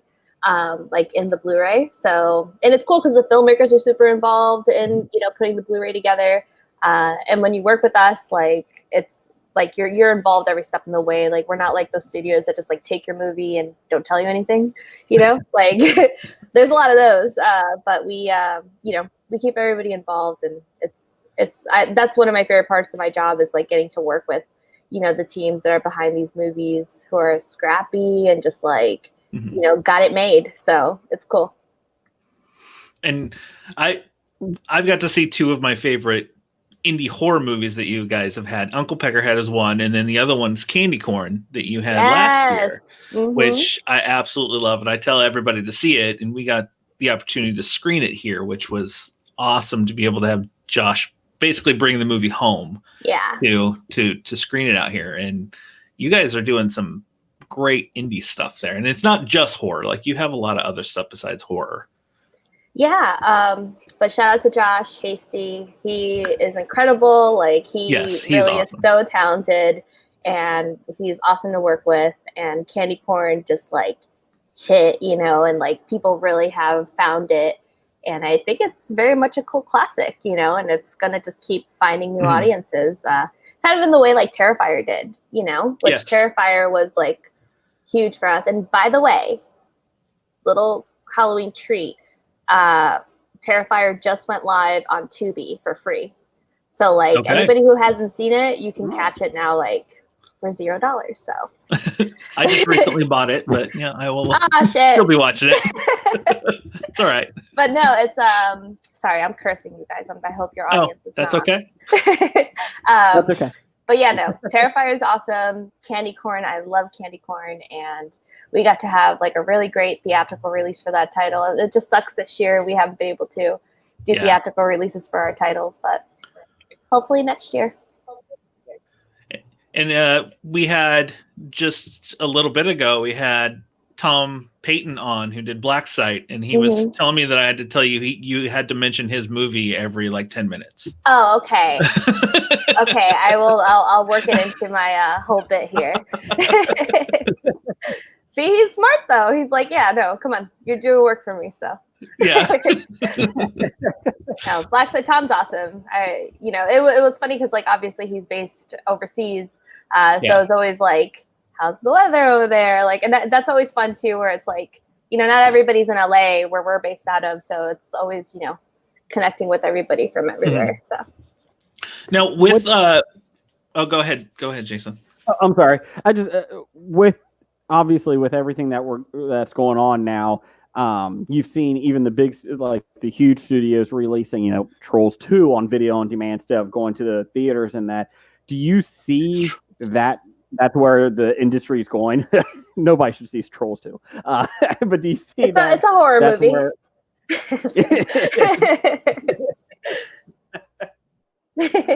Is that where you see the industry going to now, especially with a lot of the theaters shutting down for the rest of the year? Well, a lot of people have had to pivot, but then also like even with like Tenet is a good example of like the unsureness of it, because it doesn't follow the big studio model to like, not have the theatrical and make the millions of dollars that they make that way. So I think it's definitely been challenging for everybody to switch their model, where as for us, it's like theatrical isn't the main point of business for us. So we haven't really had to adjust. If anything, like I said, it's like people are, because there's not a movie to go see on the weekend at the theater, now it's like, well, what can we watch at home? And it has helped, people find our movies a bit more. But I don't know if this is where it's heading. I mean, I think so much is going to change, but I do think we'll probably see more studio releases like on VOD. Mm-hmm. Good, Ray. I think that was the question I was going to ask you. No worries. Now, besides the Russian film, are there any other movies that you're excited that you have coming or that you can talk about right now? I don't know if you have some that you can't mention yet, or it's so funny. It is more top secret. I can't really talk about like our 2021 slate. Okay. But there's lots of good stuff coming. So, but the's plenty to watch from this year. I'll get, and I know I'll you get a call guys, from my boss and be like, Yulissa, why?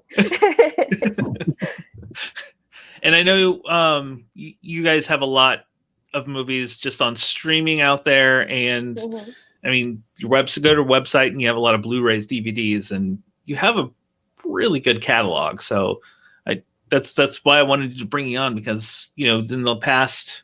It was last year, kind of when we got in contact with Candy Corn, that we've kind of talked back and forth, and it's just been. I knew of Epic, but I hadn't watched very many Epic movies, and now I've watched a ton. So yeah, no, we really do. Like, we don't put out like a ton of stuff. It's not like a volume thing for us. Like, we really do find films that we can get behind and we love. So it's like you'll see very much like everybody's taste reflected in the films that we pick up. And it's just really awesome to be able to work with like these filmmakers and like get the movies out. And even like, with Epic, it's like different genres. So there's like sci-fi and all that crazy stuff going on over there, action, like, you can watch a movie about a torpedo if you want on the Epic side. But for me, like, I love all films, but like Dread definitely has a very special place in my heart. Like, I love horror movies. I have since I was like little, and probably too young to watch. But it's just awesome. Like I love my job, as like not a lot of people get to say, but like I just feel very lucky to be able to work within these films. So And I know a few of the films I've gotten to, like Matthew John Lawrence, I got to talk to him about Uncle Peckerhead, Josh about Candy Corn. Like one of the big things that they've said that they love about Epic is you come in, like you're going to distribute their movie, but you're like, no, we want it as it is. Do not touch it. This is how it's going to come out, which a lot of studios and distributors will do that. They'll come in, they won't do that. They'll be like, well, if you change this, then we'll do it. Yeah. But you guys, you let the directors be, what their piece of art is to put it out. It's their baby, like it truly is like something they've worked on so long, and it's like now they're giving it to you and you can't drop the baby. Like you can't kill the baby. So it's like, we're really filmmaker friendly, and like we work with our filmmakers and just make sure like they're happy with like the key art, the trailer, the Blu-ray, like everything. It's it's their art, and we're here to hopefully help it find its audience. So, but Matt's awesome. And again, Uncle Peckerhead is just probably I'm not supposed to have favorites, but it might be a favorite of mine. I just remembered another of yours that I loved from this past year is The Wave. Yes, The Wave. So that was an Epic release, but The Wave was fucking incredible. I'm sorry, I keep cursing. But it's with Justin Long, and he was so great, like promoting the film, and the team behind that film too. Gil, the director, like it's just such a trippy movie. Yes, very trippy. Like if you haven't done drugs, it counts, I think, as taking something.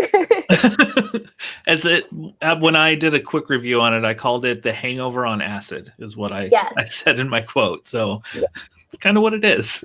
No, The Wave was awesome, and people really, really dug it and got it. And the visuals in that movie are so cool. Like we were really lucky to have that one under our banner. So stoked on that. We got a question for you that says, you love horror. Do you prefer Freddy or Jason? It's gotta be Jason. It's like a coin flip right there. But hey, that's fine. But like, it's gotta be Jason for me. Like, I don't know if you can see back there. I have a machete back there in its case. So just on the weapon alone, I'm here for it. That's fair. Is there any film that you have seen that you're thinking about putting out there from Epic, and you're like, nope, a little too much for me? And you don't have to name it, but if it is too much, but is there anything you're like, not quality wise, just a little too much over the edge?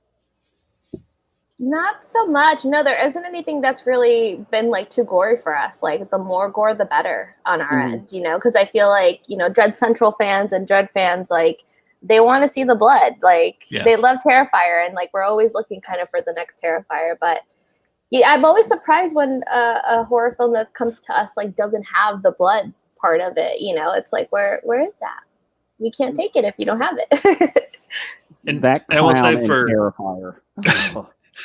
For Terrifier, Clown, I hadn't seen the movie, and I went to a Horror Hound convention here, and people cosplayed as Art the Clown, and I was like, I know that clown. What is that clown? So I had to look it up and then watch the movie, and I was like, this is just crazy, dark, and demented, but I love this movie. Yeah. And I think because of that following, now he's finishing up Terrifier 2. Mm-hmm. So like Art the Clown is a whole entity. Like, I don't know if you guys have seen all the tattoos, the artwork, like he's everywhere. And I think he's up there with all the other like evil clowns. He might be scarier, I think. We do have a question, Brad, from Blake. They're reviewing the Epic site. Is there a film that's more psychological thriller and scary that way than gory that you can recommend? I should have done my homework with our films. I'm trying to think. There's probably, there's a really messed up one called Trafficked, which is, I always find the actual horror in life is actually happening. And this one focuses on human trafficking. And it's really, really gives you a look into what that is like. It was produced and written by one of the UN's top names when it comes to the study of human trafficking. And so it's a really powerful film, and it's a pretty terrible film in the way of its subject. So Now I'm sure you get to watch movies because you don't buy everything that you put out there. So I'm sure, without naming any, are there some movies that you're just like, yeah, no, this just was not good? There's a lot of those. Is I guess what I mostly can say. Where it's you get what they want to do, but it's just they didn't make it, Yeah. And on the flip side, are there some that you're like, this was so good, but you just couldn't get it? They ended up going someplace else besides you, and you're like, oh. Yeah, that'll happen a lot too, where it's for example, Swallow was almost ours. Oh, and really? Okay. I was a big fan of that when it came through our desk, and I was really bummed we didn't get it. But that was one that was no, please come back. But Swallow's amazing. I don't know if you guys have seen that. I have not. I know of the movie. I've seen the trailer and everything, but I haven't watched the film yet. Definitely check it out. It's not ours, but it's a good one. Not to go tell people to go watch people's films, but just kidding. Well, no, I feel like everybody should be watching everything right now. It's yeah. There's someone that's all we can really do. I've watched, because I'm part of a group when we do the 31 days of Halloween of how many horror movies can you watch, and I'm up to 23 so far this month, 21 of which I'd never seen before. So it's very cool. It's that time of the year, and being stuck at home, you can just absorb. Yeah, no. I don't know how many we've watched, but we've tried to watch at least one a night. Okay. But right now I'm just going through a really intense I Survived binge. I don't know if you guys have ever seen that show. Yep. It's pretty scary. It's pretty scary. So I'm going through the locked up abroad from National Geographic. Nice. Oh my goodness. Yeah, that's pretty brutal. And I just keep wanting to say, stop trafficking drugs in another country. Stop it. Isn't that probably the plot of a horror movie at this point already? I thought about trafficking drugs in Colombia. Probably not the best idea. No, sure is it. Now, do you have some favorites that you watch this time of year? Yes. I love Interview with a Vampire. Okay. My fiance says it doesn't count as a horror movie. He had never seen it before, so he was just expecting Tom Cruise and Brad Pitt to just be devouring people the whole time. And then when he saw what it was, he's like, "What the fuck? That's what this movie is? That does not count." So I will be watching that. I'll definitely be having Seven in the rotation. I know that's a thriller, but I feel like it's very much horror. Green Room. I definitely will rewatch. I feel like I can only watch that one once a year though, because that one's really heavy. That's an intense movie. Yeah, but I didn't know much about that when I went to the theater to see it. I knew a little bit of it, and it was one of those movies that just shocks you and punches you in the face. Yeah. So that's what we need more of, right? Oh yeah, at exactly. this time. But yeah, no, I'll definitely be watching that. I love Anton Yelkin, so definitely try to visit his stuff. And then probably all the Chucky movies. I love Chucky, so.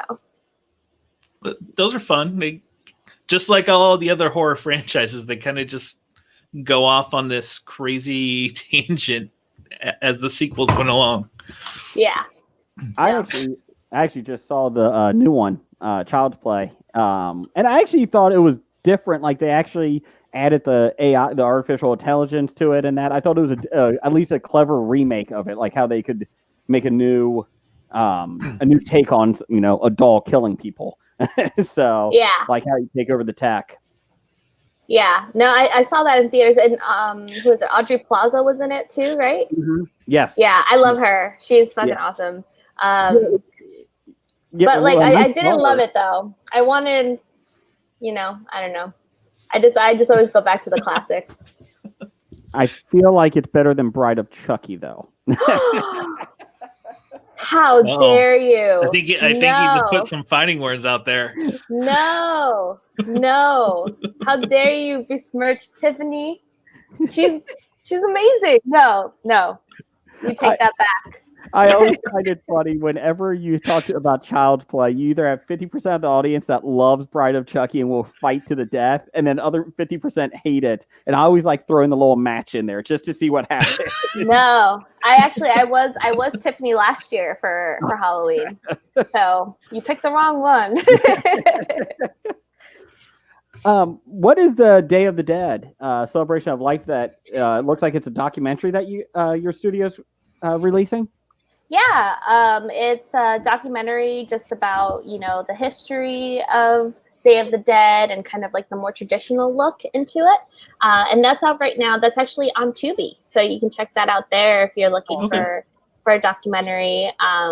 It's really well made and it's really beautiful. Like I find the whole Day of the Dead, celebration just so colorful and special. And it's nice to kind of put like, different voices out, which we do try to do as well.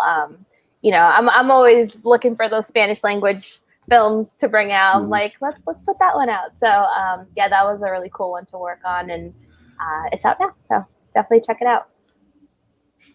I will have to check that one out. I love the whole culture behind the Day of the Dead. I find it very, very fascinating.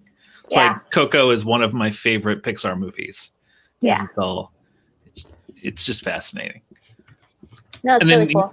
Another documentary that you recently just came out with, The Nail in the Coffin. Yes, The Fall and Rise of Vampiro. That documentary, even if like you're not a wrestling fan, I feel like it's such like a look into someone's life that you just wouldn't have had any other way. And Vampiro is just such an interesting person. We were really lucky to work with him on this. Like he was really involved, and this documentary meant a lot to him. And it's just really like an incredible look into like the life of a wrestler that you just wouldn't see any other way. And wrestling has been in my life for a long time. My fiance worked at the WWE. So like wrestling has just been a part of my life. And it was just really cool to kind of meet someone who's such an icon in that community. I'm a huge wrestling fan for decades. And I saw that was coming out a couple months ago. I was like, he's always been one that's been intriguing because I remember him from WCW, and just moving, through the different federations. And then I was watching another federation.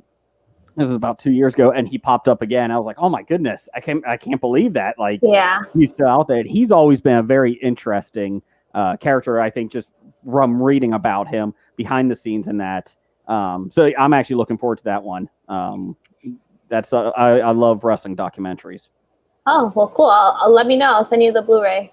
Oh, great! So you can have it. Yeah, because it was just a really like cool project to be a part of, because like Vampiro just like cared so much, and like it's his life story. It's so personal, and like it's about his daughter, and it's just like it's a really I love documentaries. Like it's just you just get this insight that you would never have access to otherwise. So it's a really good one. It won a bunch of awards and played a bunch of festivals. Like it's worth checking out for sure. Now I just want to interview your fiance since he worked for the WWE. Now I'm like, wait a minute, hold on. We just glossed over that? Hold on. Was it Bautista? Yeah. It was Bautista, wasn't it? Yeah, it's Batista. I'm gonna marry Batista.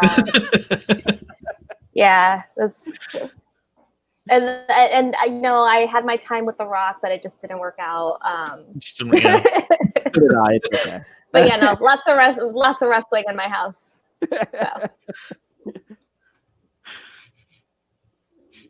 I'm really intrigued about the Sleepless Beauty now that you said like he had to walk out of the room and how intense it was.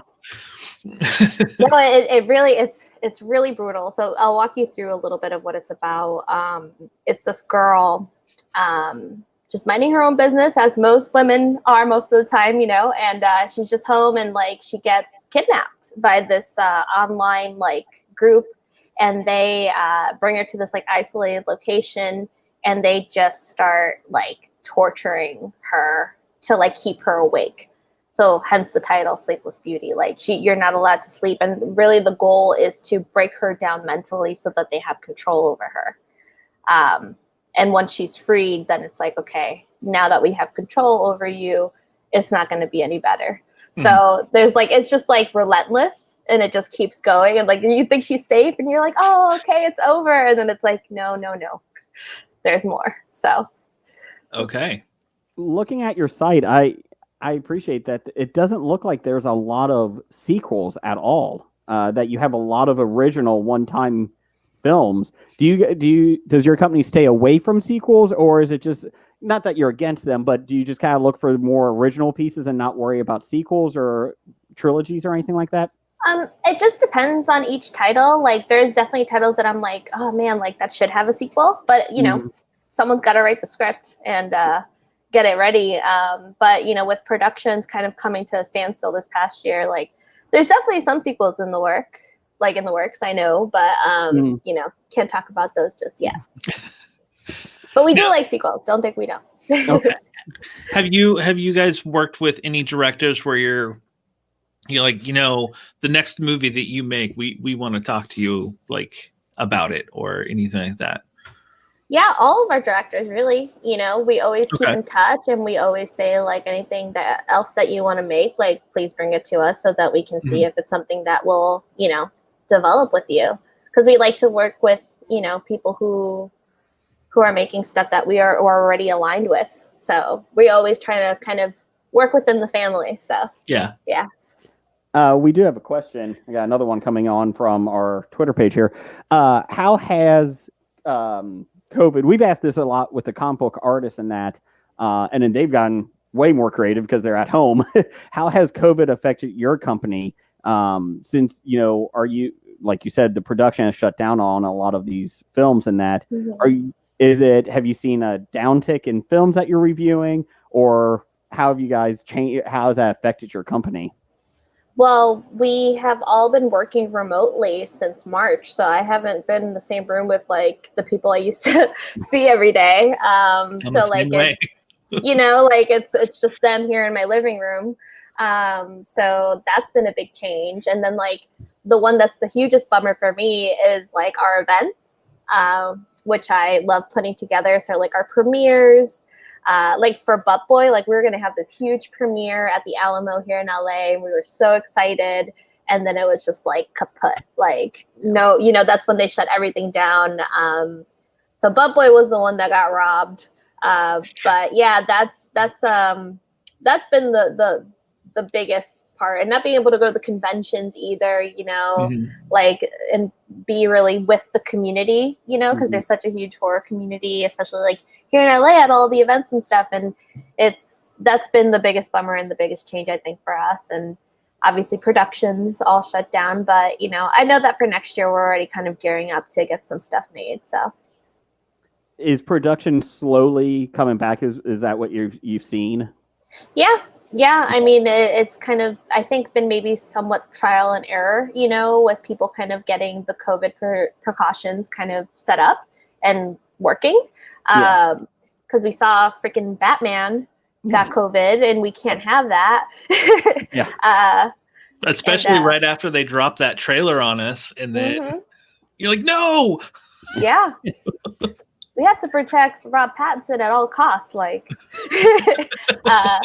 So he, it's just, it's kind of getting that all sorted out. And now that there's like guidelines and everything, like I know, like, what was it? Ratchet, like, was shooting within COVID, I think, like before it all came out. Or there's like stuff shooting now where it's like, there's just rules and regulations that everybody can now follow. And then there's also other countries where the numbers aren't as bad as they are in the US. So like you can go shoot there, or there's a team there that can kind of get the production going on your behalf. So looks like Kevin, you touched on this a little bit. Kevin said, what upcoming release are you most excited about that you can talk about? Kevin, you got me. Well, I think it's Sleepless Beauty because it's the last release for this year. November is our last release. We don't have a December release this year. But I think Sleepless Beauty, like, people are really going to be like messed up from it. So I'm looking forward to all the tweets. When does that come out? November 10th. November 10th. Okay. And it'll be on Blu-ray too. Okay. Along with Black Site, that's on Blu-ray. Did you know that? Black Site. Yes, Black Site is available to watch now. So That's right. It's on Tubi. I was watching it last night. It's on Tubi. Dude, Tubi is like a gold mine. Like, if you guys haven't like found the app, because a lot of people haven't, you know, like for me, it's because it's like I have to know these things. But like Tubi it has so much stuff that like you would be surprised to even find on there. So and they have stuff that you can't find other places, which is well, they have a whole category where it's like not on Netflix. Yeah. So so you really can find like some really good ones on there. So you're the scary movie aficionado. What is your top 3 franchises? Franchises. Yeah, franchises. Wow. Don't say Children of the Corn. No. Well, I'm gonna say probably like Rob Zombie's. Fuck, I can't remember the name now. I'm losing my cred. No. His House of a Thousand Corpses and Devil's Rejects and Devil's Rejects. Yeah. Yes, because I know he just came out with the what was it, 3 from Hell? Three from Hell. Yeah. Yeah, I haven't watched that yet, but that's on my list to watch this month. So that and like the Chucky movies for sure. What else? What would be the other one? I mean, Jason, Friday the 13th. Like those are playing in our house. So those would be the top 3. All right. I actually just watched the new Friday the 13th from AMC. AMC's been playing it like every day. Yeah. Well, that's been a great way too to just put something on the background, like while you're doing whatever. It's like everybody's playing their horror movies, and it's just like, oh, I'll just watch like the last 10 minutes of this one. Yeah. It's just super chill, you know. Yulissa, I want to thank you very much for coming on with us. For sure. And tell everybody, go to epicpictures.com and check out what they have. Watch Uncle Peckerhead. Watch Uncle Peckerhead. Watch Down the Coffin. Watch them all. They're all good, I promise. We don't put crappy stuff out. So definitely follow us online. And you can find me too on Instagram and Twitter and all that good stuff. All right. Well, thank you very much. I hope you have a great rest of your day. You too, guys. Thanks for having me. We'll be in touch. For sure. See ya. Right. Thanks. Bye. That was fun. That. I just want to interview her fiance. WWE? What the heck's going on here? What the hell? Just help me out here. You're like what's your email? We need to talk some wrestling. We need to talk wrestling. I got 3:30 to 4 o'clock. We're open. Come on, can we just do that? Oh, I like Kevin's question. What would be scarier, a Chucky-sized Jason or a Jason-sized Chucky? Ooh, that's a tough one. Which Chucky are we getting? I don't know. Probably the first one. I think that's the most dangerous one, right? Well, I didn't know if we were going to get the one, where he's all like sewn back together, Chucky, or... Yeah, he seemed like he was kind of weak. I'll be honest. Although, even Jason, though, he's kind of like a non-stop killing machine. Even at that size, he'd still throw it at you. I think I would say a Chucky-sized Jason is going to be scarier. I really do. I'm not that intimidated by a Chucky that's as tall as Jason. I really am not. He's got the bib overalls on. No, I'm not buying it. It's like a giant My Buddy doll. I don't buy it. I'm out with that. Let's see here. Blake, shut it. Blake's watching. Anyways. Wait to see if anyone else is going to hop in with us on trivia time. I need to hop out for like 3 minutes, but then I'll be back. Kevin, would you like to do some trivia with us? Or anybody in the chat room, would you like to do some trivia with us? Please let me know here. I'm trying to get something because we have some games that we can play. We can give away these. Look at that. Man, look at that. What's more of a horror movie? Interview with the Vampire. Vampire's Kiss. I mean, Nick, you got Nicolas Cage and Vampire's Kiss. I mean, you gotta. I was thinking. To be honest, I was thinking. Shoot. Now, the Alyssa Milano one. Damn it. Embrace of the Vampire. Embrace of the Vampire. Ah, there you go. Look what you can win here. Steve, do you want to jump on from everything I learn from movies? We got some trivia going here. Look at this. Look at that. Rod and Tail.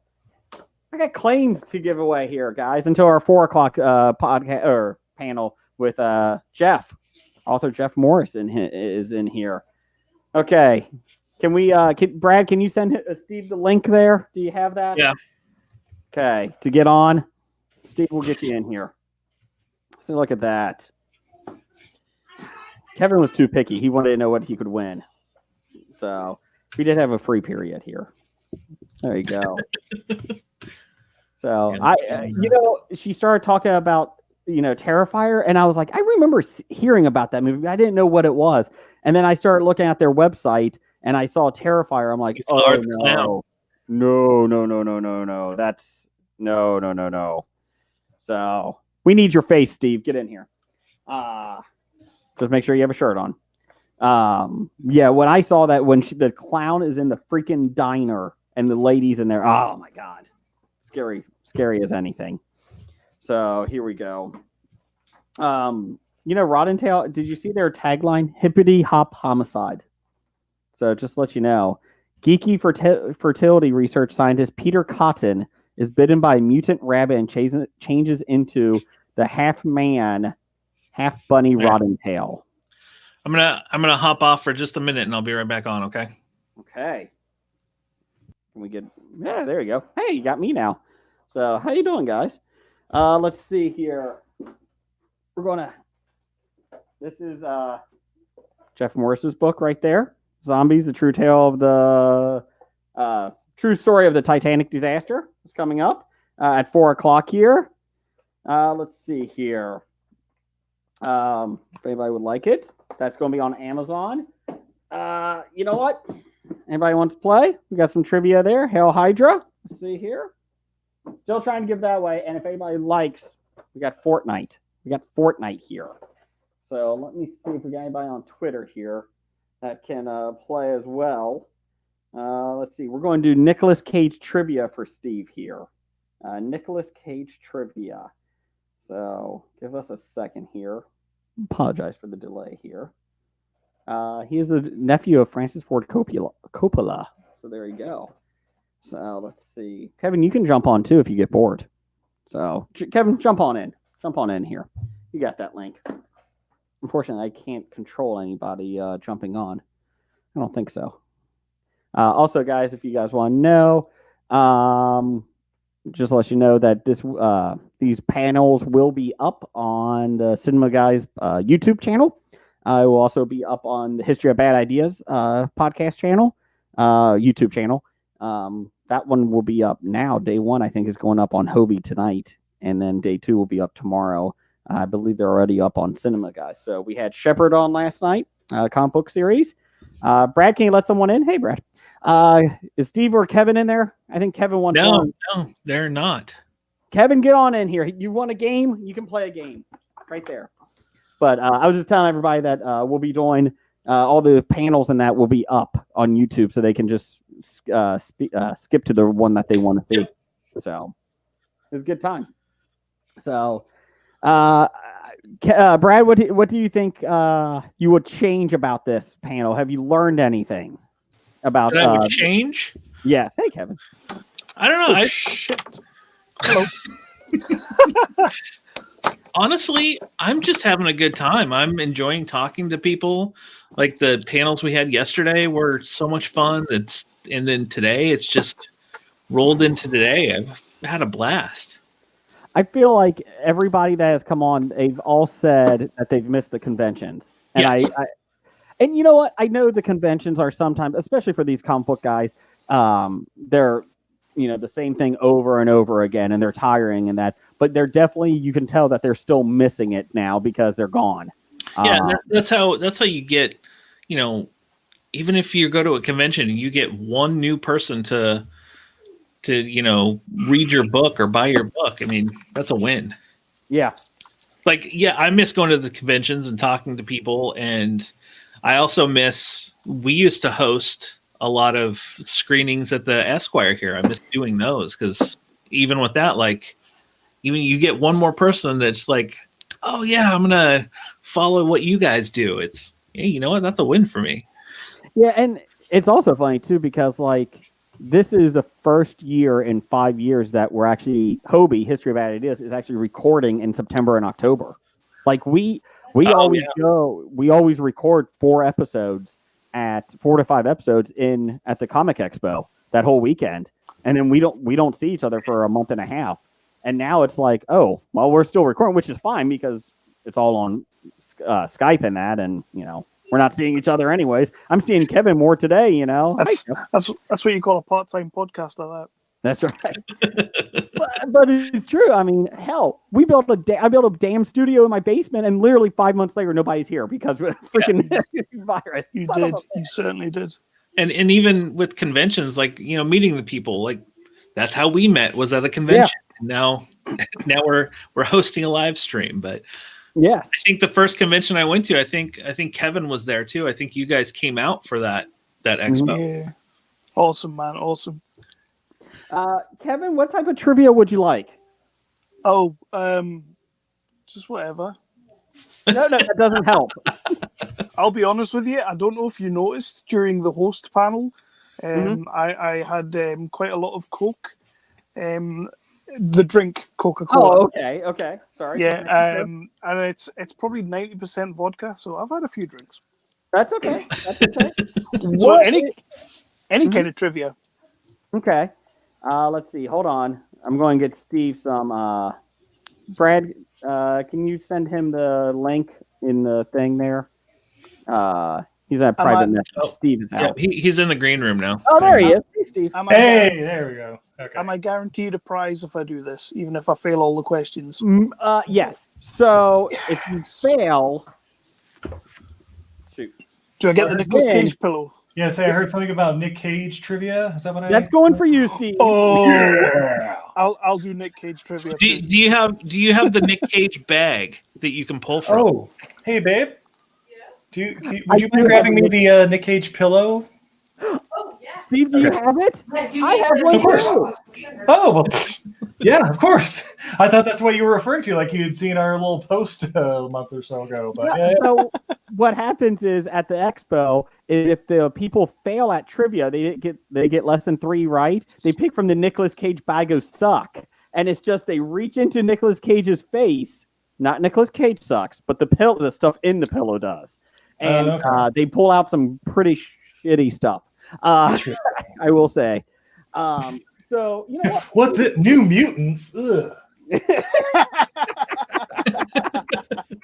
Well, we were in a talk of having dueling bags for Expo this year of a Nicolas Cage and John Travolta bag. Remember, we were going to have a face-off. Oh, we're getting a face-off next year. That I don't have that one. That's really creepy. That's the best pillow I've ever seen. Oh my god! We were at some people's houses and they had one sitting out, and I took a picture of it. I'm like, honey, we have to get one of these. That is amazing. Do you spoon with that every night? Because I would. Define spoon. No. look, beginning a face-off and a face-off.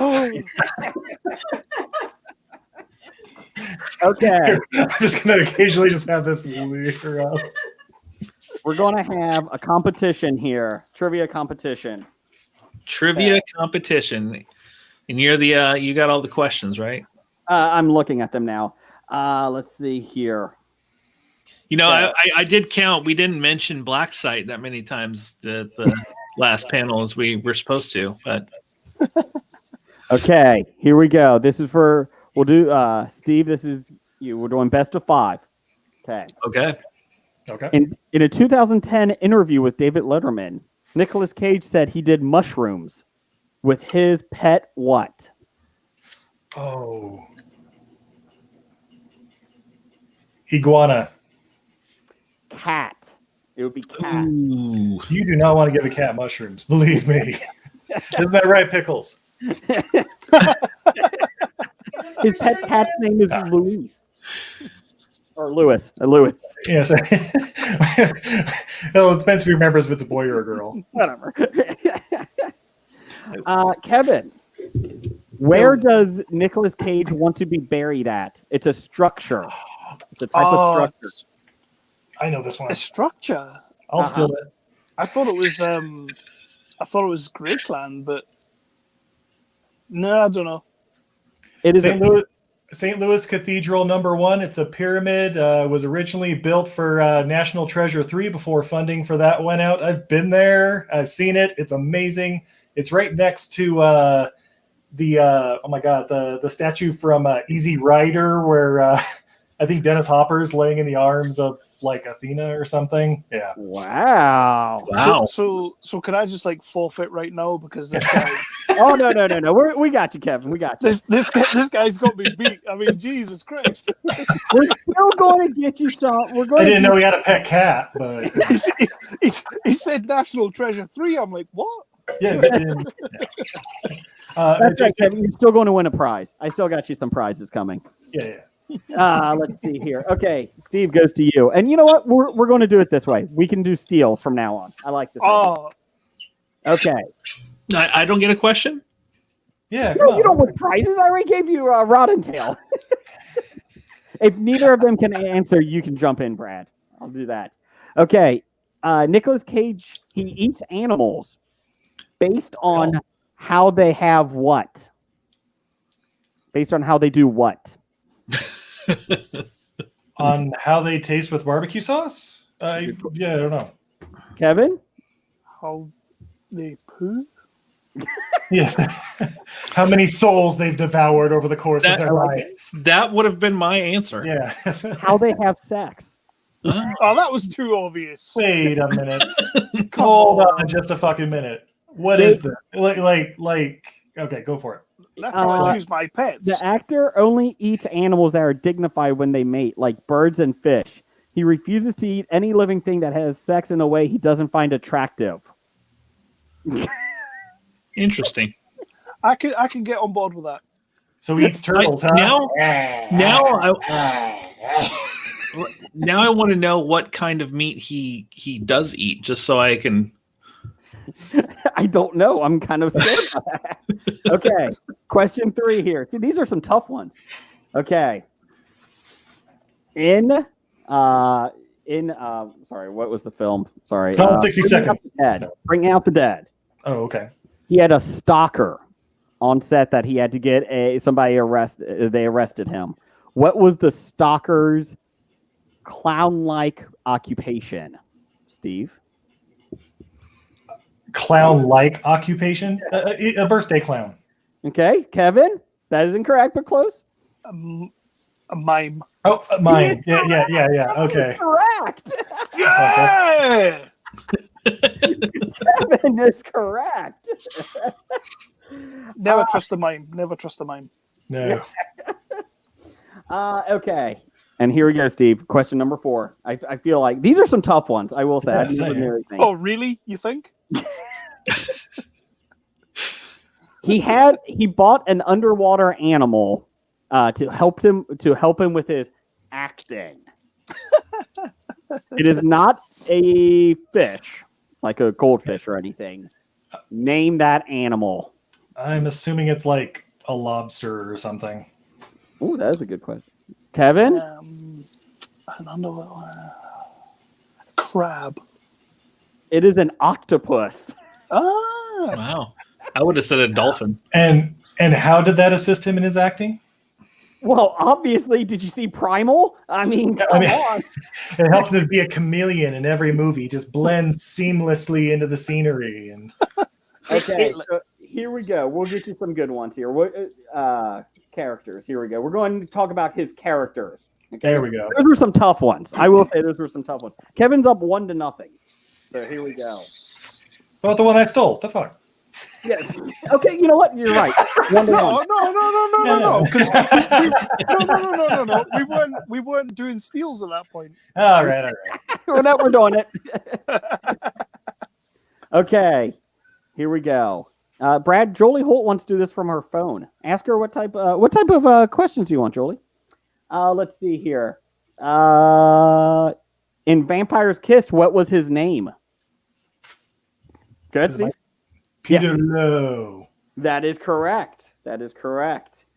In The Rock, welcome to The Rock. It's Kevin's turn this time. Yeah. What is his character's name? Stanley Goodspeed.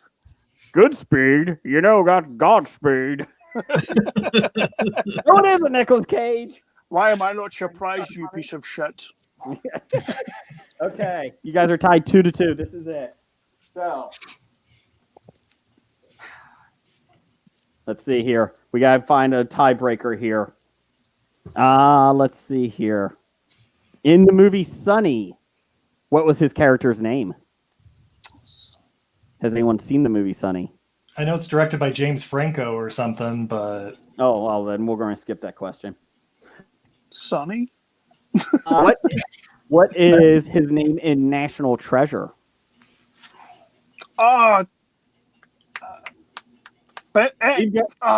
Shit. Steve?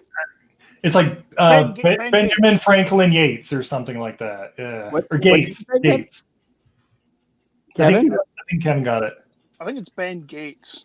Yep. It is correct. That is right. Benjamin Gates. Nice job, Kevin. Okay. But wait, what's the middle name? Doesn't say. Benjamin Nicholas Cage Gates. Benjamin Franklin Gates. Yeah. Really? Oh, yeah. God.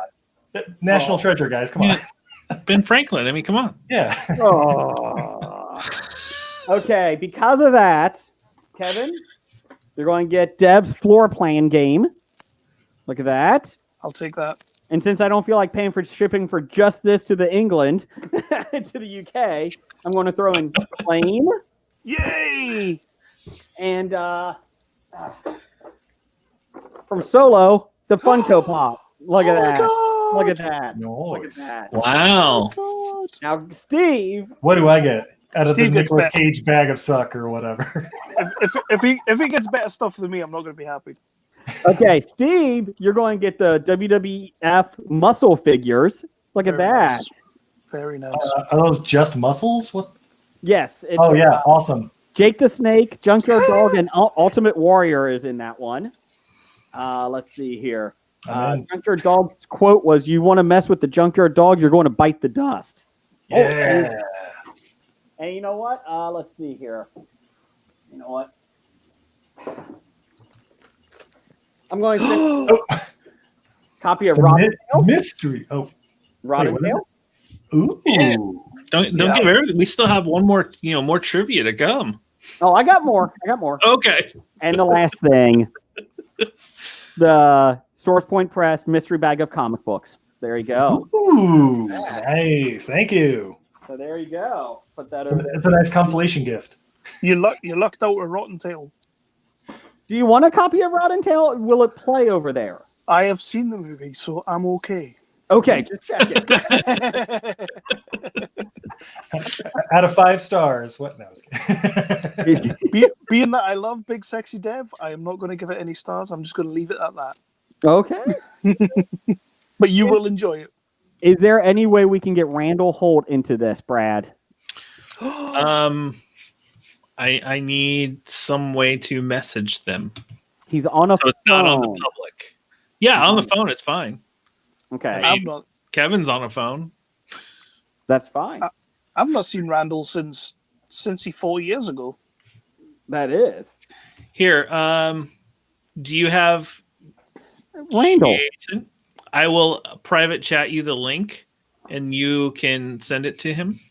Okay. Does that work? Sure, Randall. You ready? We tried to steal Randall as a fan from Hobie, but it just didn't work out for us. I'll be honest. You probably could have stolen it. 365 Flicks makes more than one episode a year. I'm just saying. No. They have a point. I mean, Steve Nicolas Cage Pillow makes more podcasts a year than 365 does. I'm just saying. It's true. I was very active during the lockdown. Speaking of Nick Cage, because we were earlier, we have interviewed his brother, Christopher Coppola, who's the director of Deadfall, director Johnny Martin, who directed him in Vengeance, a Love Story, a bunch of other people that have worked with him, like John C. McGinley and Marshall Bell and stuff. And actually on Tuesday, we're going to be interviewing Marco Kiris, who was his stand-in from like 94 to 2004, I want to say. So yeah, we're getting close. We're getting close. Did you just drop John C. McGinley in there? Oh yeah. Have you not talked to John C. McGinley? That is fucking awesome. Or Thomas Jane or Dana Gould. That's everything I learned from movies on all your favorite podcatchers. Yeah, I subscribed last night. Shut up. After I put up the wrong link. No, that's our fault. We just changed it in the last week. So John C. McGinley, though, that's awesome. That's awesome. He was cool as hell. I'd love to talk to him again, but he busted my balls a little bit because I said he was in a few Oliver Stone movies, and he's like 6. I was in 6 of them. Bloody acting divas. No, he's a great dude. We're gonna have Jeff Morris coming on here in a few minutes, Jason. Oh, okay. If you wanna save the other trivia for after that. Is Jeff in the green room right now? No, he's not in the green room yet. Okay. He's not talking about that Titanic book, is he? What's that? No. he's not talking about zombies of the Titanic ghosts thing. You know what? You're talking about this book right here? Right here? I'll tell you what, send that to Steve. No, this is mine. Autographed. It's autographed, baby. I've got my signed copy when he drove home. You guys gotta get this book. This is what you need. That's the one I want. I like it. You know what? We've had a great 2 days with this. Brad and I were very unsure of how this was all going to go. We were. But I've had a blast, and I would do this again. Yeah, man. Absolutely. It's been a good time. We've had some really good panels on it. I think top to bottom, it's been a fun time with everything. So I like that. I've enjoyed it. So we haven't. My biggest worry was like technical hiccups, but we just had the one on host. She was just having trouble connecting, but then she got on and everything was fine. Yeah, man. Yeah. No, you guys have absolutely smashed it. Absolutely smashed it. Thank you. You guys are doing great. You guys are inspiring me for the one I'm doing next week with artists and stuff. It's gonna be great. You know what? I feel like anything you do right now can get an audience just because so many people are just looking for something to see and get out there. And I think artists or movie guys, anybody, I think they just want to talk and get their about what they have. And you know what? If you go to your wife's Etsy page, you can save 15% by putting Hobie Pod in. Did you know that? That's right. Are you talking about untidyvenus.etsy.com? That's a goddess who's bad at housekeeping. Yeah, Untidy Venus. Yeah, if you go there, you have a wide selection of things to choose from. Like, we're talking about vampires earlier. There's this wonderful mix of vampire movie art that she did. Let's see. There's black superheroes that I did. Yeah. Would it be something like this? Is this what it is? Oh, that's the one. Yeah, you're familiar. There's also like cool little paracord bracelets. Sorry, there's just stuff sitting here. It's I'm like, why not? And it's just odd that it was just sitting there. It was just odd. Huh. Very convenient. Very convenient. So, a personal recommendation from Nicolas Cage is Dr. Fu Manchu. He kind of looks like the guy from Manos. How long have you been working on that? I was doing trivia, I swear. I've seen him with the arm down the side, just slowly working on something. Now I know what it is. It's a Fu Manchu Nicolas Cage. I love it. But Hobie Pod though, is your promo. Oh yeah, if you want to save the 15%, HOBIPOD. Look at that. Look at that. Hobie, EILFM. It's a beautiful mix. That's right. Like this.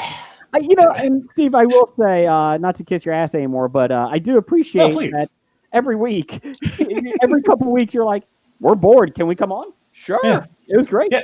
I mean, you guys are like Tuesday nights, and I'm usually getting off work, and I'm like, a few beers in, let's go on Hobie, You know what? So the key is I have to get a few beers in before I go on. It definitely helps. Absolutely. Especially trying to interpret what Jason is saying half of the time. And All right, we have Jeff is in the green room. So I will bring him on. So we're going to talk to... Oh, sorry, go ahead. Before you do, the reason why I appreciate Steve coming on the podcast so often is because at least he doesn't oversleep and not show up on the podcast. So one time, right? And you an ungodly hour. And you record at 4 a.m. his time? Come on, man. Yeah. I'm in the UK. Give me a break. One time. That's right. That's right. I completely zoned out on one of Steve's podcast, and I felt horrible for like 6 weeks. I was like, son of a bitch. I can't believe it. It was on Thursday. It's like, son of a bitch. And I totally apologized the next day, I'm sure. Or a week later. I did apologize, though. When you did wake up, you apologized. Guys, message me privately your addresses, and then I will get you guys the prizes packages. So we will get them sent out to you guys. So, Awesome. Appreciate it, guys. Thank you, Nicholas Kate, for bringing Bye, everybody. That's the coolest thing ever. We'll talk to you guys later. Okay, we got Jeff now coming on. Yes. Let me switch my banner here. My chair is very squeaky. Stop it. There we go. Hey, Jeff, how you doing? I'm doing all right. Can you hear me? We can. Yep. I'm digging your Amish Paradise outfit right now. I like it. Very, very sexy. Very sexy.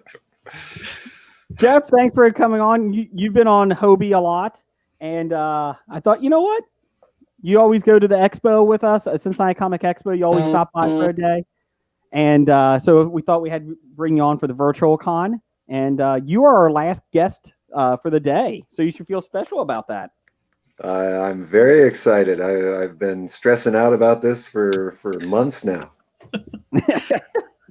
Well, first off, zombies, the true story of the Titanic disaster. Look at that right there. I have it. It's got a new cover now. Oh, I like that cover. So it goes from like a kind of a journal to like a, kind of a historical cover. I like it. Hold on. Let's see here. I also have, there we go. I also have Haunted Cincinnati and Southwest. Look at that. Yours is autographed as well. It is. It's Jason, if by some calamity you happen to die and are forced to roam the earth as a ghost, make sure to let us know. So I appreciate that, Jeff. It's not as good as what I wrote on Jim's book. What was Jim's autograph? He said, he wasn't able to show up to my first book signing of all time, so Jeff asked him what he wanted me to write in the book, and Jim said, write whatever the F you wanted. So I wrote whatever the F you wanted and then signed it. I like it. And we've given your books away as giveaways on our show too. So and apparently when you give away the zombie book, they still don't even read it. They give reviews. Come on. So you can find all your books on Amazon right now, and there it is. Cincinnati Haunted Handbook. What else we got? Nashville Haunted Handbook. I think the next one's Twin Cities. Yeah, There's Twin Cities. And then don't you have an Illinois one? Chicago. Oh, Chicago, there it is. And then didn't you have a Nashville one? A Nashville? Yeah. Did you do Nashville? Did I miss That's the one I showed you before. Yeah. Okay, sorry, my bad.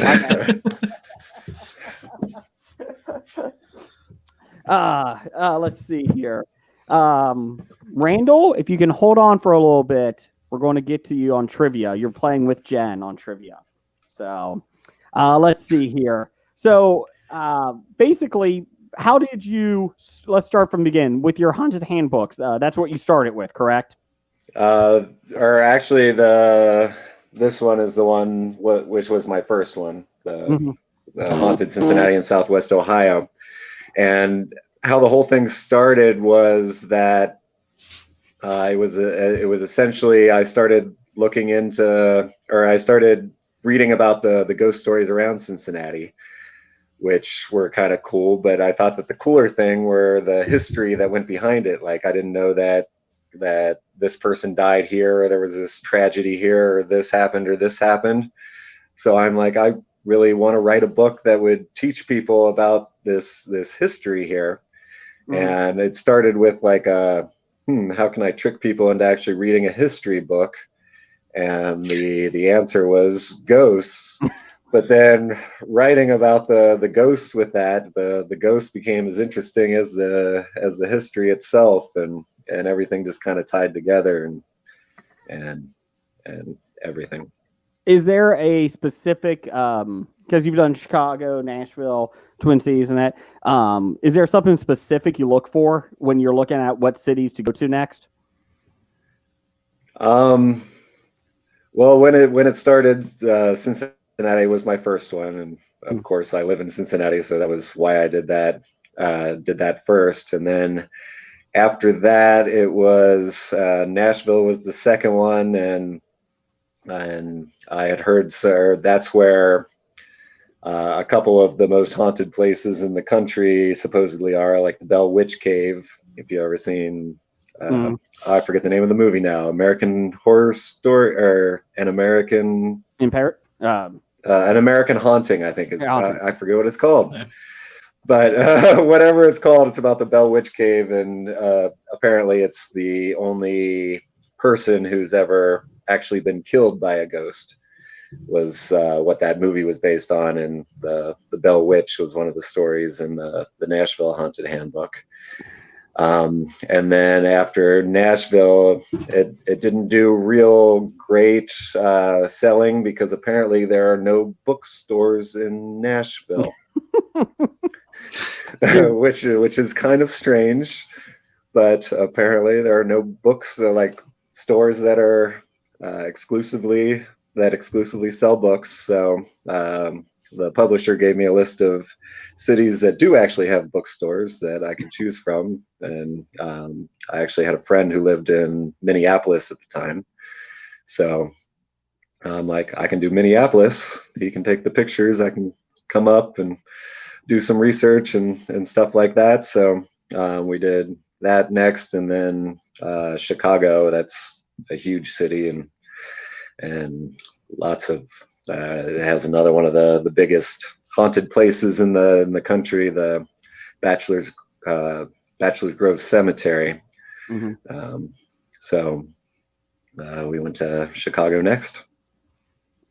And Chicago has had a lot of death in their history. I mean, there is a lot of death in that one, in that town. Well, yeah, it's when you go to the different cities, there's like different themes that the death kind of takes. Like when you go to Nashville, it's like Civil War, antebellum era, and then there's the whole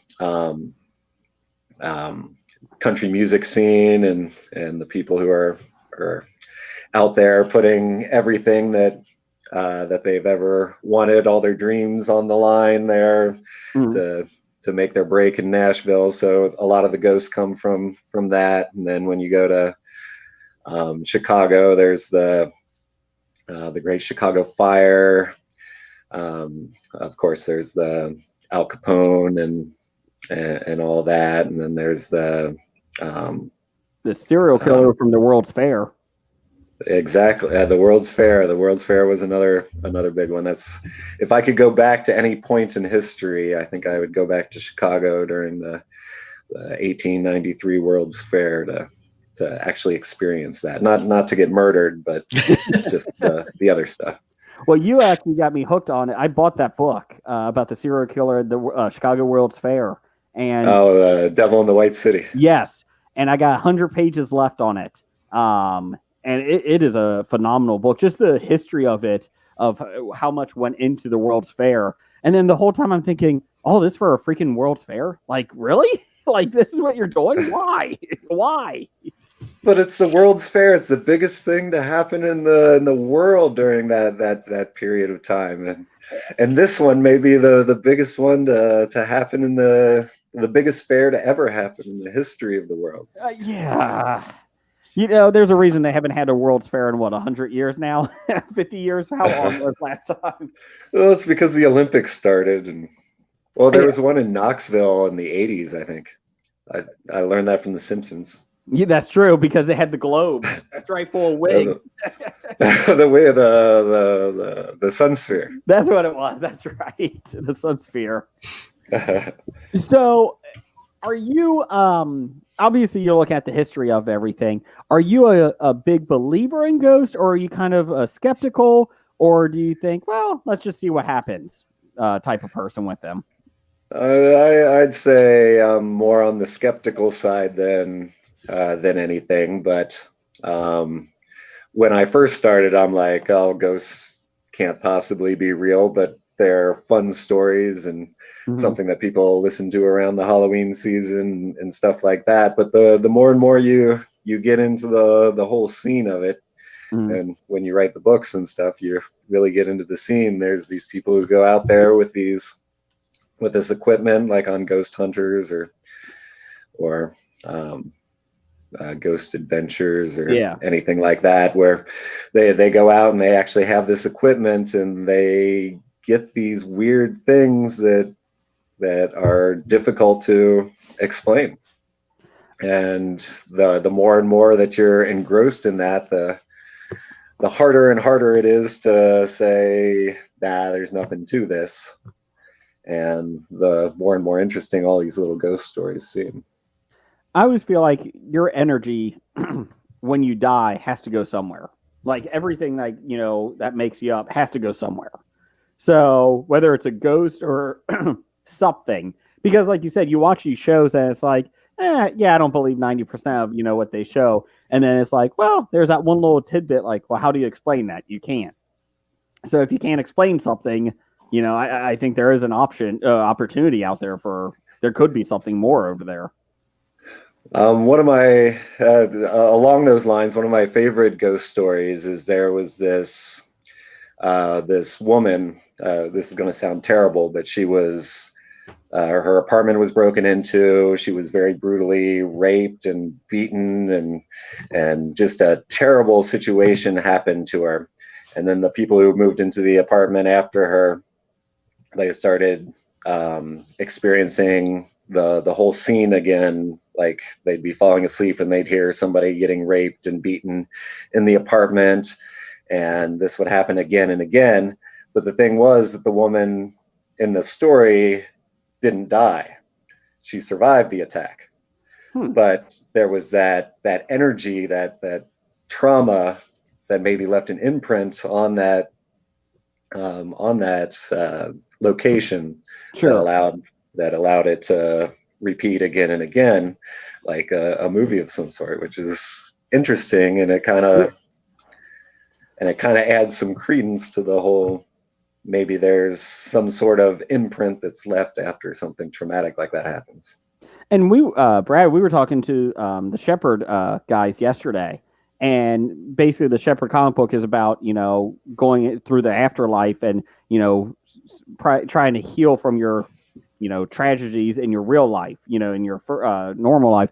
And it was the same thing, like the energy of like the soldiers, like they would keep their post-traumatic stress, disorder issues with them throughout their afterlife too. And it goes along with the same thing. Like if they've had a traumatic energy, it just stays with them. And obviously they're fiction, and it's, the Shepherd's fiction in that, but it's along the same line of, that energy has to, good or bad, has to go somewhere, you would think. I mean, and did you see that video of the Gettysburg people, or the Gettysburg ghost, which is again hard to explain, and videos are like, if you see a picture, you always have to take it, or a video, you always have to take it with a grain of salt, because if somebody can fake something like that, they definitely would to make it go on. Like, my favorite things of paranormal evidence or those EVPs, where electronic voice phenomenon, where you like put a recorder in a place and just let it record, and then when you play it back, there's a voice on there that you hadn't heard before, which is always real interesting. But that Gettysburg video, it was very interesting how you actually saw people running, and it didn't look human. So it's all very interesting. And it wasn't like fog or orbs. I hate when people post video of orbs. Oh my gosh, it's just a dust cloud. People, stop it. It's nothing special. It's an orb. But yeah, with the Gettysburg, it looked like you could tell the feet, the legs were made out a little bit. There is something to that. The Gettysburg one was interesting. And like I said, I tried to be open-minded, but it's tough for me because at this day and age, especially like Bigfoot or any of that stuff, you have an iPhone that has a better camera than anything that's ever been made in this life. And you can't make a still picture or like a still video of this guy. I'm sorry, it's the same thing. And that's the thing that always irks me, is like, why can't we get clear evidence? At least with ghosts, it's a little bit different. It's supernatural in that. But like with the Bigfoot and that stuff, it's like, why can't you take a clear picture? Come on, stop shaking it. Well, in defense of the cryptozoologists out there, I've never seen a dead body of a bear or anything like that. And if I did see a bear, my first thought wouldn't be take out my iPhone and take a video. It would be to step back from the whole situation and then maybe re-examine. But any of the videos, it's like very brief, and and I'm not saying that I believe in Bigfoot, but I'm saying I don't know. We do have a question from Everything I Learned from Movies. Thoughts on Ghost Adventures with Zach Baggins? Is there a better show I should be binging about ghost hunting? Do you know Ghost Adventures? Yeah, Ghost Hunters is a much better show. Ghost Adventures, I actually met the guys who did that when they were doing the Bobby Mackey's show, and the main guy, I was not a big fan, and I feel that if I were an attractive woman, I'd be a bigger fan because he would have paid a little more attention to me, but I was not a big fan of him. I always like Ghost Hunters, and I think Grant has a new one too. I like that one. I feel like he's kind of I like that they try to discredit everything before they accept. Yep, it's ghost. Like, they don't walk in and they go, "Oh, we got a ghost. Floorboard creaked. We're done. You have a demon." I did meet Grant. Grant's a great guy. He was very nice. I met him twice. I met him at Scarefest down in Louisville or Lexington. It was somewhere in Kentucky. But I met him there, and then he was doing a signing at the Barnes and Nobles in Cincinnati area, just down in Newport, Kentucky. Mm-hmm. And I was actually wearing my the ghost hunting group that I was part of. I was wearing the T-shirt at the time, and he's like, "Oh, you're part of a ghost hunting group," and I just completely froze, and I'm like, "Yeah," and he's like, "How is that? Good," but apparently I'm not good at meeting famous people. He actually quit for a long time and was doing. He works for a tabletop company game now. Really? Yes. So at the Cincinnati Comic Expo, they would always have a couple. They would have a booth. This gaming company. I forget what it was, but he was there for like 3 years. And like the first year, I walked past him like 10 times, and I'm like, who the hell is that guy? Because he's dressed in like the steampunk stuff, and he's behind the table. I'm like, I know that guy. And he's literally hawking the games, like the tabletop games. So he wasn't doing autographs or anything. I was like, this guy's bothering me. Who the hell is he? So then the next year I walked past him, and like the first time I was like, son of a bitch, that's Grant. I was like, but it was always funny because you would see him. He would be at the part of the booth that there would have like 15 people talking to him, and then his coworker right next to him that's trying to hawk a game, nothing. Nobody's there. No, it's like, that's why now I get it. So I'm wondering, like, are you really talking about the game, or are you just talking about ghost hunting? Because I'm guessing it's that. But yeah, he was working for, I don't know if he still works for them, but for the longest time he was working for a tabletop game. So it was just kind of funny, like how his career, like after ghost hunting, he's like, I'm done with Roto-Rooter. I'm going to do a tabletop game. So, so you are a huge movie guy too. We have you on for movies. I am. And we asked Epic Films or Epic Pictures last time. What is your top 3 horror movie franchises?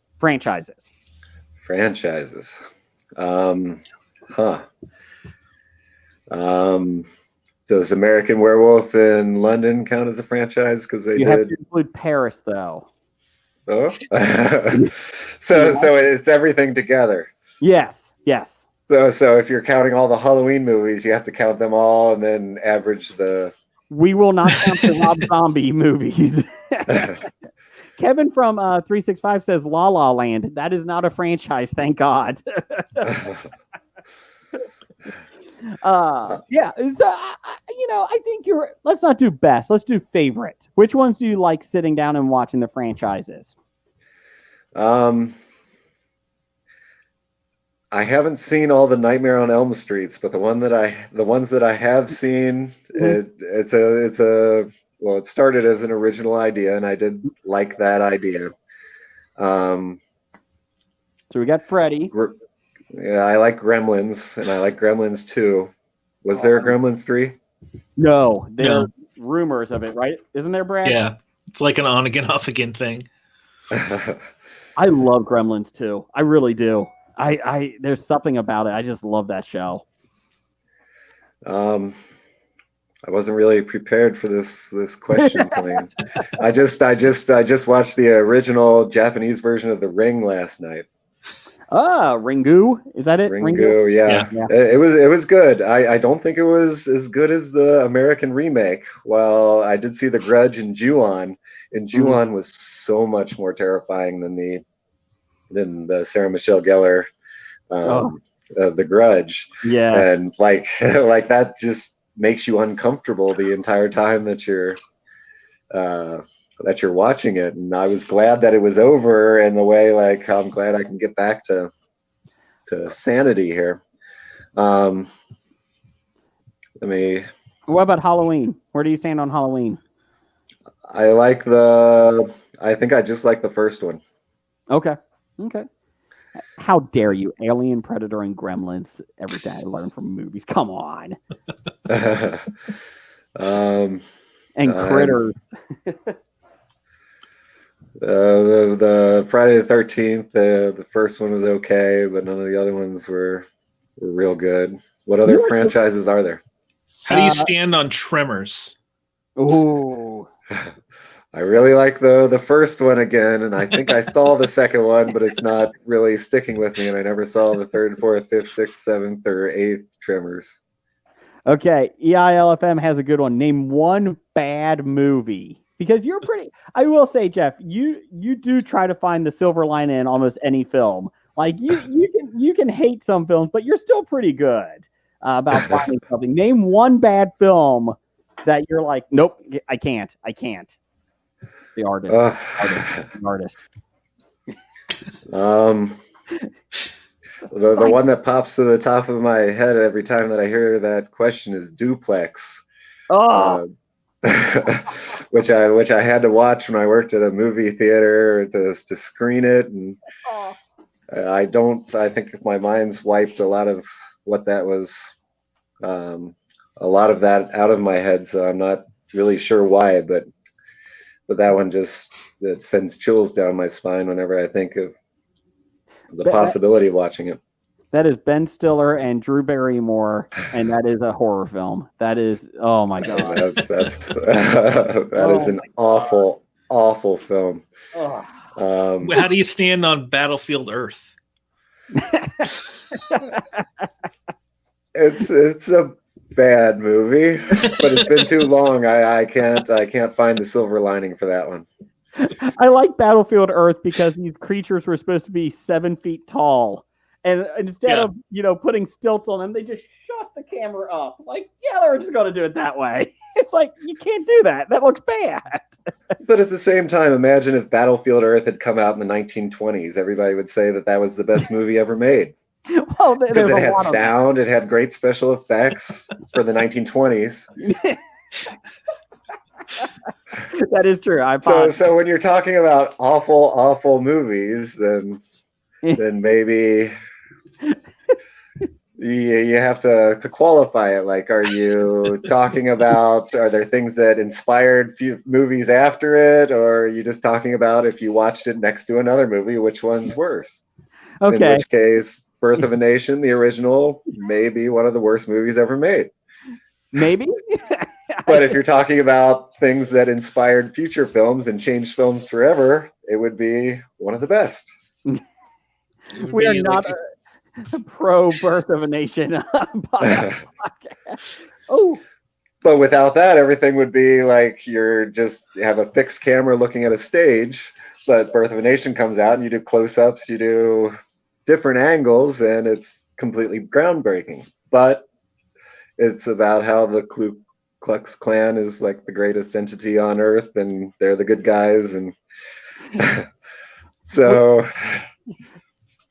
On a side note, you should go see Green Room because they kill Nazis in that. So just let you know, they go see Green Room, the film. Epic Pictures was talking about that. Jeff now said, "Where's your stance on daddy daycare?" Again, one that I had to watch when I was working at the theater to screen it, but not nearly as bad as Duplex. Not good. So you can find all your books on Amazon. We got everything there. We'll put it up on the History of Bad Ideas Facebook page as well. We've been doing that all weekend with all of our guests that came up. We got 2 people playing trivia today. We have your fiance Jen is coming back for Buffy trivia, Buffy the Vampire Slayer trivia. Is she excited? First, let me answer those issues one at a time. First, she's really nervous because the last time she tried Buffy trivia, you kind of asked the impossible questions that no one could possibly know. They're easier this time. I will say that. And second, I wasn't aware that she was my fiance yet, but if you know something that I don't, I'm cool with it. So let me get Randall. Is Randall in the green room first? Yes, he is. Okay, we're going to do Randall first and give Jen some time to get ready. So we'll do Randall is doing Ghostbusters trivia. Randall, are you there? I am here. Can you hear me? We can. Okay, good. Randall, I apologize for my probably terrible audio and video, but I'm in my car on my phone. So, okay, I appreciate you showing up. This is a spur of the moment thing. We have. Yeah, we'll throw the intern in too, so he can monitor everything. There you go. Hey. Hello, everyone. Okay, Randall. I think you did Iron Maiden trivia last time at the expo. That is correct. With the enforcer Arn Anderson. And so we're going to do Ghostbusters trivia first.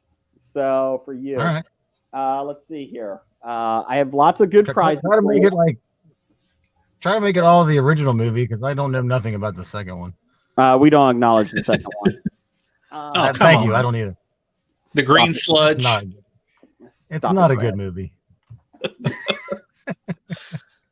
Statue of Liberty walking. I'm done. So Yeah, thank you.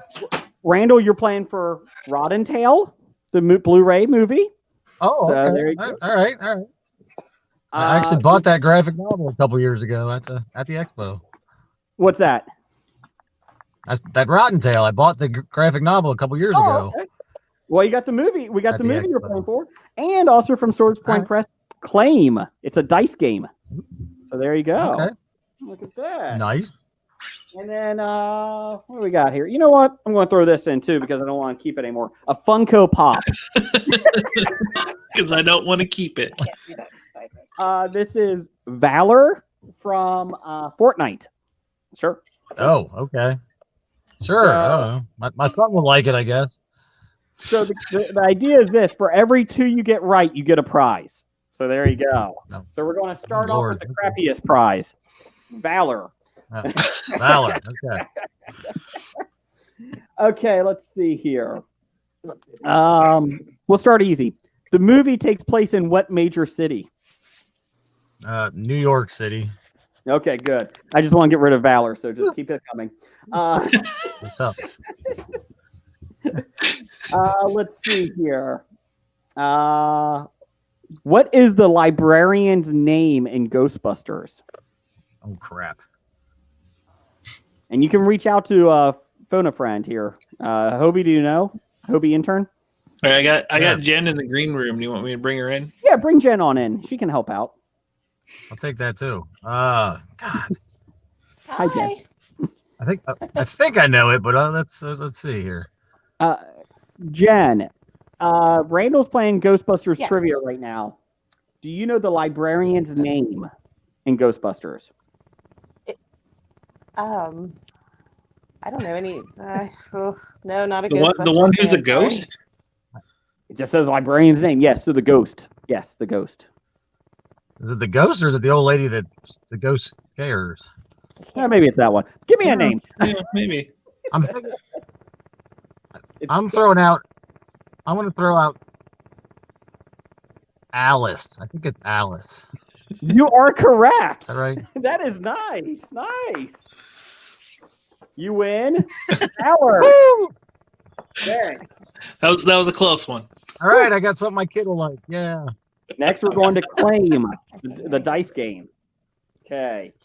So let's see here. Okay. Let's see. Well, I'm going to be interrupted in a second. That's right. Who says this? Ray. When someone asks you if you're a good... I'm playing trivia with Hobie. That's my son here. Oh, That's I'm Hunter. sorry. Yeah, you want to play? Get in here. Uh-oh. Who says this? Ray, when someone asks you if you're a god, you say yes. It's Winston. That is correct. That is correct. Congratulations. Let's see here. Let's see. In the final battle scene between Gozer and the Ghostbusters, who picks the destroyer? The Marshmallow Man. Who thinks of that? You know that? You don't know that? That's Ray. That is Ray. You know what? You win Claim. You win Claim. You got 2 now. Okay, here it is. All right, we're good. We got two. Okay, Rod and Tail, the movie. It's on Blu-ray. It's on Blu-ray. Okay. All right. Let's see here. Let's see here.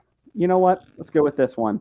What is the name of the dean who throws the Ghostbusters out of the university? Ooh. That is a tough one. I know this. So, I don't know this. I'm going to know it as soon as you say it. First name is Dean. Hey, what's his last name? Anybody on the chat can help here. What is the name of the dean that throws them out of the Ghostbusters out of the university? I don't know if you're going to get much help. Brian, do you know this? It rhymes with a delicious alcoholic beverage. Bourbon? Oh hell. No. Zima? Oh, Zima. From I got it. From Germany. That really doesn't help me. Oh.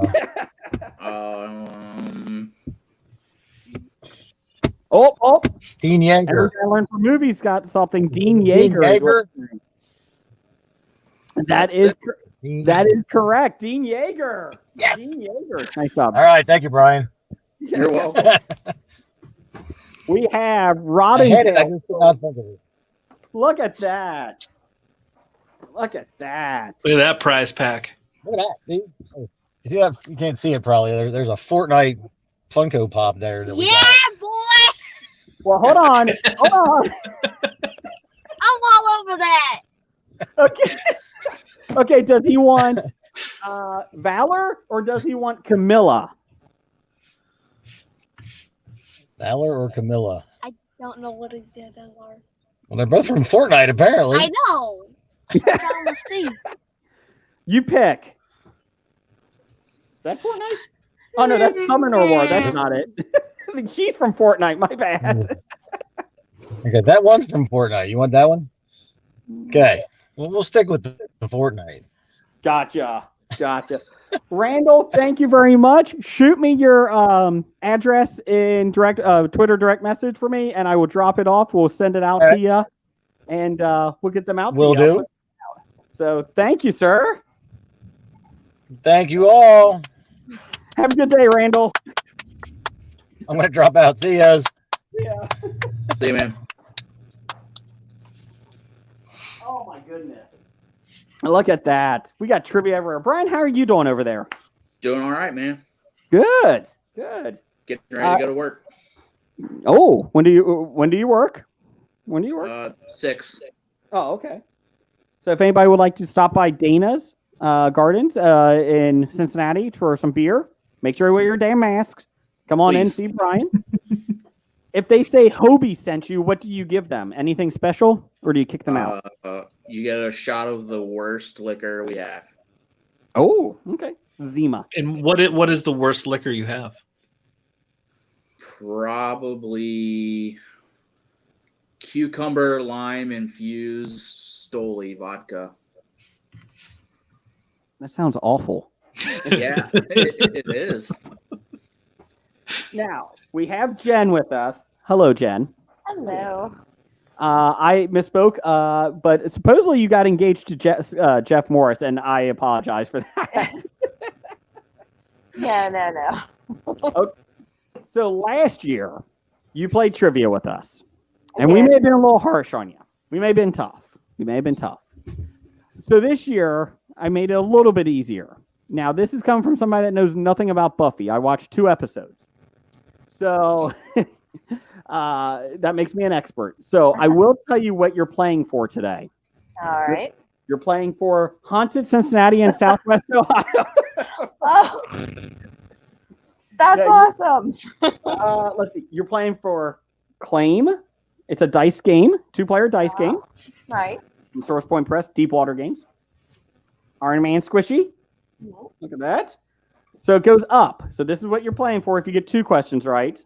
2 more, you get this. You get all 5 right. The Hail Hydra tabletop game. Look at that. Awesome. Look at that. So there you go. So, and I may even throw a Funko Pop in too if I don't want it on my table. There you go. Nice. If not, it's going to Brian's bar. Brian's going to your bar. Okay, here we go. Oh, God. Take a breath. You're okay, Jen. You got this. Anybody in the comments section can help too here. Who did Xander lose his virginity to? Oh, that's easy. That's Faith. See, there you go. Right off the bat. Look at that. It's a good episode. You know what? Right off the bat, you and Camilla. There you go. Awesome. You got Camilla.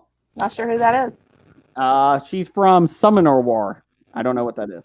Doesn't help. No, doesn't help at all. She glows in the dark. Okay. Next, let's see here.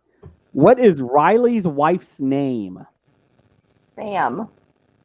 That is correct. You know what? I'm just going to keep adding prizes. You win a snake oil koozie, beer koozie. There you go. Let's see what else we got here. Okay, I think that's it. You want. Okay, so let's see here. How many times does Buffy die in the series? Okay, that's kind of a tricky question because Okay. technically she only dies twice because the Master, and then season 5 she dies in the Gift.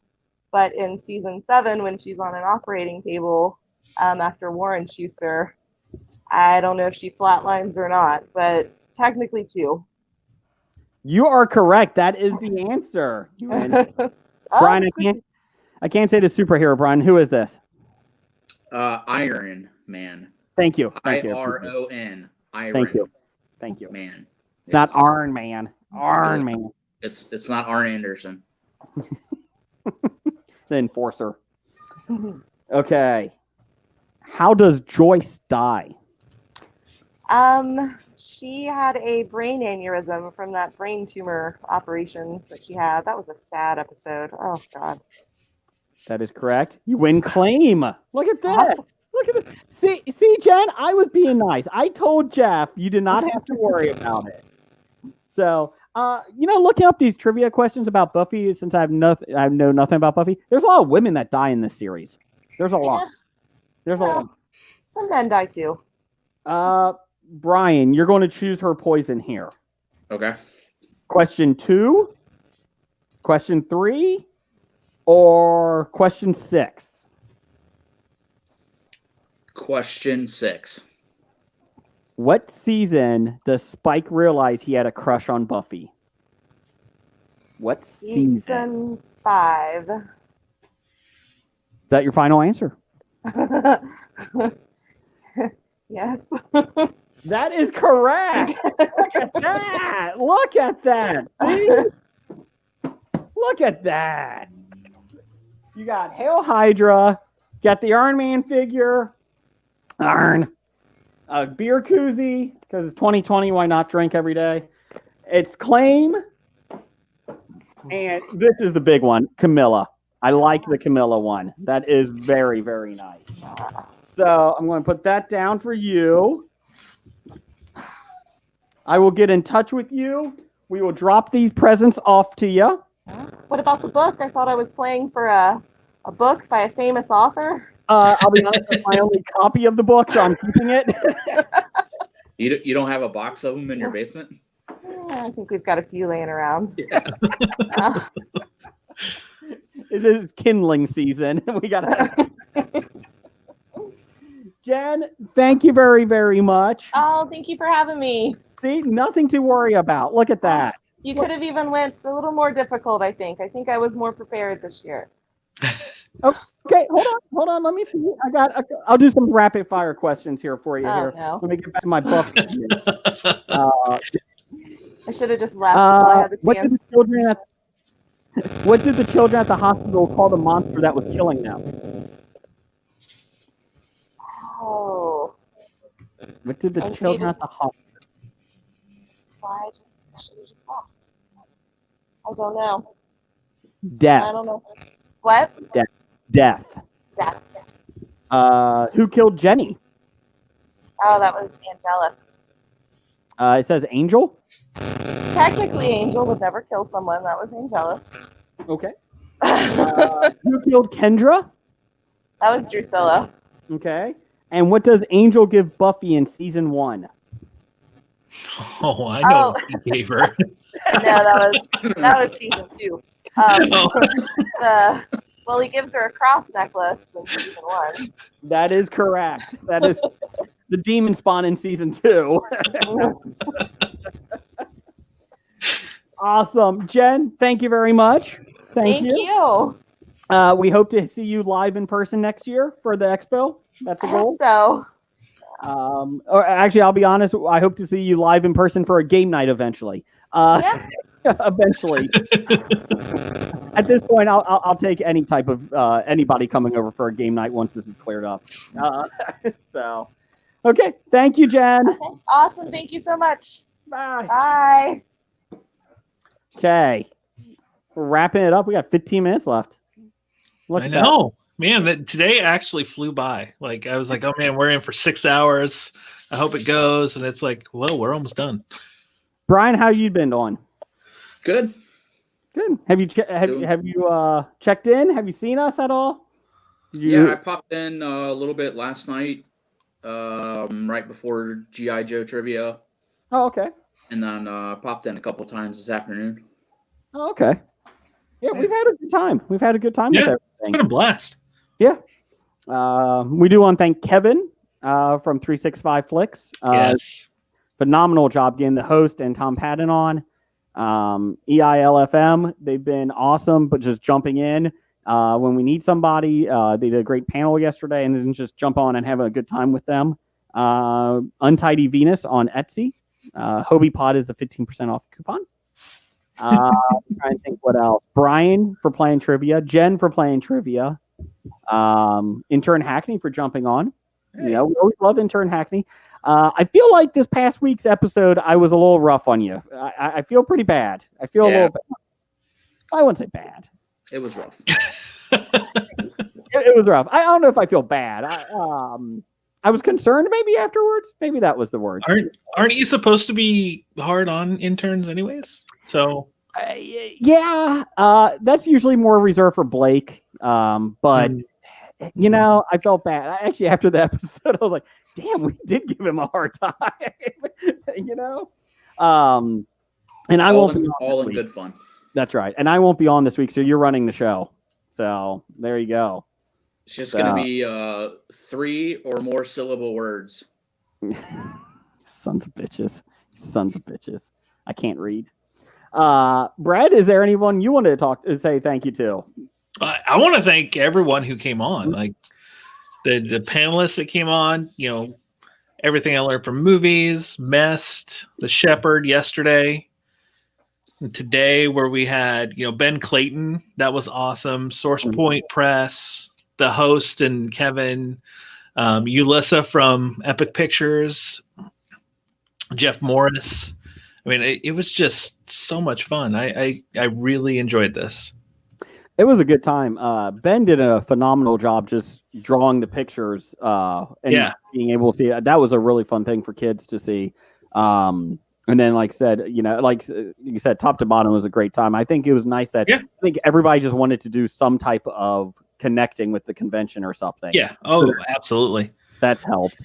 I mean, if we're still like this next year, we'll have to do it again.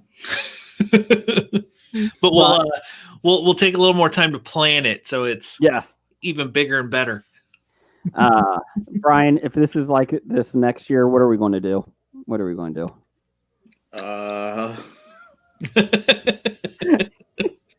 That's a great question. I try not to look past like 7 days anymore. Good call. Yeah, it's probably a good thing to do. We'll just see what happens this week, and that'll determine what happens next week. That's a good idea. So 2021, I mean, it's close, but it's not. No. You know, you do look back and you're like, you know what? These 8 months or whatever, I don't even know how many, 6 months, whatever, they have gone fast. Like when you look back, but then you're like, oh, we still have 2 more months of the year left. Like, but like I was thinking about this earlier. It feels like Tiger King came out last like a year. Oh, and a half. yeah, so long ago. It was like the hot thing, and you haven't heard anything about it. Yeah, like I don't know. It's weird. Like it feels like it's been, you know, time's passing fast, but it also, when you think about that kind of stuff, it's like, man, that was forever ago. Yeah, and you know, the one good thing is that we have skipped since, you know, 2020 has been hell. You know, the good news is that we do not see any Tiger King costumes out there. There's not going to be many out there for the adult Halloween costumes, so that's positive. So it was like the year Borat came out. Everybody was dressed as Borat. Now you're not going to get a new Borat movie this week. You know what? It actually looks pretty nice. I was not a huge fan of the first one. This one actually looks humorous. I do like it. I think it's just him basically going around making fun of Trump people, right? Yeah, down the hall, yes. down the hall. We support both sides. Blah blah blah. And Biden people too. I'm sure he makes fun of both. Sure. At this point, you know, He just makes fun of people. who's run for the libertarian? Who's in the libertarian ticket? I don't know. There you go. There you go. They're making fun of them too.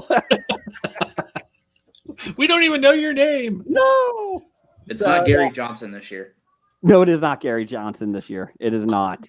So, Brian, is there anything you want to plug, promote besides Dana Gardens? Dana Garden? No, I mean, Although we couldn't get him on, go down and visit our friends at Paper Street too. Yes. yeah.